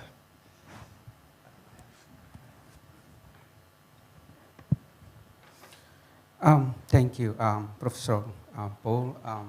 Thank you very much. First of all, on behalf of His Excellency Minister of Health, she just have another meeting, so she couldn't join with us for this the panel discussion. Well, from Timor-Leste, we learned from during COVID-19 as a reference for us. And not only that, we also learning from the malaria intervention in the country. When we start of COVID-19, as you may also aware that the country with limited setting, and including that diagnostic testing and the human resource as well and equipment, that's of course. And we learned that how we tackle with this COVID-19 with the epidemiology and surveillance team, and we have case detection and laboratory development, diagnostic. That's the important role at the time. And secondly, we also learn from how intervention for malaria in country. Since 2013, we have number of 300 cases reported every year. Until 2018, we have 0 case reported. And up to date, that we have 0 cases reported. And we are going very soon, expected this year, we are going to have elimination certification malaria for this year. And we have also learning from the couple of years back, we have elimination of the measles and rubella. And then we are upcoming of progress of elimination of yos and also lymphatic filariasis and lepra. So within the experience, lesson by doing with our experience, then we learn a lot how to develop and surveillance with capacity development, and we learn from other countries, including Indonesia, of course. And we have, starting from that, we develop our laboratory system, and we also now, with recently this year, we are integrating of public health into the research. One of public institution recently we have established with the aim to play important 3 roles. One is to play of research in the country, and secondly, they also play important role in terms of provide publication of the data and advocating to the government, especially Minister of Health, to have a policy decision as well as for the planning purposes. That's very important. So the integration of these public institutions that will helpful for the country to provide ongoing information and the data that will be maintained of elimination malaria for upcoming this year, and also maintain strengthening maintain of elimination of measles and rubella. However, this year we also face another challenge. We also reported have Zika virus and also a chikungunya. And recently we have reported 2 cases of rabies. And that's another challenge for us as a new country, a young country, and we need to learn a lot. And Australia, one of our partners who have been with us since long time back, long year back, with assistance, capacity development support, as well as financial. I think that's important. To work on this, I think the important is that not only ourselves, we need to work our coordination with all partners, as well as bilateral, and also neighboring or border country. And we actually have border country with Indonesia. We have 3 times conducted a controlled border collaboration. That's an important lesson learned from us, that how we have collaborated within both countries for such intervention, especially for malaria, TB, and other. So I stop here. If you have more questions, then I will be happy to. Thank you. Thank you. And the Philippines approach. Thank you, Pat. I think you have one. Good afternoon again. So I believe a successful outbreak containment and control strategy is having a robust surveillance and diagnostic system. So 3 things that I would like to emphasize from the learnings that we had with COVID. Number 1 is the robust surveillance system, which provide a sound evidence for policymakers to forward interventions. So we have strengthened our surveillance from the LGU to the regional level, to our sub-national reference laboratory, up to our national reference laboratory, which is the RITM. And second thing is there is a clamor for transparency of data. And data sharing during COVID-19 pandemic was so robust with us, particularly in really informing the public, informing our leaders in health. How are we faring now? Where are the most cases with regards pandemic, and how we can really intervene? So we have this networking from LGU up to the highest level. And the Philippines notifiable diseases is also one of those very popular from national to the LGU, that we have this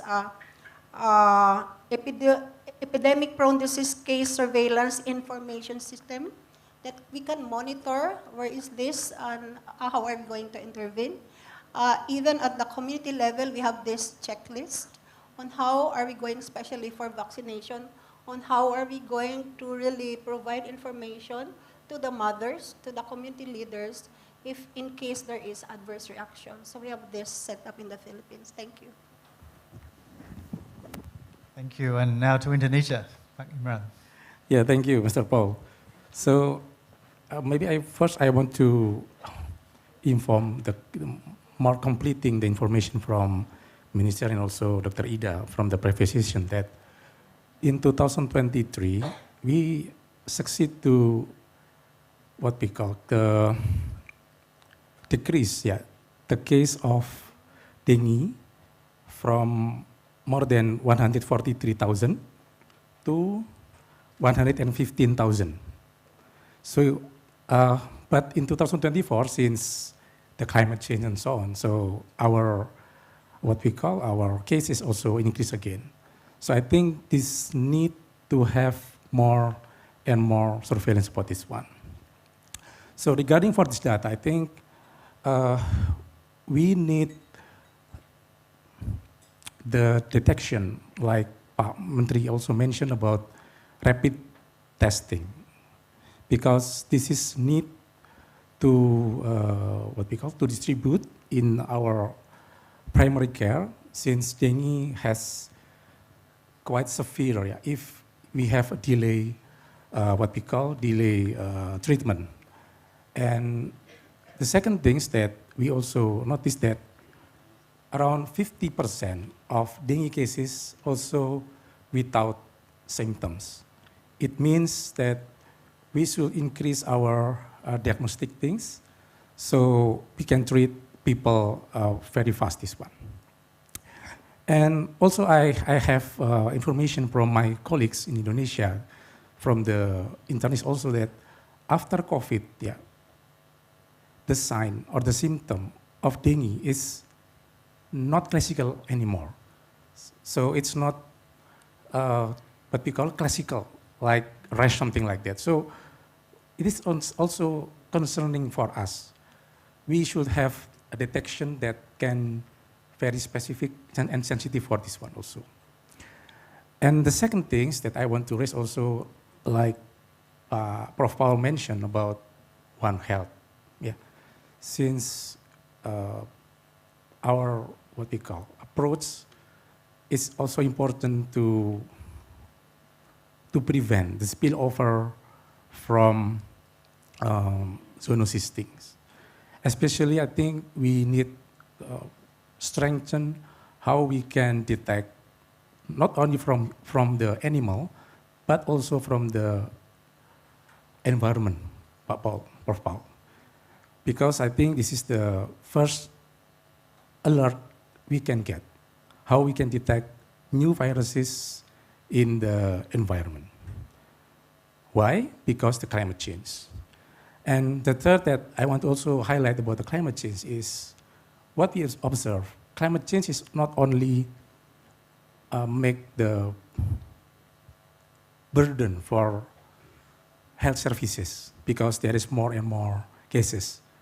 But also, we have also considered that climate change will also bring the burden for health system.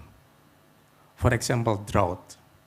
Because in the rural area, if they have a drought, the people will move to city. So this urbanization will also make what we call more complicated, about how we can manage communicable disease like dengue.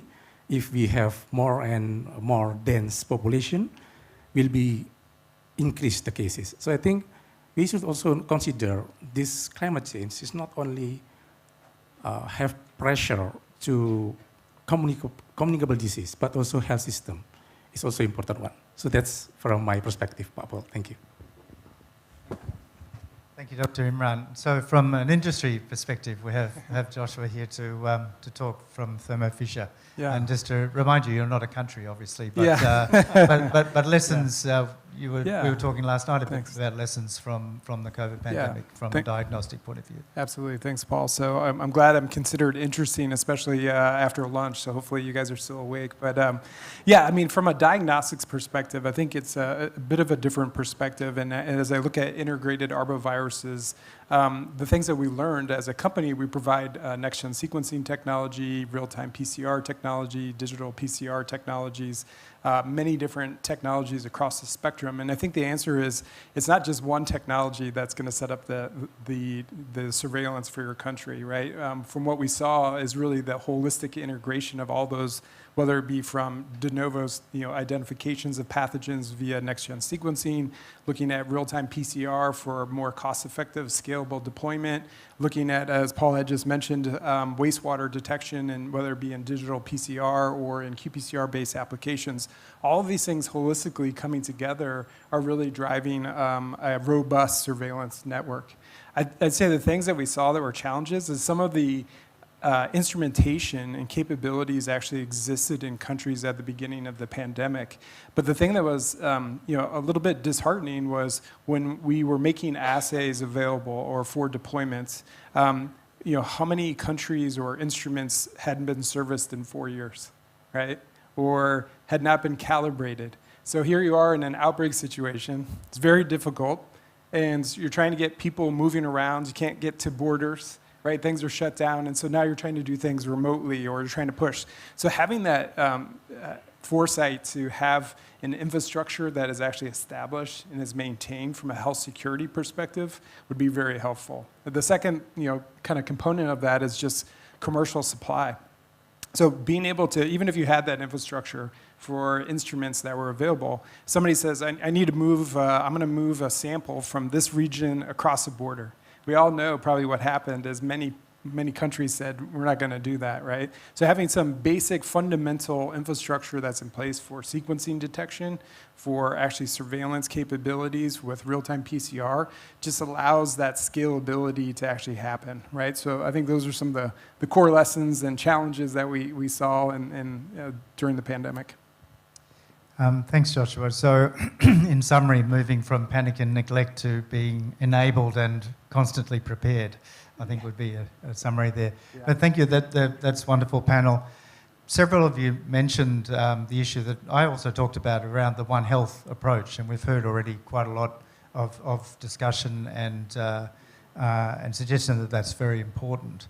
And some of you just touched on that in your replies. But I'm thinking about when we're thinking about the need and opportunities for integrated arbovirus surveillance, thinking about the challenges and any good stories you might have about how that's been done. Certainly in Australia's perspective, it was very challenging and continues to be so. But I might come the opposite direction then. Start with you, Joshua, to put you on there. From a diagnostics perspective, I mean, they're all samples, right? We can often use the same equipment, but what do you see as the challenges there?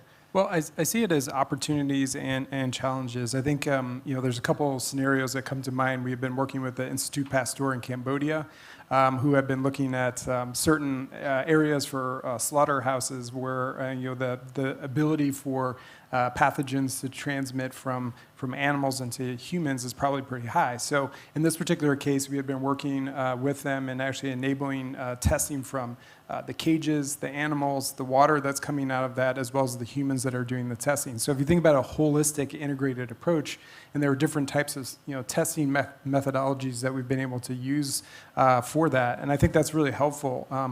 Another example would be in Vietnam. We have been working with the Clinton Health Access Initiative and some other groups of saying, okay, let's look at tuberculosis and let's apply that then for wastewater treatment. So if you can look at wastewater streams that are coming off, use real-time PCR for the detection of drug resistance TB that's actually emerging from the wastewater, then you can actually tailor your treatment strategies to the populations that are driving the highest drug resistance mechanisms. So I think there's lots of different kind of paths like that are similar, and whether it's in arboviruses or other endemic pathogens, I think it's all very applicable, right? I think arboviruses is just an example, but that could be applied to many other things. Thank you. But Dr. Imran, I know that you've done a lot of very good work in Indonesia around highly pathogenic avian influenza in a One Health approach. But let's think about arboviruses now, and how do you see it working in the Indonesian perspective?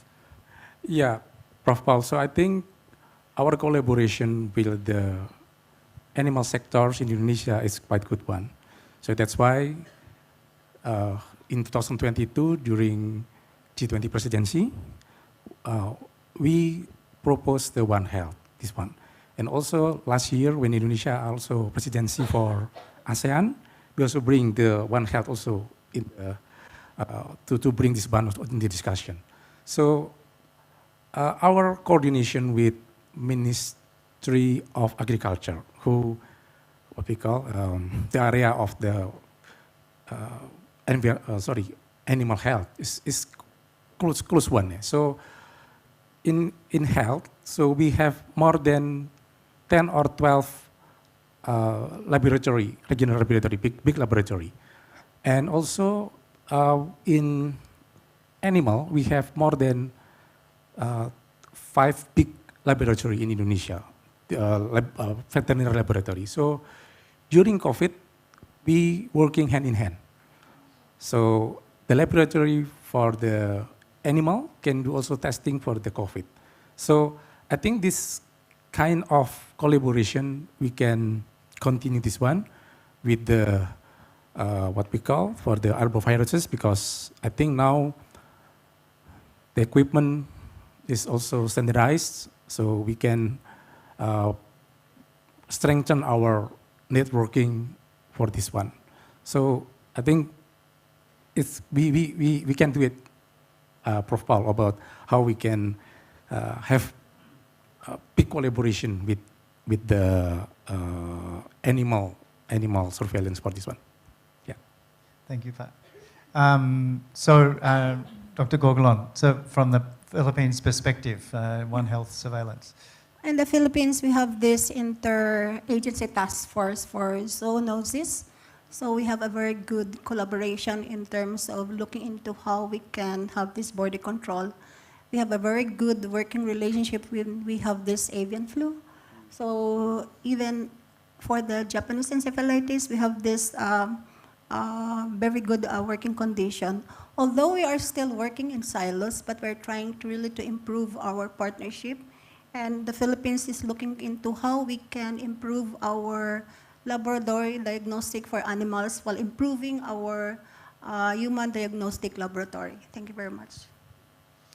Thank you. And Dr. Narciso, you mentioned the issue of rabies. So we've been, the Australian government and even myself, been looking closely at that one. But that's another zoonotic disease, not an arbovirus, obviously. But do you have some other examples of One Health collaboration?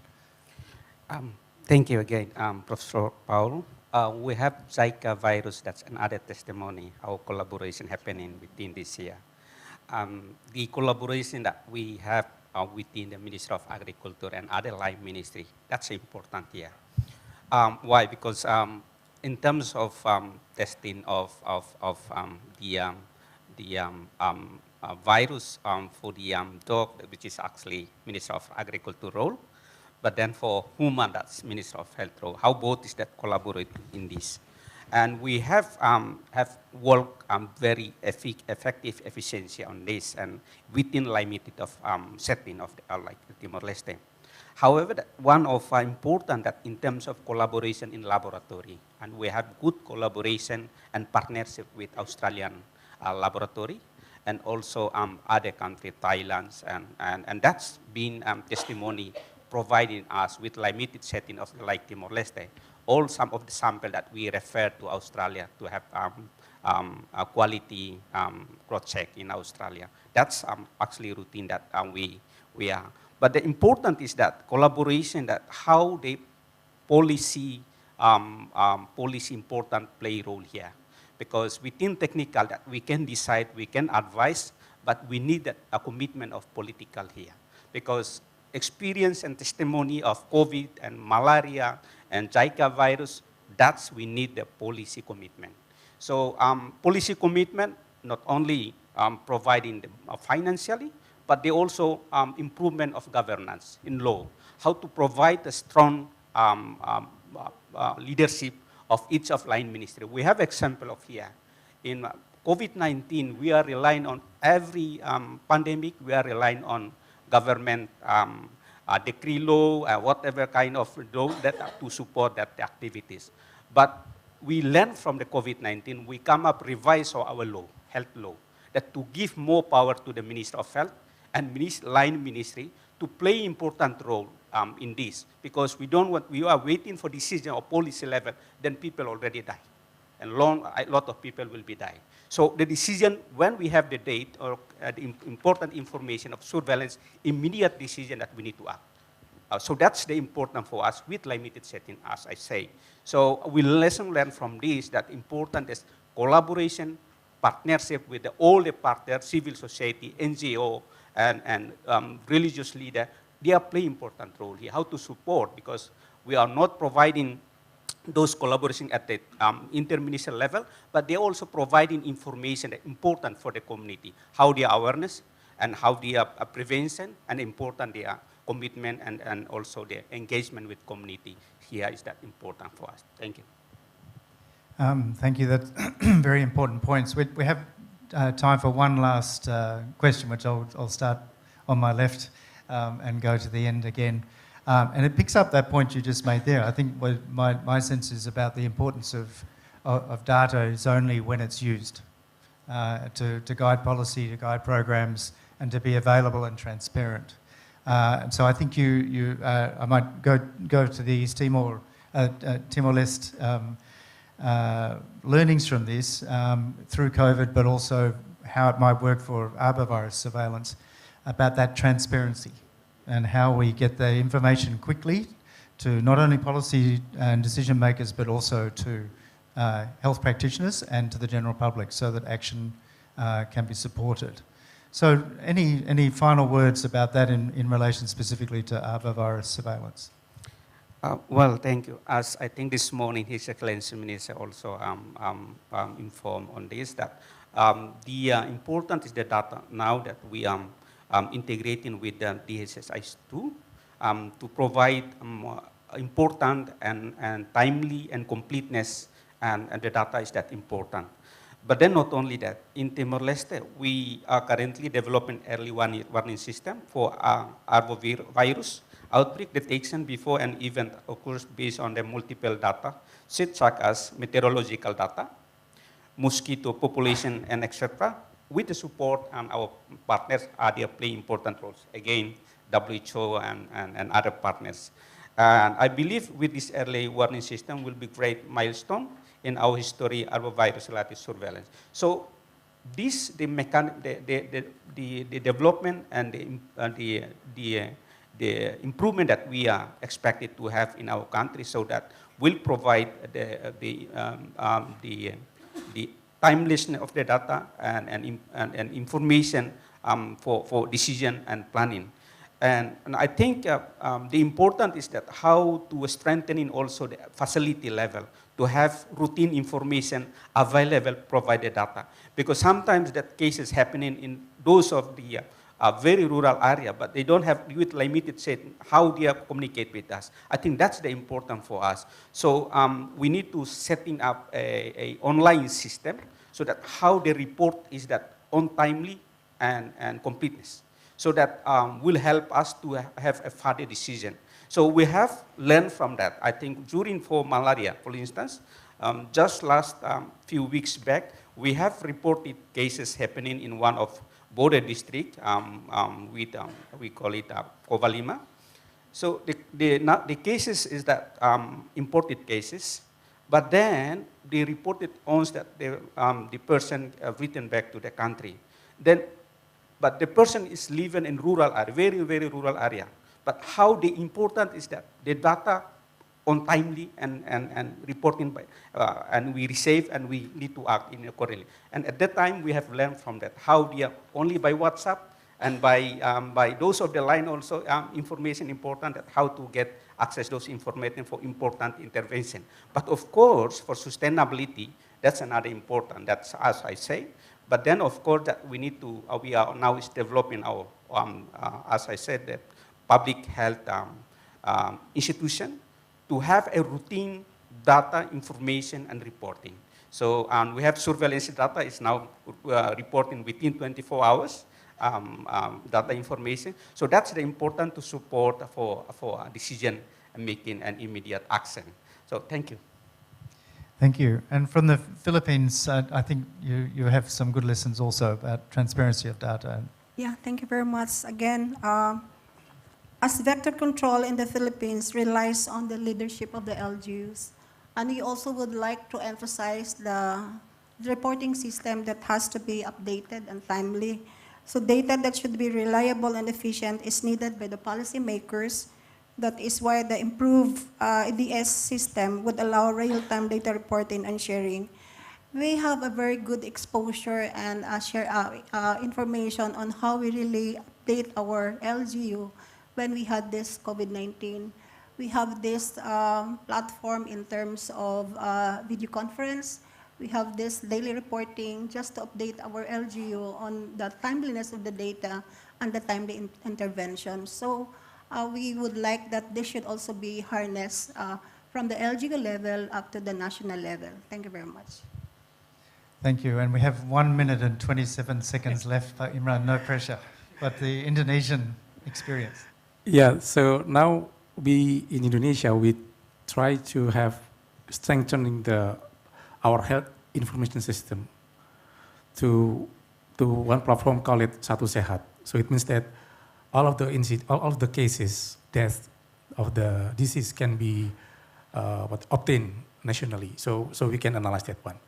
And the second, we also want to strengthen our sentinel system. So it means that we can monitor the changing of the type of viruses, something like that. So these two things that now we're trying to this one. And also learning from the malaria. So now also we have collaboration with University of Muhammad bin Zayed, Artificial Intelligence in Dubai.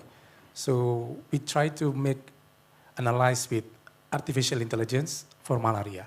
So we will have the dashboard of this one, so we can predict this one, predict the malaria will occur in which area. So I think this can also be set up for dengue because the same one. So that's things that we already have. Thank you. Thank you. And I think you're off the hook, Josh. Can I actually say one Sure. thing, even though there's 1 second? Because I got to give Peter props on this one. So when you think about from a diagnostics company, if we're going to quickly make assays for an outbreak scenario, inclusive of things that are happening in arboviruses, we need the data, right? If you make a qPCR assay and you want to scale it, a lot of times, especially in an outbreak scenario, people don't want to move a sample. We're not going to get the samples shipped to the United States or some other place. So where that capability is, it needs to be shared. Because if it's not shared, then we can't turn on the engine of our manufacturing capabilities that can scale things, reduce costs, have high quality, all the things that everybody needs. But without that information, without it being actually shared, it wouldn't actually happen. So Peter and team, keep up the good work because it's obviously very impactful, I think, and it helps us help you, right? I mean, that's really kind of the output of that. Thank you. Please, everyone, join me in thanking our panel.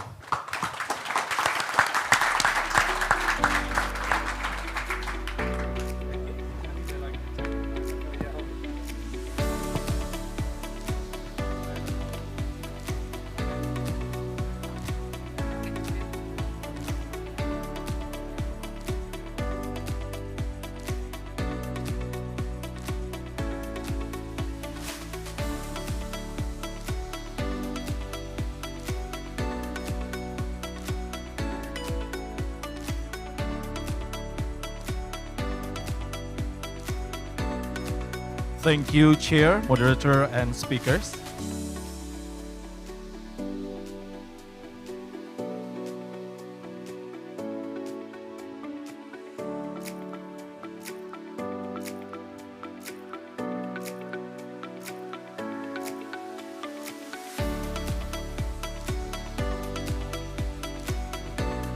Ladies and gentlemen, moving on to the next agenda on session 2. Let us welcome again for the presentation with the theme Next Generation Multiplex Diagnostic for Arboviruses. Please welcome Joshua Troda, Diagnostic Thermo Fisher Scientific, USA.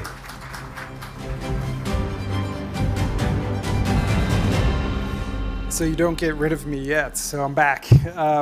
Thank you very much for the organizers. Thanks for those that stuck around this afternoon, that you haven't totally gone to sleep yet. Yeah, hopefully Peter put me up as diagnostics, but maybe just a little bit. I lead a few different things within Thermo Fisher. I actually lead up licensing and commercial supply. Why does that matter in the context of this? Is actually enabling a bunch of countries where you want to do indigenous manufacturing of solutions and you want to build up that capability post-COVID. Like that's a capability that we've been enabling countries with, right? So all the components and the enablement, that's one piece. I also developed and started global health equity within our business. So unfortunately, our WHO colleagues who are like very passionate about this, I wish they were here for this piece because that's something I'm very passionate about as well. Is like, how do we make our solutions from a big diagnostics company, how do we pivot that into enabling solutions in lower and middle income countries? I personally think that's our responsibility. So I'm an advocate to my company, and I'll talk a little bit about that as we talk through the presentation today. And then lastly, just looking at business development, of looking at innovative technologies, being able to take what is needed, maybe solutions that are out there. There are many technologies, but there are different things that fit at the right time. So just a little bit of background on what I represent for Thermo Fisher. Just quickly, I promise this won't be an infomercial on Thermo Fisher, but for some people, you're like, I have no idea who Thermo Fisher is. Maybe this is the first time you've ever heard of who we are. We have about 125,000 global colleagues around the world, 7,000 R&D scientists, $1.5 billion in R&D investment that we make, and we make about $40 billion in revenue. So we're a decent-sized company if you've never heard of who we are. Our capabilities, at the core of our company, a lot of people use the words, it's a mission statement, but really it's to enable our customers and, to make the world healthier, cleaner, and safer. And you could say, well, do you guys actually believe that? Or did you actually put it into practice? So over the COVID timeframe, something that we actually learned is to say, I think we kind of catapulted ourselves onto the stage. I was talking to one of our colleagues from Pakistan today and some of the other groups that are represented around the room, is that the WHO had put together this consortium, and they said, all the rich countries are consuming all the testing around the world. Where the heck are we going to get the testing? And everybody's like, I don't know. I'd gone back to all my normal suppliers of TB and HIV and HPV, and I'm not really sure. And I kind of raised my hands and I said, I don't think you guys really know who we are, but what we enabled is that we ended up becoming the largest supplier of COVID-based testing to low and middle income countries, supplying 110 different countries via the WHO and UNICEF. And that happens because I went to the CEO of Thermo Fisher and I said, do you guys actually really believe in our mission statement?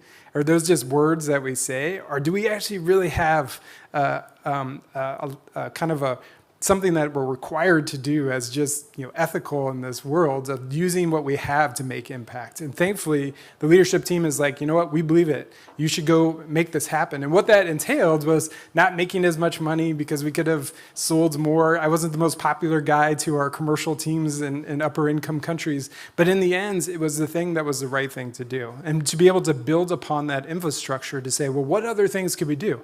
What was the COVID before COVID? It was TB, it was HPV, it was arboviruses, these other types of things. So what lessons can we learn from actually doing this? So just three brief things, looking at holistic surveillance networks that incorporate multiplex technologies, how we can use that, platforms that were utilized for surveillance and how we potentially can continue to use those going forward, and then kind of looking at a rapid response mechanism. So as we look at this first one, we heard about different technologies. And what you heard me say even on the stage a little bit ago is that there are different times in which you would use these technologies for different types of solutions, right?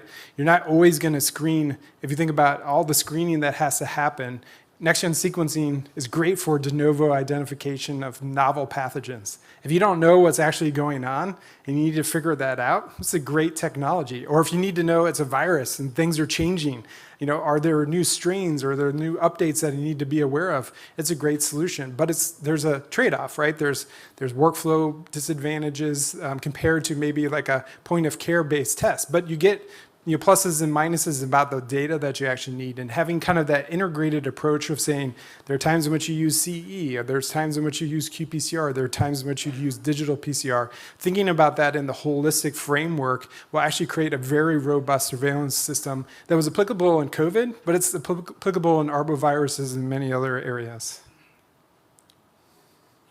So thinking about that, again, variant verification, virus identification, being able to look at when would you actually use these. We even saw this as I worked a lot with the African CDC, and they said, look, Joshua, the reality of it is we can't get next-gen sequencing into some of these countries, right? And we don't even know if there are outbreaks of certain strains of COVID that are actually happening. So what we ended up doing is developing SNP-based assays that could actually run on real-time PCR instruments, right? It's just using what you actually have to actually have impact into the region. So it's being able to identify the right technologies. Sometimes it's not even like the best technology, it's what you actually have, which is equally as important as being able to utilize that actually effectively. So you could think about various algorithms and how to apply that technology. You could go with option number one, sequence everything, all samples. And you know what? It's going to be the best technical answer, hands down. But it's also going to be the most expensive, and it's not going to be really truly deployable, right? You could look at genotyping positive samples. You could look at using Sanger and genotyping of possible samples. You can look at random sampling of positive samples that are actually out there. And so there's different groups that use different types of strategies along the way, but it's able to think about those algorithms and to say, where does it actually fit as you think about arboviruses and others, is there's a cost differential of what is actually scalable and what's actually deployable. I bring this one up because I think it's an interesting infrastructure. I was talking to some folks at lunch today, and you've heard this before, but when you look at our technology, so I'm just sharing a little bit of our install base across Southeast Asia. But look at this, like in high-income countries and the low and middle-income countries, you notice anything? Yeah. There's next-gen sequencing technologies that's actually out there. It's important, and you should have that, right? But the biggest footprint that we actually have is qPCR. Why is that important? There's a whole bunch of capital equipment sitting in your countries today, right? Why spend a bunch more on things that I'm not asking you to buy new instruments. What I'm saying is, can you use this infrastructure that actually exists today, and what would you use it for? Well, COVID tests were run on qPCR instruments. Well, guess what? So are arbovirus multiplex assays, which we're going to get to, right? So are TB tests, so are HIV, so are HPV, so are non-neglected tropical disease tests. There's a whole host of things that can be run on this infrastructure, but you got to be intentional about picking out, of those instruments. And one of the things I mentioned is, of those instruments, how many of those are going to be maintained? I can't remember who had said it earlier today, but they said post-COVID, 50% of the instruments are up and running still. Are they in the right spots? Like if something happened tomorrow and there's some other outbreak, is it serviced? Are you ready to go? Do we know geographically, does it make sense? Wouldn't it be great to harmonize and say, in my country, I should have some here, here, here, and here, and this is going to be part of my health surveillance network. Because if something's going to happen, people know how to use these instruments, they're serviced, they're up and running, and it's helpful for ongoing things that I don't even know what's coming, right? It's just a helpful infrastructure that could be built and leveraged. So when you think about that, during this time frame, we had worked with Clinton Health Access Initiative, and they had actually gone back. This is some data from the Clinton Health Access Initiative in Africa. And so they went to, I can't remember, I think someplace on there, they said how many countries, maybe 17 or 20, something like that. And they asked, how many people would actually use those open systems again, post-COVID? How many found it was helpful, right? And when I say open systems, I'm talking about like a 96 well plate, 384 well plate system, not totally fully integrated. And the lion's share of people said, yes, we would actually use those. it would be something that we would love to continue to use, but it has to reduce the number of costs. So that infrastructure totally changed post-COVID. Prior to COVID, everything was moving up to centralized testing environments, right? Move a sample, go up to the centralized test, run it. Post-COVID, what really saved the day was those open systems placed all around. So use that infrastructure continuing as we move forward. So as you think about that, is how could you actually implement this? So as you think about like open system suppliers, global partners, you think about the different areas in which different groups play in this space. So I won't spend a whole lot of time on this piece, but I will highlight on this is it's not just about the instruments, not just about the service, it's about the regulatory component. It's about the manufacturing and scalability. It's about the logistics and support. One of the challenges we face is that we're making 20 million tests a week over COVID. We could ship tests up the wazoo, but trying to find an airplane that could actually go to some of these countries because of cold storage, that was a problem, right? Or, hey, there was one little plastic pipette tip that disappeared and nobody could actually do this, or that little swab that we all needed that nobody could actually get because there's only a handful of manufacturers. All of those logistics kind of came together, right, in which we had to address every single piece of that to actually make the progress. So it's all important to be thinking about as we think about the holistic scalability, even for arboviruses and beyond. So as we think about that, I won't belittle this, you guys all know, lots of things happening in arboviruses around the world. As we think about the primary pillars of arbovirus surveillance, you see kind of these, these pieces inclusive of things like wastewater, which is an emerging area. I'd say, in arboviruses, it's probably going to be a little bit more tricky compared to like a COVID piece, just because of the amount of sample that you would actually need. But those are the types of things that we see continuing, no different from what we saw in COVID, is applying into arboviruses as well, right? If you look about that, you think about the detections and what are the technologies that you could actually use. So again, that integrated approach of saying there are many different technologies that fit depending on cost, sample throughput, footprints of instruments that actually exist that should be and can be continue to be leveraged for your arbovirus outbreaks, right? Here, you look at this comes actually from PAHO. I know you had talked about PAHO earlier from the Brazilian ministry and from others. When we think about PAHO, so when they think about the utilization of like, how can you scale this? Well, as we saw in arboviruses in particular, and you think about dengue, chikungunya, and Zika, right?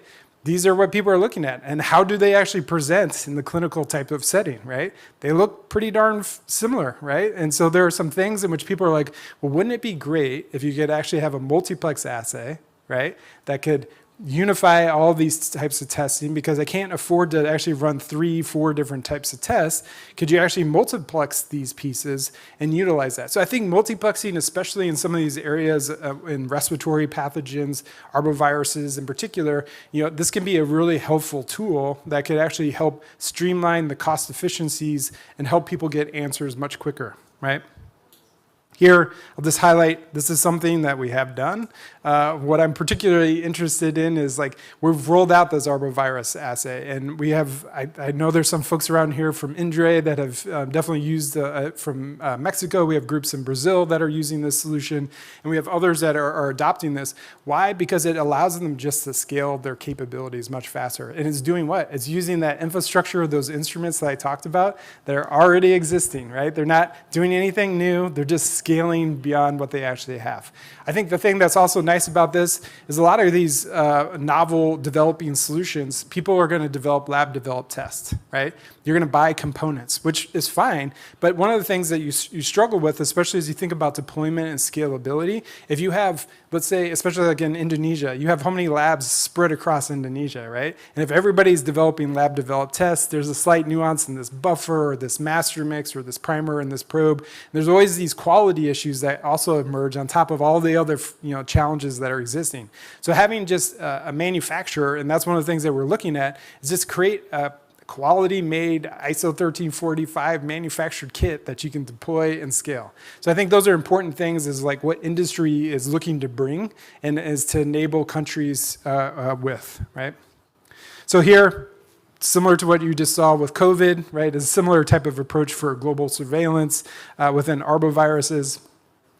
And ultimately, I'd like to say to Peter and team, as we've been thinking about the scalability and the ingestion of data, and I probably missed it someplace on one of my slides, is that, GISAID has really used next-gen sequencing data, right?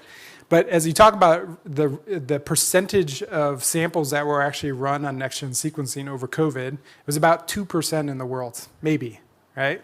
90-something% of samples were actually run on qPCR, right? Then you had ELISA-based solutions that came up once people actually saw that. So, what we're actually working with on GISAID right now to see is that can we create a mechanism in which off of those same instruments, the open platforms, can we push that into GISAID so that you can actually look at both the real-time PCR data as well as the next-gen sequencing data. So as you think about a surveillance network, you have a huge database of capabilities that you can really see beyond just the novel detection with next-gen sequencing and the variants that are emerging, but you can look at the huge infrastructure of qPCR data that's actually out there as well. So that's one of the things that we're working on and we'll continue to support.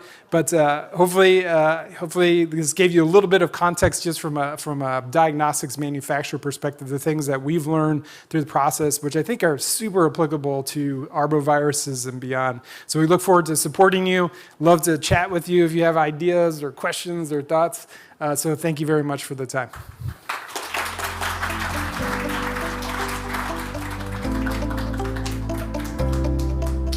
Thank you very much, Mr. Joshua Troda.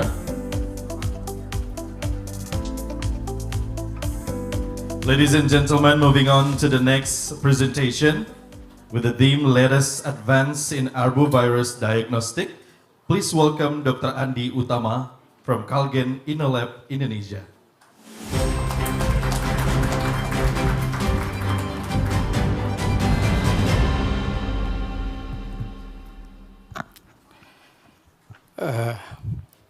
Good afternoon, everybody. First of all, I would like to thank the organizer to give me an opportunity to give a talk in this wonderful and important event. The title of my talk is Latest Advances in Arbovirus Diagnostic. My talk will going to focus on the existing diagnostic platform that widely used in the field, and also the new platform that are still under development that are going to use for the arbovirus diagnostic in the future. So just a review. Yeah, arbovirus, viruses that transmitted to human and vertebrates by certain species of blood-feeding arthropods, mostly mosquitoes. Severe disease-causing viruses in human includes Japanese encephalitis virus, yellow fever virus, dengue virus, West Nile virus, Zika virus, and chikungunya virus. Due to the severity and global distribution of arboviral diseases, it is vital to have a sensitive and rapid diagnostic test available to determine the causative agent responsible for infection. Many arboviruses are found in resource-limited setting. That is, some cases have an adequate infrastructure for diagnostic testing, so inexpensive, less complicated, rapid, and sensitive POCT are more preferable. So this is the global distribution of arboviruses. As you can see here, arbovirus have propagated to a vast region in the globe, not only in tropical region, but also in subtropical region, and pose major public health concern. So this is main factors leading to arbovirus diseases include the population growth and urbanization, spread of Aedes mosquitoes, lack of effective vector control, and also globalization of air transport. So as earlier also mentioned, that to monitor and control these arboviral diseases, WHO launched the Global Arbovirus Initiative 2 years ago. And in this initiative, laboratory diagnosis is a very important element. And also at the same time, Indonesian government also have strategy for the control and management of dengue. And again, laboratory diagnostic is very important element as well. So the laboratory diagnostic is very important not only for clinical management of patients, but also for the surveillance, as well as for research and vaccine development. So, diagnosis of arboviruses are mainly classified into two categories, which are indirect methods or serological diagnostic, and direct methods or virological methods. In indirect methods, there are IgM or IgG detection and neutralizing antibody detections. But in this presentation, I will focus only on IgM and IgG detection. On the other hand, in direct methods, there are virus isolation, viral antigen detections, and molecular methods.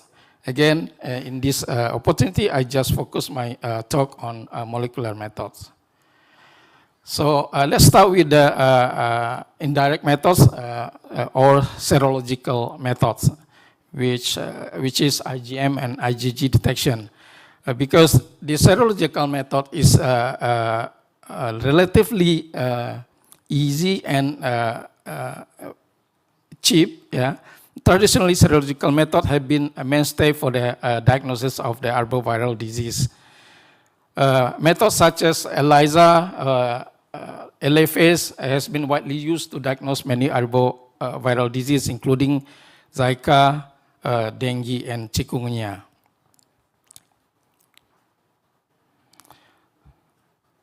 So this is the list of approved antibody detection kits available in the market. Yeah, maybe it's difficult to see, but most of them is ELISA-based method and also LFR-based method. So how about the performance of this serological diagnosis? As you can see here, in general, the median sensitivity is higher among ELISA compared to RDTs. The difference was stronger for chikungunya virus IgM, showing median sensitivity of 94.8% in ELISA compared to only 25.3% in RDTs. In contrast to sensitivity, specificity was generally higher amongst RDTs compared with ELISA.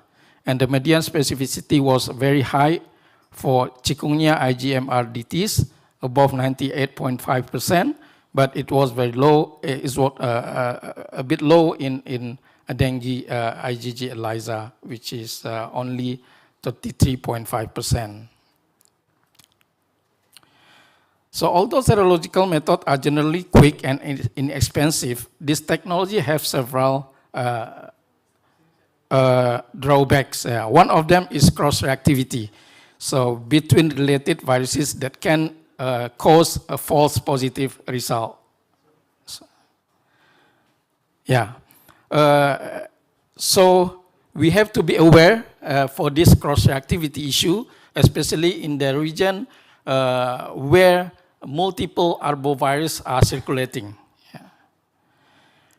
So in order to solve this issue, we have to find the very specific epitopes that target in we have to find out specific epitope at higher resolution. So instead, we know all that instead of linear epitope, the vast majority of the neutralizing antibody epitope found in protein are conformational or quaternary. So combination of wet lab approaches with the in silico or dry lab approaches are important to find out the very specific epitope to increase the specificity of the serological kits in the future. So next, I move to the molecular methods. Yeah, one of them is RT-PCR. That's already mentioned also by the previous speakers. So RT-PCR has been used for many years in arbovirus diagnostic and has the advantage of increased sensitivity and specificity compared to serological methods. RT-PCR has become the gold standard for diagnosis many viral diseases and has been used to diagnose a wide range of both human and animal arbovirus infection. Besides open system RT-PCR kits, a closed system point of care platform are also available. So in that right table, you see there's a list of RT-PCR, reference RT-PCR assay that are recommended by WHO and PAHO.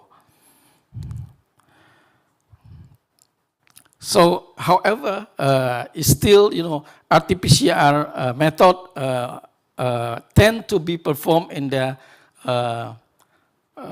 centralized laboratory. So that's why we know that most of arbovirus disease were found in the developing countries. So using RT-PCR is still a big burden for most of the countries.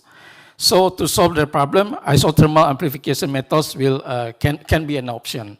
So isothermal amplification methods such as LAM, RPA, SDA, and NSB has all been applied to arbovirus diagnosis and have the advantage of being applicable in resource-limited setting. The advantage of these methods, again, because the amplification can be done at the constant temperature, no need expensive RT-PCR machine. So most these technologies can be coupled with the relative inexpensive readout such as a lateral flow assay. So it can be used as a POCT. So another excitement in the field of diagnosis of the arboviruses is the application of CRISPR technology.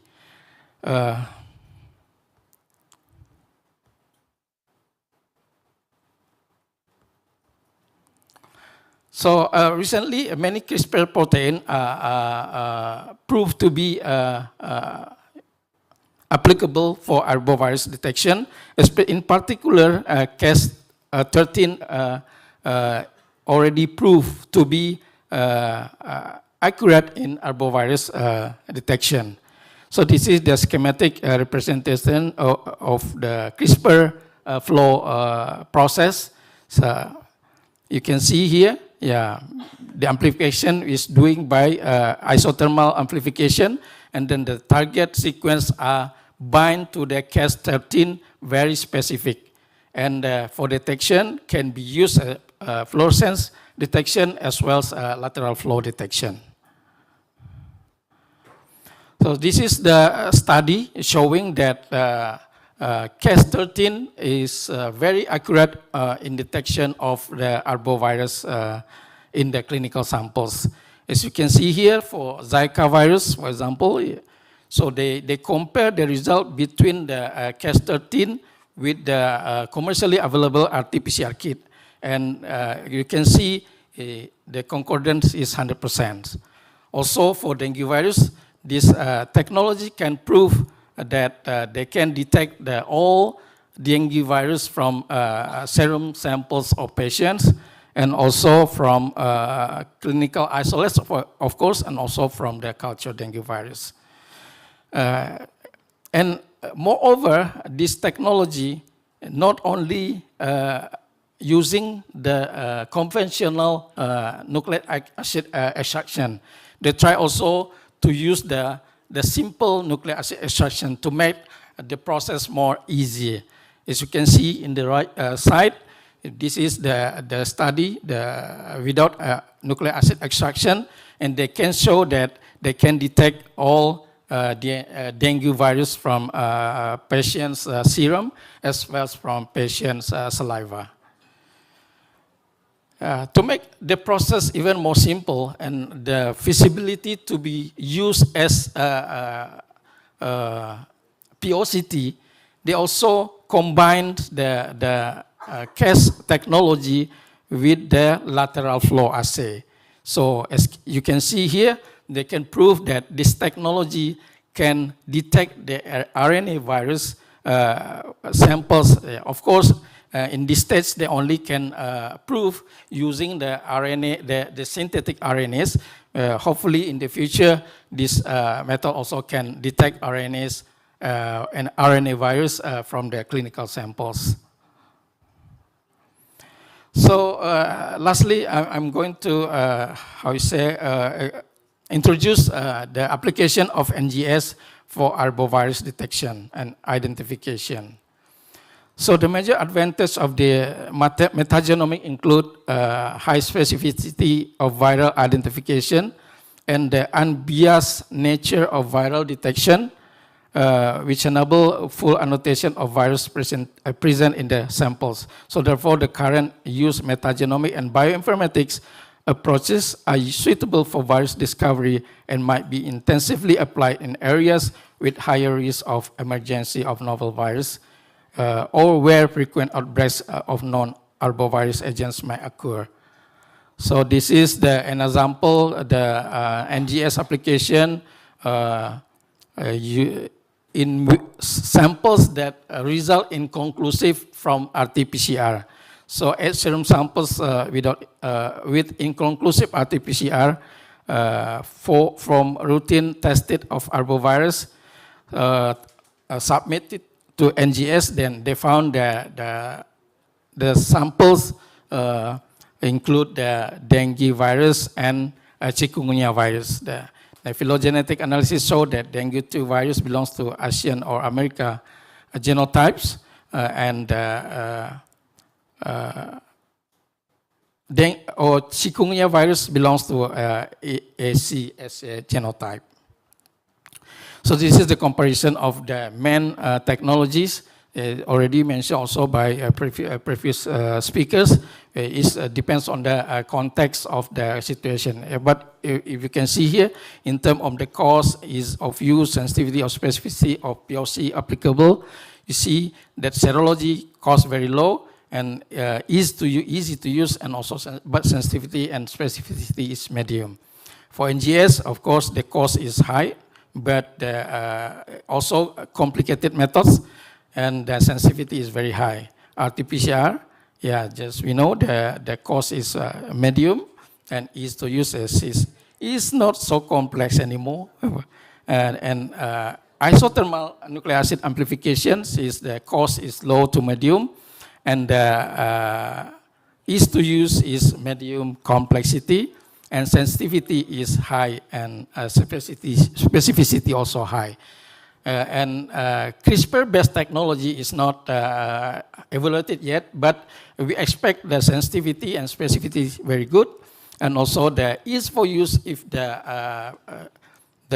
finally we can get the the POCT, it should be it should be easy to use, and the cost is depend on the provider how much they will give the cost later on. So as take-home message, numerous methods have been developed to detect the arbovirus in clinical samples, including ELISA, lateral flow assays, and RT-PCRs. More recently, molecular methods have been developed, including isothermal nucleic acid amplification technology, CRISPR, and combination of CRISPR, INT, and also LFAs and NGS. Some of these methods can be potentially used as inexpensive point of care in the field of deployable application.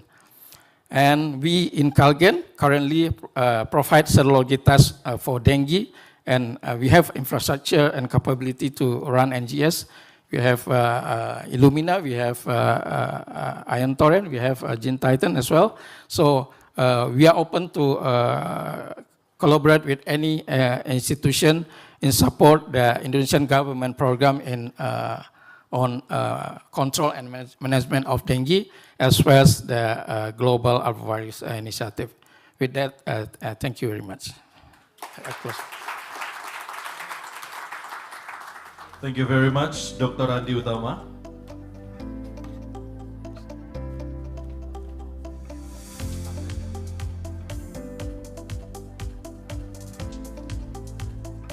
Ladies and gentlemen, moving on to the third presentation with the theme Challenges and Opportunities in Arbovirus Data Science. Let us welcome Professor Sebastian Marer Stra, BII A-Star, Singapore.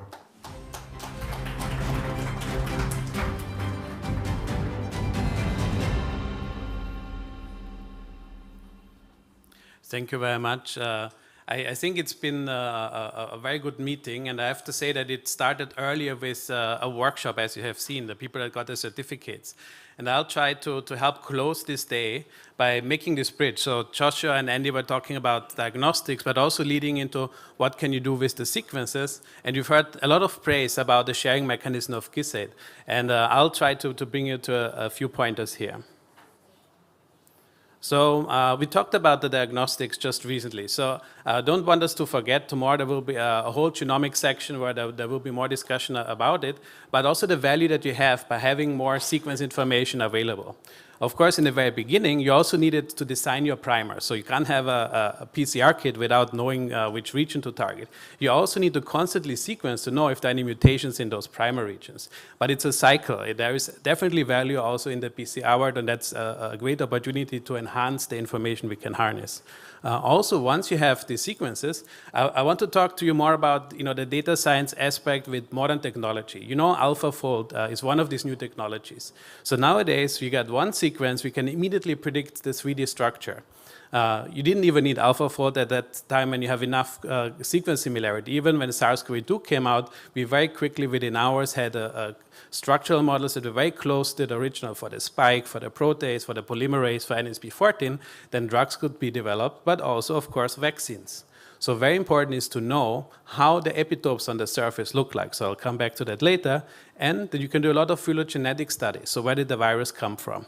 And this is all information that is quite relevant. So how does GISAID come into play here?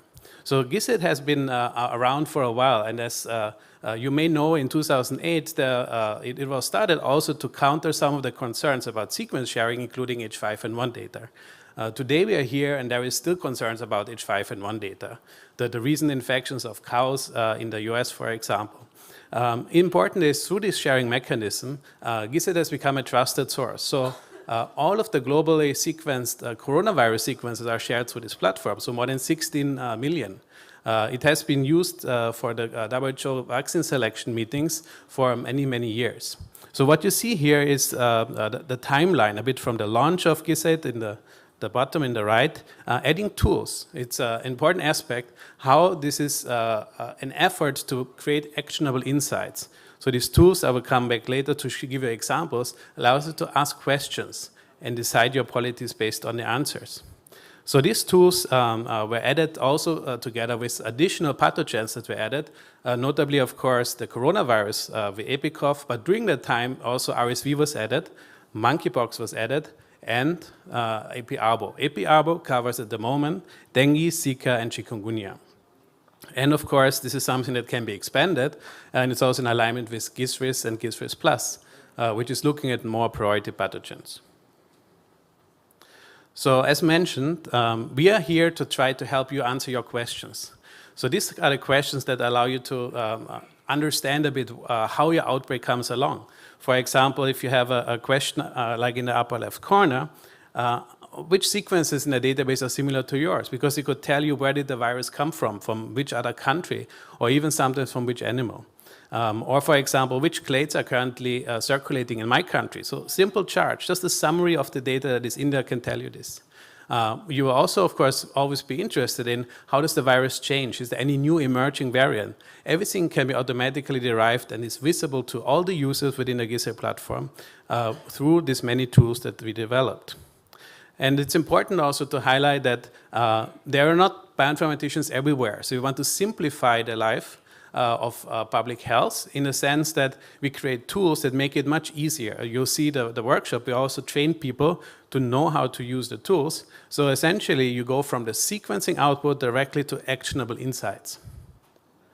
And with all the data available within the platform, you can look at the multi-scale of virus evolution. You can look at the big level of subtypes, down to clades, down to emerging variants, down to individual mutations, what they mean and how they contribute. It's also very important to understand that there can be sensitive data, especially very early in an outbreak. But it's very important that you have the ability to analyze it for public health purposes immediately. So in private staging zones, you can do that. You can compare it directly with the rest of the database and then very quickly share it with the rest of the world. So you have the confidence that all the steps that you want to do, pushing out your data for others to share while being protected through the GIS8 mechanism, is enabled by the platform. And the tools are all interconnected. It's an ecosystem. So for example, you can have a tree that is shown here. You can click on it, and then you can go further to the detail of an entry. You can look at what other sequences are around that sequence in the sequence similarity identity matrix. Or you can also learn the effect of mutations that are in there. We have mentioned EpiFlu was the first, followed by EpiCoV, EpiRSV, EpiPox, and in EpiArbo. There is also an EpiX. So if you find any new virus that you're not sure what to do with it, just give us a ping, and we will. You can already upload it now, but then depending on its importance, how it can be characterized, etc. This is really for priority pathogens only, but this is exactly what happened for coronavirus, for example. We are ready to support any disease X.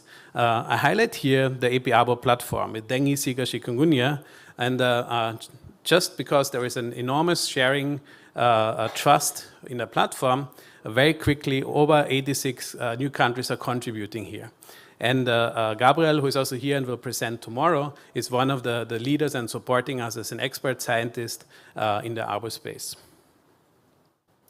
So I want to highlight here a little bit what you can see in the platform. And not so much in highlighting tools, but also in what are the questions that you can answer. So you can see the phylogenetic tree here. So, it's the similarity of the genomes to each other.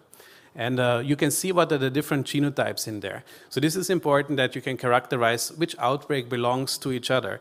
Is it multiple different outbreaks? This is important for the changes later for the vaccine as well. You also can see where they are in the world. How does the disease travel from one place to another?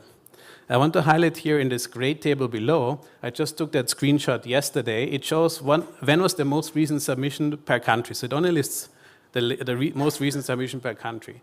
And it's interesting because you see a broad spectrum across the globe, from Brazil, Ecuador, Indonesia, China, Malaysia, Thailand, Angola, Singapore, French Guiana, etc.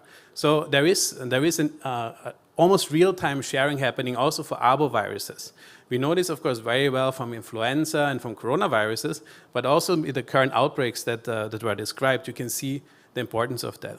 I also want to highlight, we have some charts that summarize the data for you. For example, an age histogram of the sample submitted. It's very important that this is not just about genomes. It's about combining as much other metadata as possible. And I will come back to that later. But a common metadata, of course, is the age histogram. But what this also shows is that the majority are in a very young stage. So when you talk about a vaccine, it's also protecting people that are productive in the workforce. It's about protecting kids. So it's important to see the differences for different viruses and surveillance programs. On the right side, the top 10 patient status, for most of the sequences, we do not get patient clinical data, but for many of them in this range, more like 100, I would like to have 10,000, but we have some patient information. For example, you can get cases annotated if they're deceased, if they have a hemorrhagic shock, and or more mild symptoms.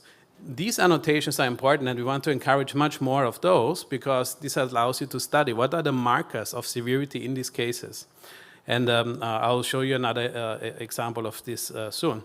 So you can, of course, follow what are the serotypes. These are the tools that's now summarizing everything in the world, but you can pick out your individual country or your region so that you can find this out. You see on the right, this histogram shows what are the monthly submissions coming through. So there is a continuous pattern, of course, following outbreak peaks as well. And you see in the map from where all these samples came from. So it's a large surveillance effort that has come together also for arboviruses. So one of the tools that I mentioned is that we are able to tell what the mutations do. So we know those viruses mutate generally. Most of mutations in general don't mean anything. But in this case, you can easily find out if something is relevant about mutation by using tools like this one that we developed. And you can see mutations mapped to the 3D structure. In this case, it's the E surface protein. You can also highlight these mutations relative to known antibody binding sites, relative to interaction, for example, to host receptor or to other viral proteins or other host proteins. And in this annotation here, if you follow and click through the links, you'll see information that this was a dengue 3 sample. It annotates the genotype for you, genotype 1. And interestingly, in dengue 1, there was a study that this same position had a mutation that was related to virulence. So we have a lot of experience in this, in influenza and in corona, highlighting phenotypically relevant information from drug resistance to host receptor changes to antibody escape. So now we're bringing this also to arboviruses, dengue being one. I also want to highlight that here in this little corner down here, you also see a bit more of what is the potential future. When we say AlphaFold can predict the structure, this is a single protein that people have done. But nowadays we have computers that can simulate the whole virus particle with its protein included. We can simulate antibody binding to this. So things like ADE and the problems we have between the different subtypes, temperature dependency of the virus can all be modeled and simulated in some way. So going forward to the other arboviruses, we can do the same thing. And there is also a tool to do the structural modeling, for example, but I want to highlight more of what are the questions that you would ask and answer there. You know the different cycles in chikungunya. An interesting finding was one of our colleagues, Lisa, has also worked in chikungunya a lot in the recent years, is a particular mutation, A226V. This was a mutation that changed the transmission potential in the mosquitoes. And looking at the distribution of this and how it has moved from Réunion to other parts is one of these tracking mechanisms that you can follow up. It's not only finding a mutation, but also being able to track down and narrow down what it does and how it does it. So if you see here in the right corner, you see the arrow to the mutation goes close to where these green ribbons are. These green ribbons is a host receptor. So mutations need a host receptor, just as we know for influenza or for SARS-CoV-2, also in chikungunya can be important to monitor. And these tools are systems that automatically get the information from the sequences that you submit. And similarly, when we talk about Zika, there is also the way, I'm again highlighting what are the questions that we can ask. And it came all the way, if you look through the table, from different parts or different outbreaks, from Malaysia 1966, after coming also from Africa. Then you had Micronesia 2007, French Polynesia 2013. So when Singapore had an outbreak in 2016, we were also expecting the Brazilian strain to come and potentially cause bigger problems. What you see here in the lower left corner is a big outbreak of about 290 people in Singapore in 2016, but it happened that these were not from the Brazilian strain that was just causing a big outbreak in the Americas, but it was an endemic Southeast Asian strain. So it's important to understand also what are then the differences. And this is a call to, again, more metadata, more annotation, more clinical data, because the microcephaly cases seem to be much lower in those earlier strains. So if we look systematically, what are the genetic changes, the differences in the proteins between the early ones that are at the bottom of the table and the ones in the South American outbreak, you see there are a few changes, and you can map that to some of the proteins. And in fact, they have not been fully studied to all extent. So there is ways that you can predict what you should be looking at experimentally in more detail. And this is just an example how you can look at it in more detail. The same thing applies again that because this is vector-borne diseases. So if you have this information available, it would be good to include the information. So the first map up here is the human cases in Singapore in one particular subpart. And below you see the mapping by the National Environment Agency of the Aedes mosquito population. Of course, you see there is a correlation with the risk, but not everywhere with the Aedes mosquitoes were the cases that caused the outbreak. But overlaying this multiple information allows to better control the outbreak or understand how the outbreak unfolded or how you can prevent it in future. And again, you can then correlate also with clinical information. Examples, for example, you have annotation for cases of microcephaly versus very mild cases, and you can highlight what are the differences and study if they cause it, and how you can maybe intervene against it. So all of these are tools that empower you to do these things. I think, especially in this room today, we have people that know how to answer the right questions. And you also need people that can help you answering this question with the tools that are on the platform. And several of them were honored today with a certificate. This workshop was not just for them listening to talks. This workshop was giving them a task to come up with a presentation in the end to make their own analysis and present it. So all these people that you see here have gone through it, have learned how to make the analysis themselves, and I hope they will be the next trainers for even more people to come. So I thank you again for your attention. Thank you very much, Professor Sebastian.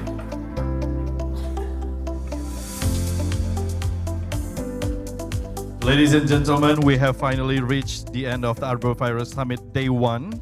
On behalf of the committee, we would like to thank all of our guests and speakers for your attendance and participation today. We also would like to extend our profound gratitude to our sponsors, Thermo Fisher Scientific, Takeda Pharmaceuticals, United in Diversity, Kalbe, Biopharma, Illumina, Amazon Web Services, and Rockefeller Foundation. For your information, we will have sunset reception at Surf by the Wave. Shuttle is ready at 5 p.m. in the lobby area, and may enjoy your coffee and tea at exhibition area before heading to the sunset reception. Gentle reminder, tomorrow's summit will be held at 8:30 a.m. in this auditorium. Thank you, everyone. We express our sincere gratitude. Enjoy your afternoon and see you at sunset reception. Have a pleasant evening, everyone. Matur Suksma. Om Shanti Shanti Shanti Om.